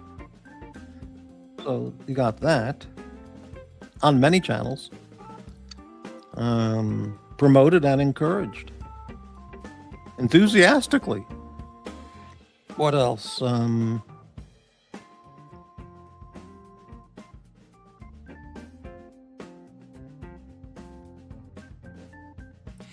Yeah, less interest in sardine content than previous years. That's kind of disturbing. By the way, I got sardines planned for lunch tomorrow. I don't plan lunches or anything, but I bought some tomatoes, lettuce, I got red onion, Not really rye bread, but some bread, and gonna make a gonna make a great luxury sardine sandwich for tomorrow.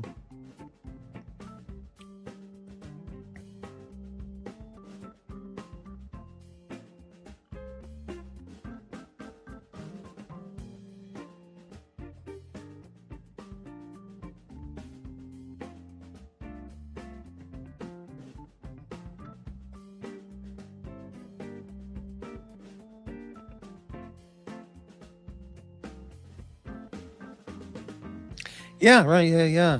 Sardine content way down.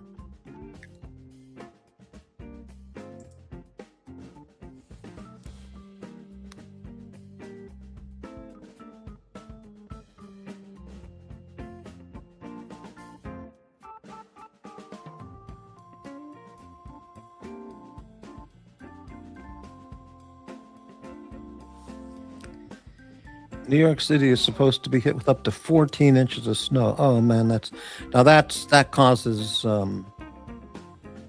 mass disruption in New York City, but magnificent. Yeah, fantastic.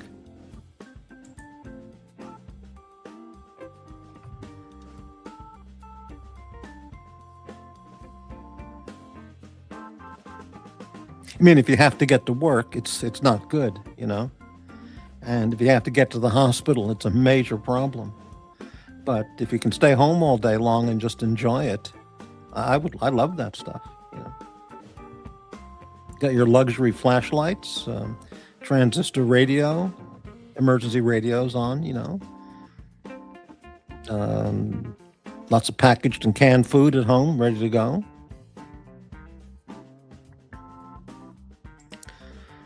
Old Yentas made a run on Trader Joe's, empty shelves everywhere. Pretty hilarious. Yeah.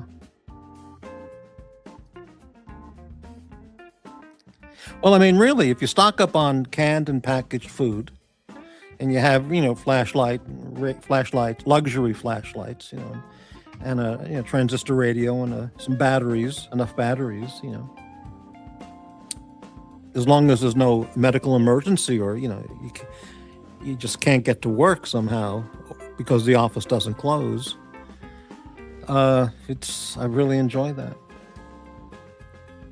Being a kid with 14 inches of snow is just phenomenal. Yeah.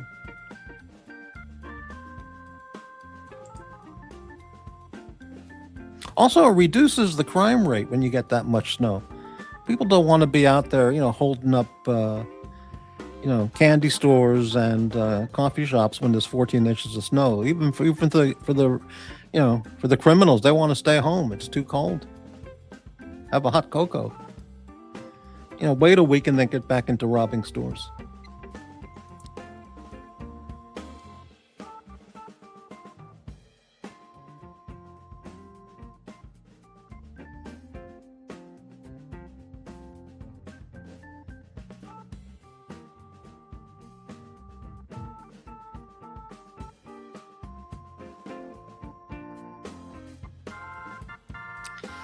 Point is, do you really need to stock up in New York City? I can get you anything you want at practically any time here. Well, that's correct, but if the stores are all closed, or let's say, the huge blizzard causes a power failure, then the stores are all closed, then, a little different.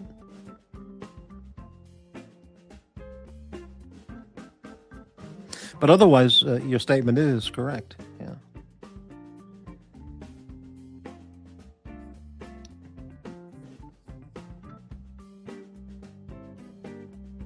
Of course, you want to stock up on toilet paper because that sells out immediately. That's the first thing to go with all the stores. So as long as you have good supply of toilet paper and water, bottled water, batteries, flashlight, and, some, food in the cupboard, you're good to go.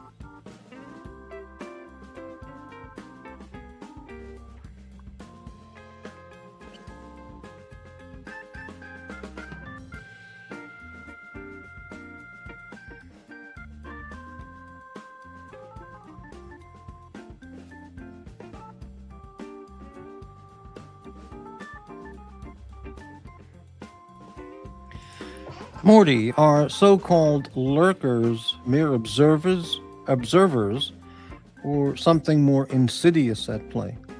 Well, lurkers, I think, would be people, they don't want to be seen in the chat for whatever reason, for a number of reasons, let's say. So they're watching the show, but they don't want to be seen that they're, in the chat, or that they're there watching the show. So not all lurkers are virulent, deranged haters, but all virulent, deranged haters also operate as lurkers. Now, somebody can be watching a show, whatever channel. They're not interested at the time of making any chat comments. They're just watching the show, just to watch the show, for entertainment or pleasure. So those would not be lurkers. Those are just people out there watching a channel. But the lurkers, for whatever reason, they don't want to be seen or known that they're watching the show. Usually because they have some sinister plan or thoughts of future actions.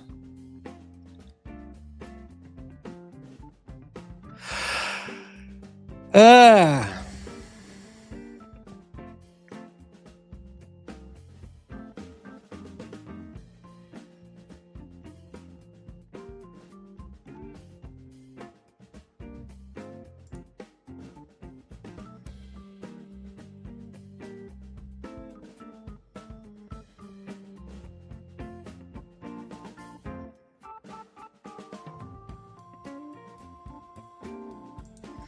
'For example, I just woke up, but was still in the chat.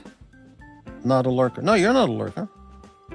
If you were watching somebody's show, but you weren't chatting, you wouldn't be a lurker, because you don't have any sinister intentions or, evil, plans or evil aura around your body,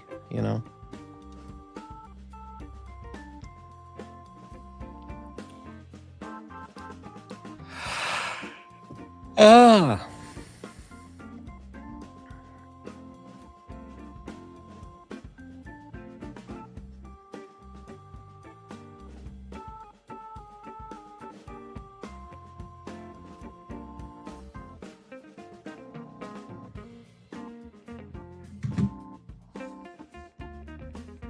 $11 viewers. We're up from the usual 2. That's encouraging.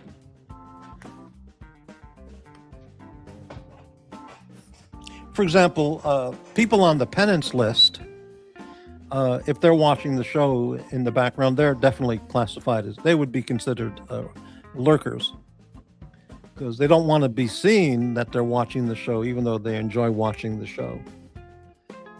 But they're filled with such negativity, and they resent not being appreciated and welcomed with open arms. So they watch the show in the shadows in the background. So they're lurkers.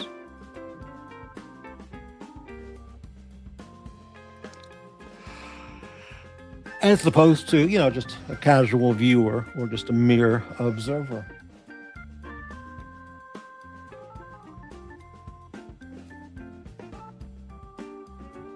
Campers, what is, do you think, someplace in New York City that you've never seen, you've never been to, but it's always on your list of, gee, I'd like to go there sometime, whatever place it might be. Anything come to mind? Something like that? Anywhere in the 5 boroughs? You've never been there, but you've always thought about going there. Whatever it might be, just a town, a location, an attraction. Some butcher shop or something, I don't know.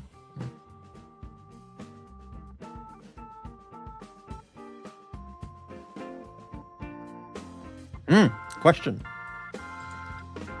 What does it take to lure a lurker to the surface and come out into the light?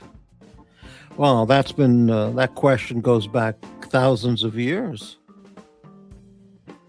I don't know if I'm one who can answer that question. That question's been studied and thought about for centuries, years, thousands of years. What does it take to lure a lurker to the surface and come out at night? Well, that's kind of like police science and psychology and, you know, clever oratory. There's a lot involved in that. Money, of course, with some of those people.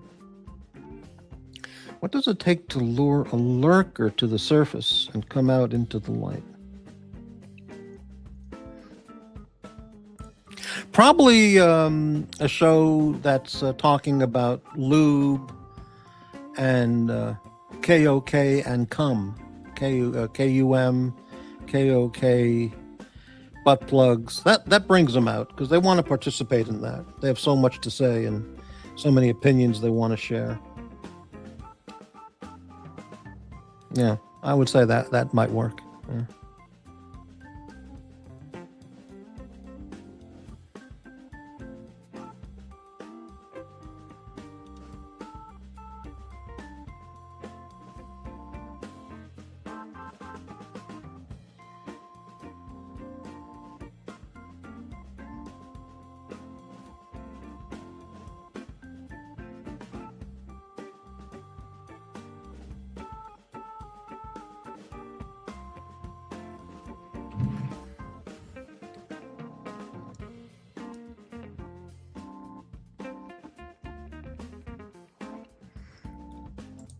I've been to most notable places in the 5 boroughs. Do you mean like a landmark? Anything, you know. Restaurant, landmark, tourist attraction, old, something very old, a famous building, famous restaurant you never been to, neighborhood you never been to, but you always wanted to explore. Like for myself, I would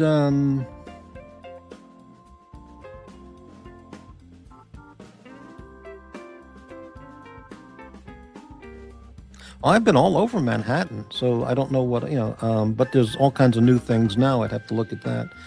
And Brooklyn I know very well, and Queens. Bronx I really don't know much about at all. Staten Island as well. I've not been there in any. I've been there, but I don't really know the neighborhoods at all. I would say I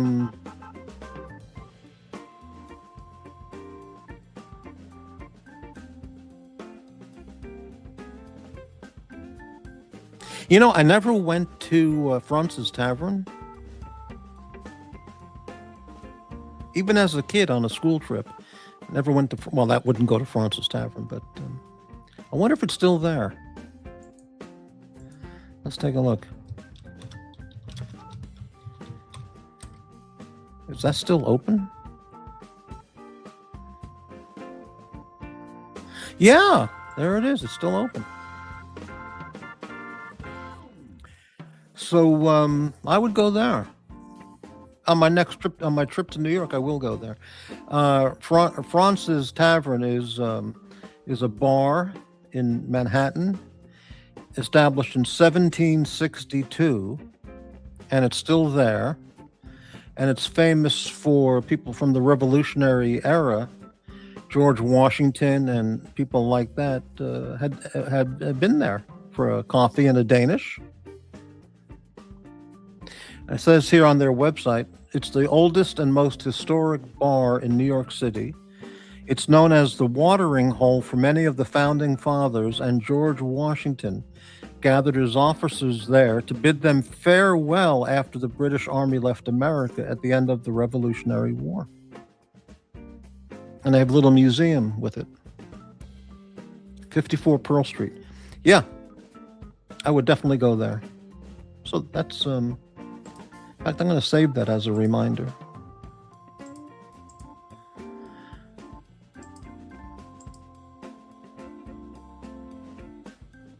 Okay, you've been there. All right, very good.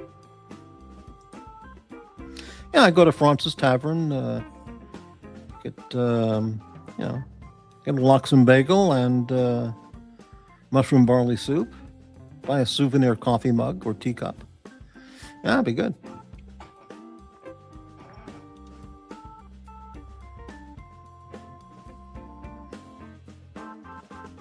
Wouldn't be that far of a walk at all to go over from there to Lower East Side, go to Russ and Daughters, get a black and white cookie, and to go to Katz's. Get some kind of sandwich or something. That's a whole day. Campers. I like to find areas that are, dictionary word, that are anachronistic. Weird stores, mom and pop places. Queens is good for that. Lee Avenue in Brooklyn is like that. Some blocks in the Garment District, etc. Right.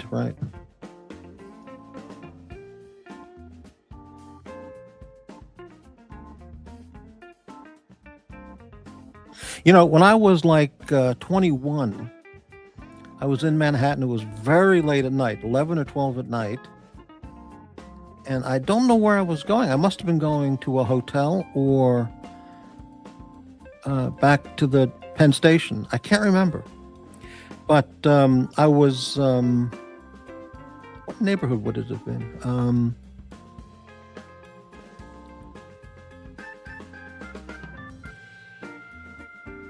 It was,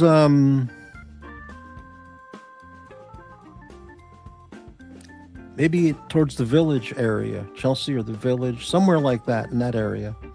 And it was like 11 at night, and I was walking. I was probably going to Penn Station, right? And I passed by this barber shop. It was open, and they had one or two customers in there.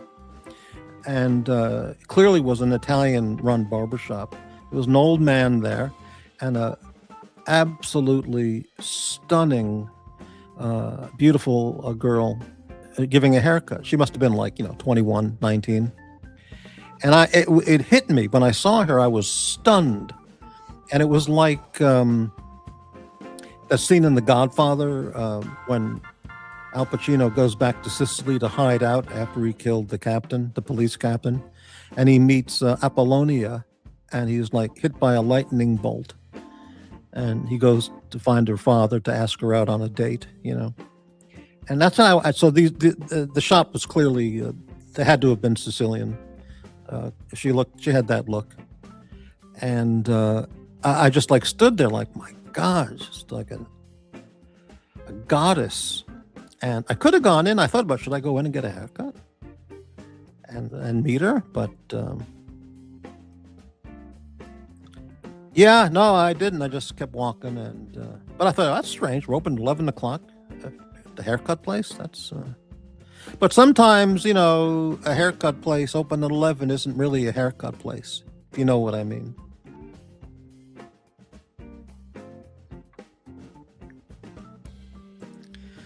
You have an idea, I think, of the Lower East Side that hasn't been around for 50 years. Well, that's probably, or 75 years, or actually 100 years. A lot of that's probably true. But I do look at a lot of videos, contemporary videos of Lower East Side neighborhood, and there's a tenement museum, which I would like to. They have a very good website, but I would like to go there and visit the tenement museum. It's on whichever street it's on, I don't remember, and it's like a block from Katz's. So I'd like to go there and explore that neighborhood. A lot of those old buildings, are still there, but obviously it's not 1920.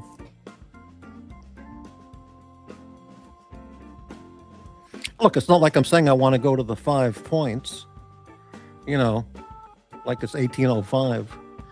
I know it's not the same neighborhood, but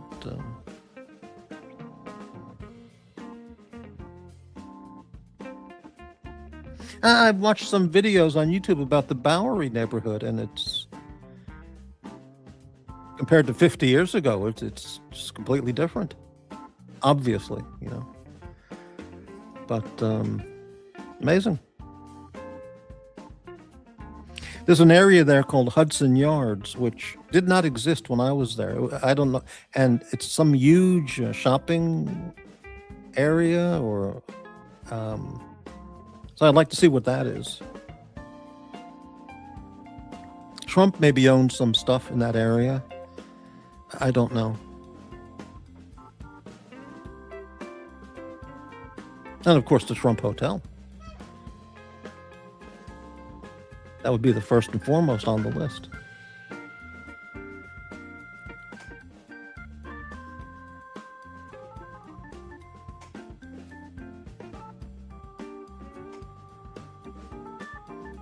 Yeah, my idea, Gampers, of the Lower East Side is thousands and thousands and thousands of people milling around in the street, pushcart vendors selling apples and produce and meat and fish, and laundry lines hanging all over the buildings where everybody's laundry, and you know. But I guess that's 1920s, huh? Yeah.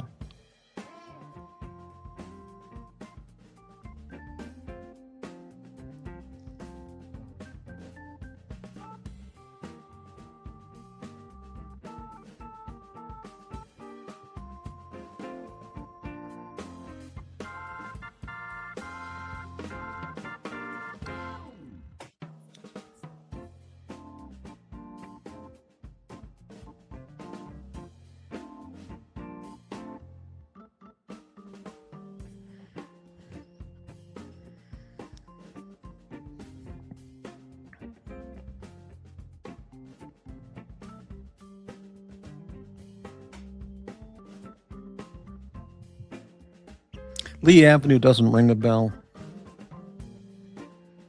Yeah. Anyway.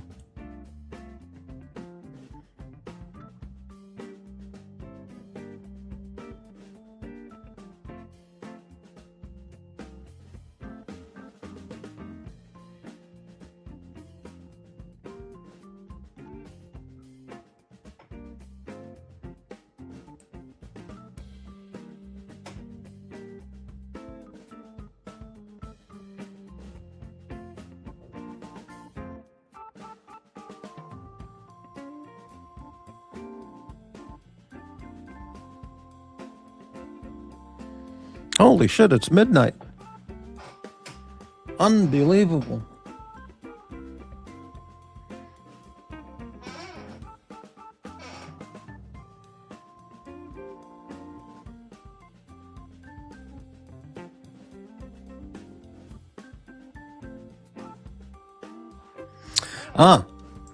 Hudson Yards, I guess, okay, worth a look, but it's just a sanitized haven for the obnoxiously rich. I see. Okay. I looked it up on a map, so I know the area, but I've never seen that. That wasn't there when I was there.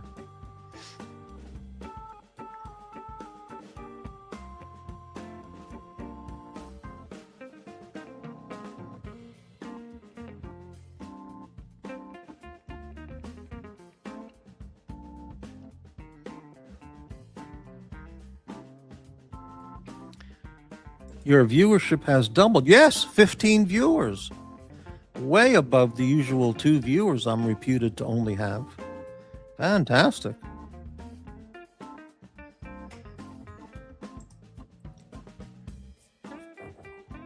When I was a kid, on our school trips, we went to American Museum of Natural History, the Metropolitan Museum of Art, Southport Sea Museum. I remember that.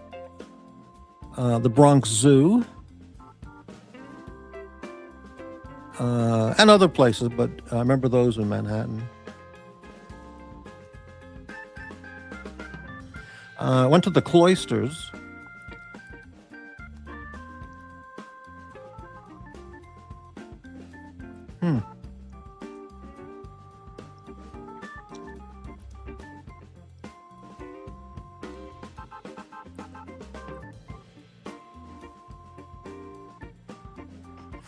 Well, whatever.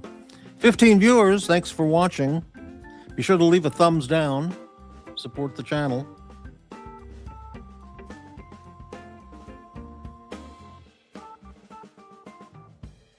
Last call if anybody wants to be on the panel. Spread some hate. That'll be fine.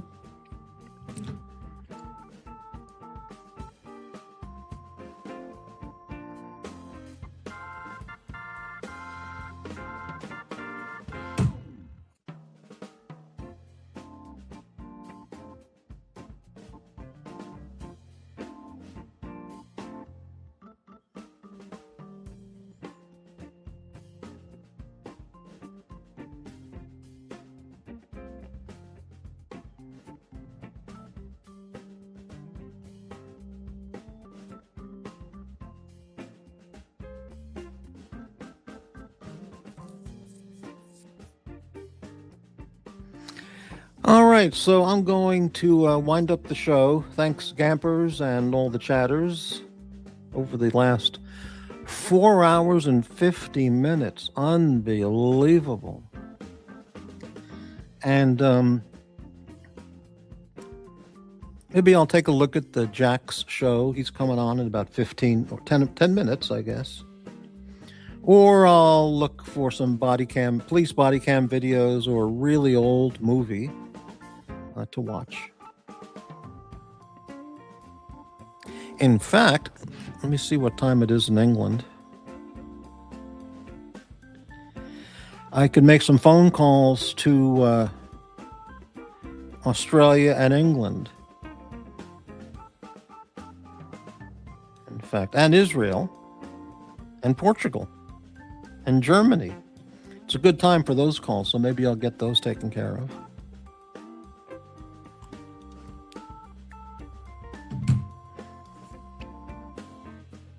So the only big purchases coming up this week, as I mentioned, a new holster.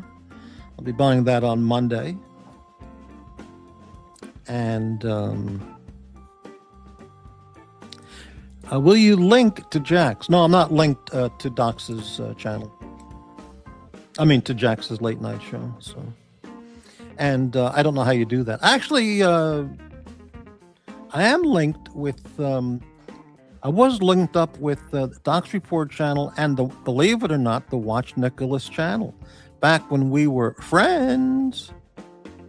But so I think I'm still connected with, hooked up with the Doc's channel for that, not the Watch Nicholas channel.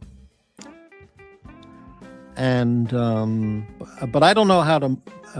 They know how to do that, but I don't know how to do that. But so what I mean is Doc's. For example, he can link up to my channel for his viewers if he ends, but I don't know how to move over, go the other way. Though I could if I found out how. Gampers, an emergent talent on these streams, and the Quail too. Mm-hmm.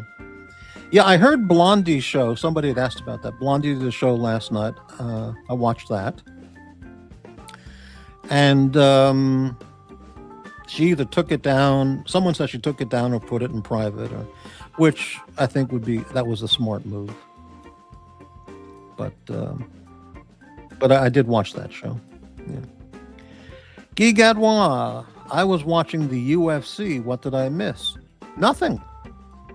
A lot of hate. A lot of hate and viciousness. People sending their surrogates here to cast aspersions of hate and racism and evilness. You missed that. You missed talk about pumpkins and squash. Yeah.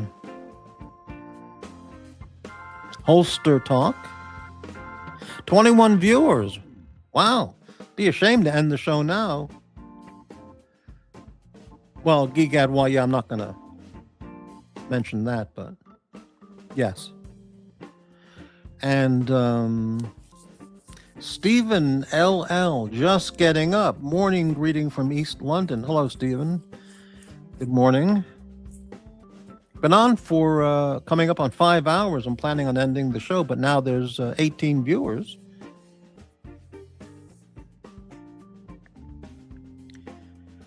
Guy Gadouin, we love Benzo. Now, why do you love Benzo Blondie, but you don't love Benzo Morty? I know, because she's a beautiful woman and I'm just Morty. I get it.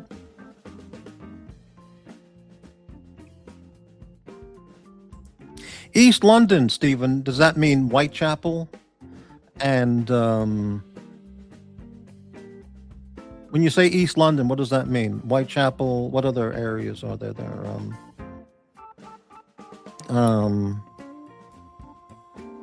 It's the Benzos, I can't think. Jack the Ripper territory. East London, is that what that is? Limehouse? Or am I living in the 1890s when I say Limehouse? Bethnal Green, is that East London? Oh, we love both of you. Stratford area. Oh, I would have to look at a map of London to see where that is. You know, I don't know why I just don't buy a ticket for London and just go. Same thing with the New York trip. What the hell am I waiting for? You know, just buy a ticket and leave. Well, yeah, I got to work on that.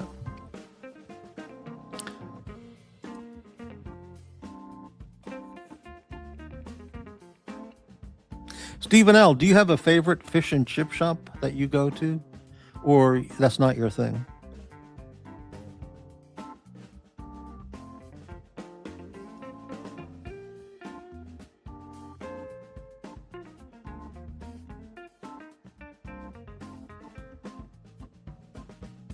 I saw a quick video of some news report on Paris. All along the Seine River, left and right side, people, you know, the colonizers, quote, immigrants, they're all sleeping all along the left and right bank of the Seine, all through Paris. It's just beyond out of control. Well, I mentioned some holster talk earlier. I found a company from some video that this guy was like a, you know, Green Beret or something like that, and he knew he was really legit, and he showed his everyday carry, and he showed a brand he really liked called Black Point Tactical, which I'd never heard of, and he showed his holster, you know, with a P365 as his everyday carry. So I checked out the website, and I was going to buy a Kydex holster from a different website, but this one looked a little better, or I liked it a little bit more. So, but I was going to call him to ask one or two questions on which of the two models I liked, which one they might recommend, and but they were closed because they're in Georgia 3 hours later. So I'm going to call them Monday, and after I talk with the guy on the phone, then I'll make a purchase.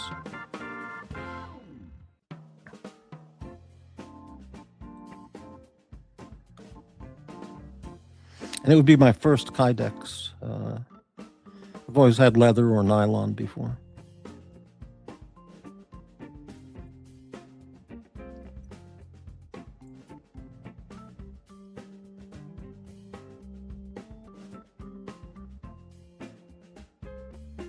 But Ozzy Expat was on, and he mentioned two top-level quality companies, too. I'm going to check those.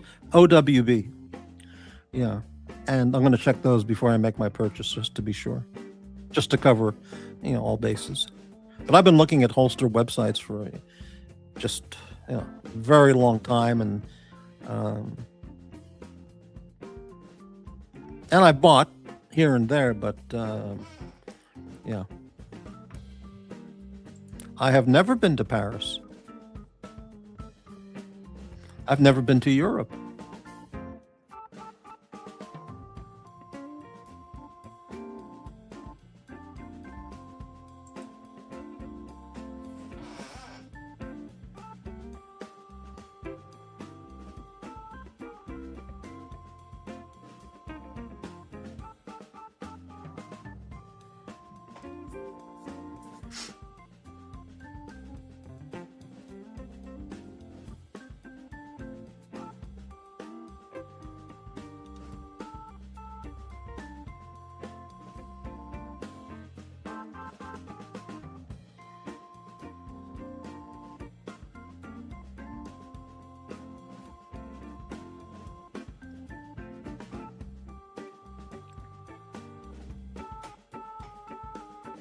What time is it? It is 12:13. All right, I'll wrap up the show in a minute.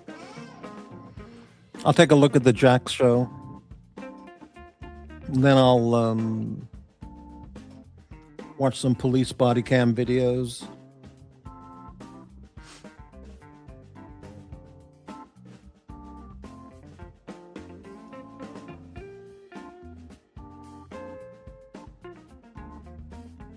Any last questions?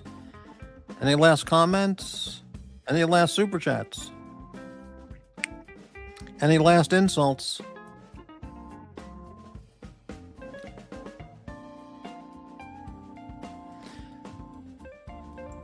Exactly.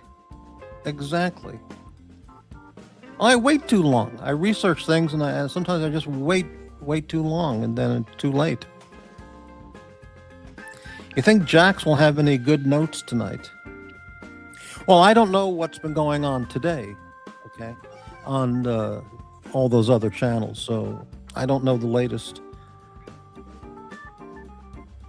If there have been any explosions or, you know, reach arounds going on the other channels, I'm not aware of that today.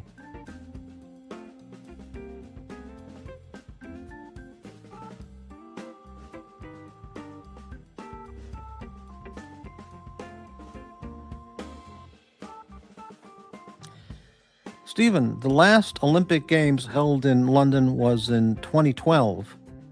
This was at the Olympic Stadium in Stratford. Yeah, okay. Well, all right. I don't follow the Olympics, so if I did, I would have watched it, and then I would have known Stratford. But clearly not Stratford-on-Avon. That's a different place. But yeah.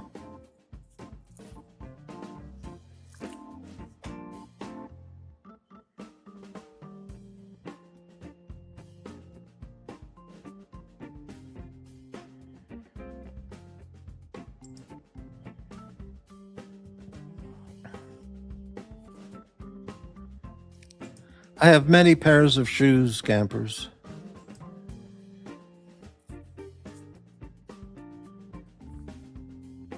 Well, many, like 6 or 7. Yeah.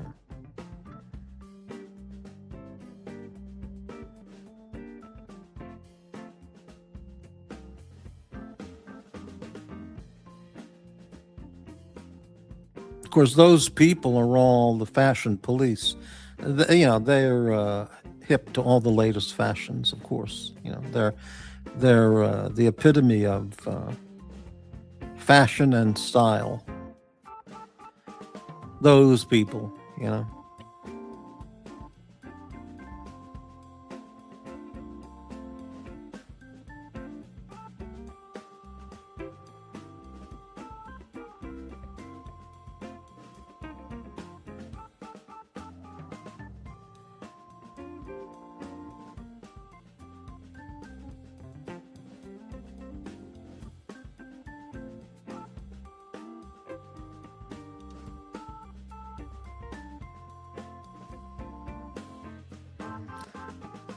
Well, I have one pair of, this is extraordinary. Yeah, brilliant topic.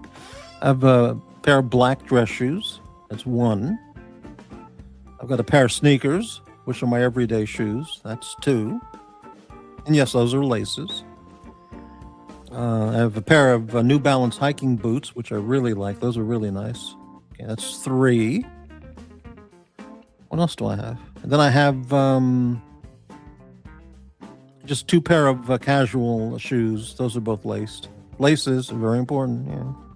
So I have one, and then I have another pair of sneakers. Oh no, I got rid of those. Yeah.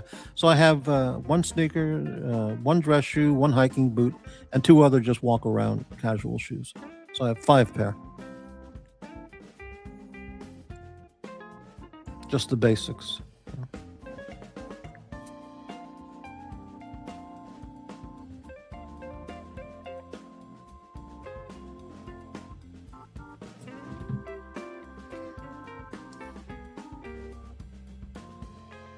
No flip-flops.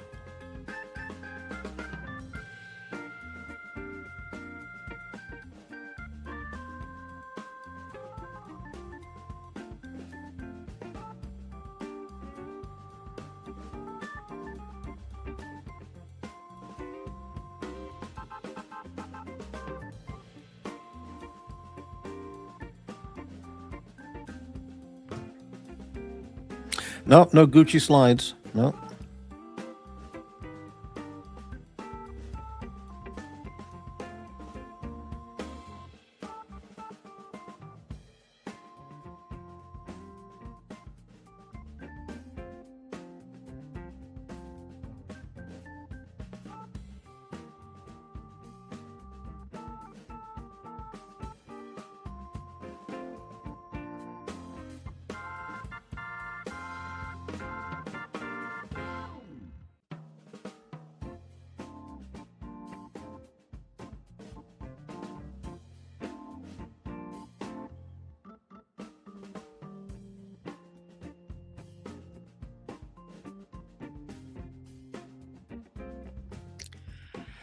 Yeah, did you cover Minnesota, Morty? In my opening part of the show, I made a few comments, just very brief comments, which was basically to for all the people interfering with the police, engaged in their duty. FAFO. Who are these people? They stand in front of police cars. They block traffic with police cars trying to get by in their line of duty. They go face to face with federal officers, doing their constitutional duty, enforcing federal laws, and FAFO. Now, this one particular guy who just got shot, he had a concealed carry permit. He was carrying a handgun, or he had a handgun on his belt or something like that. And the police officers saw that. And this guy's, he's provoking the cops, and he's right in front of their faces as one of these lunatic leftists.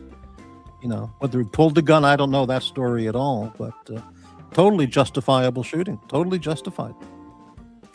And, what do you expect? You stand in front of a police car, you're going to get run over. You shoot at a cop, they're going to shoot back at you. So the media portrays it as, another civilian murdered by the ICE, by ICE, but that's not the story at all. Civilian shot by ICE, civilian posing a threat and imminent danger to ICE officers was shot in self-defense. That's the story, but the media will twist it completely to rile up the, the sheeple.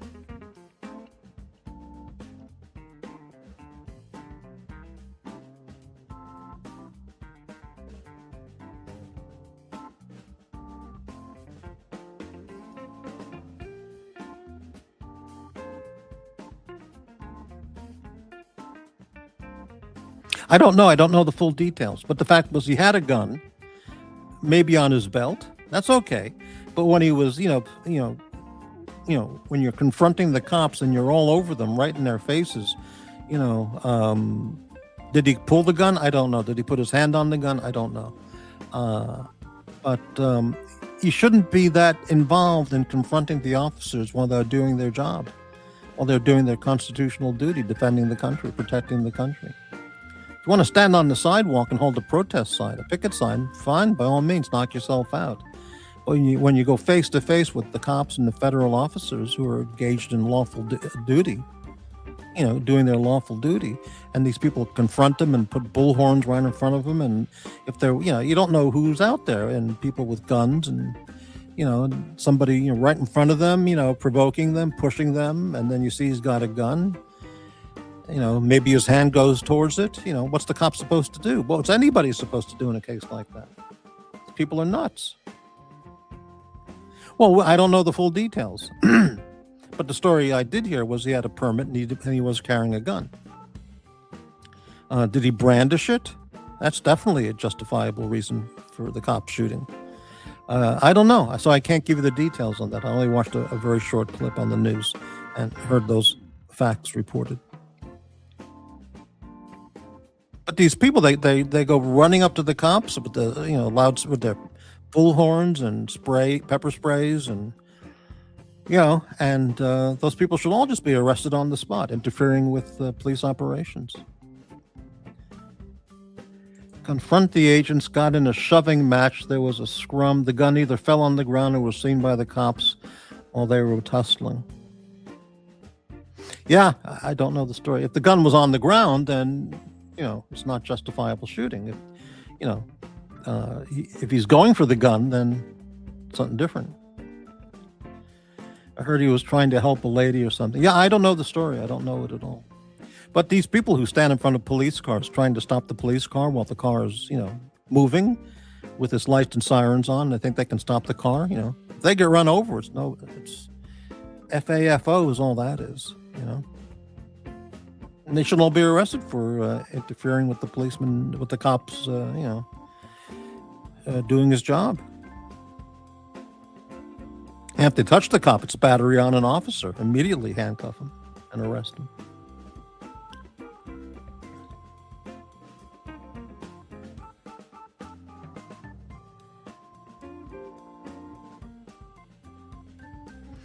And you heard he was helping trying to help a lady. Well, what was that? Who was that lady, and what was she doing that she needed help, and why was he taking it upon himself to interfere with police operations? You see, this is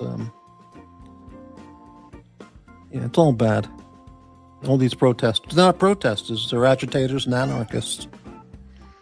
And many of them, as is well reported, they're paid to be there to agitate and stir up shit, and provoke the police, push them so these kinds of things happen.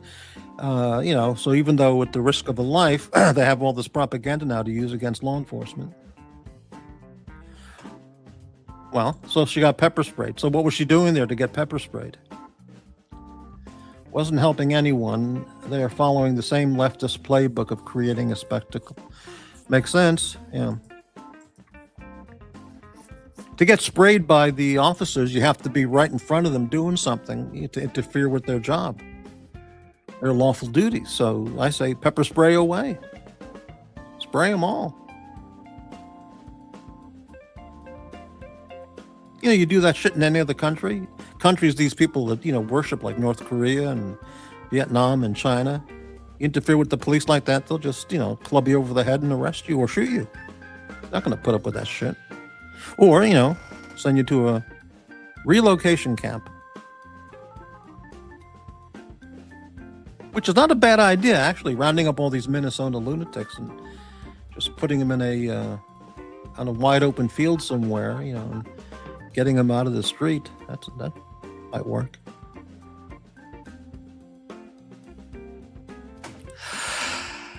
Yeah.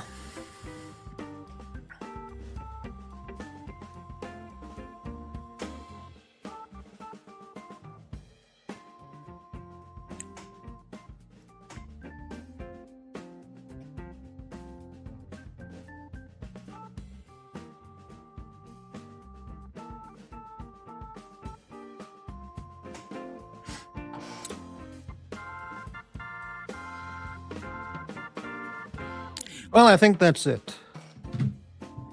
So thanks everybody for watching. Thank you for the stimulating conversation. Another 5 hour and 10-minute monologue. Unbelievable. No panelists today. Unless I'm forgetting somebody. I think there was just me for 5 hours. Thank you, everybody. They all do. Walt and that goofy mayor of Minneapolis. They should be cellmates. Two absolute losers and corrupt as hell. Yeah. All right. Thank you, everybody. And I'll see you on the next show. Good night.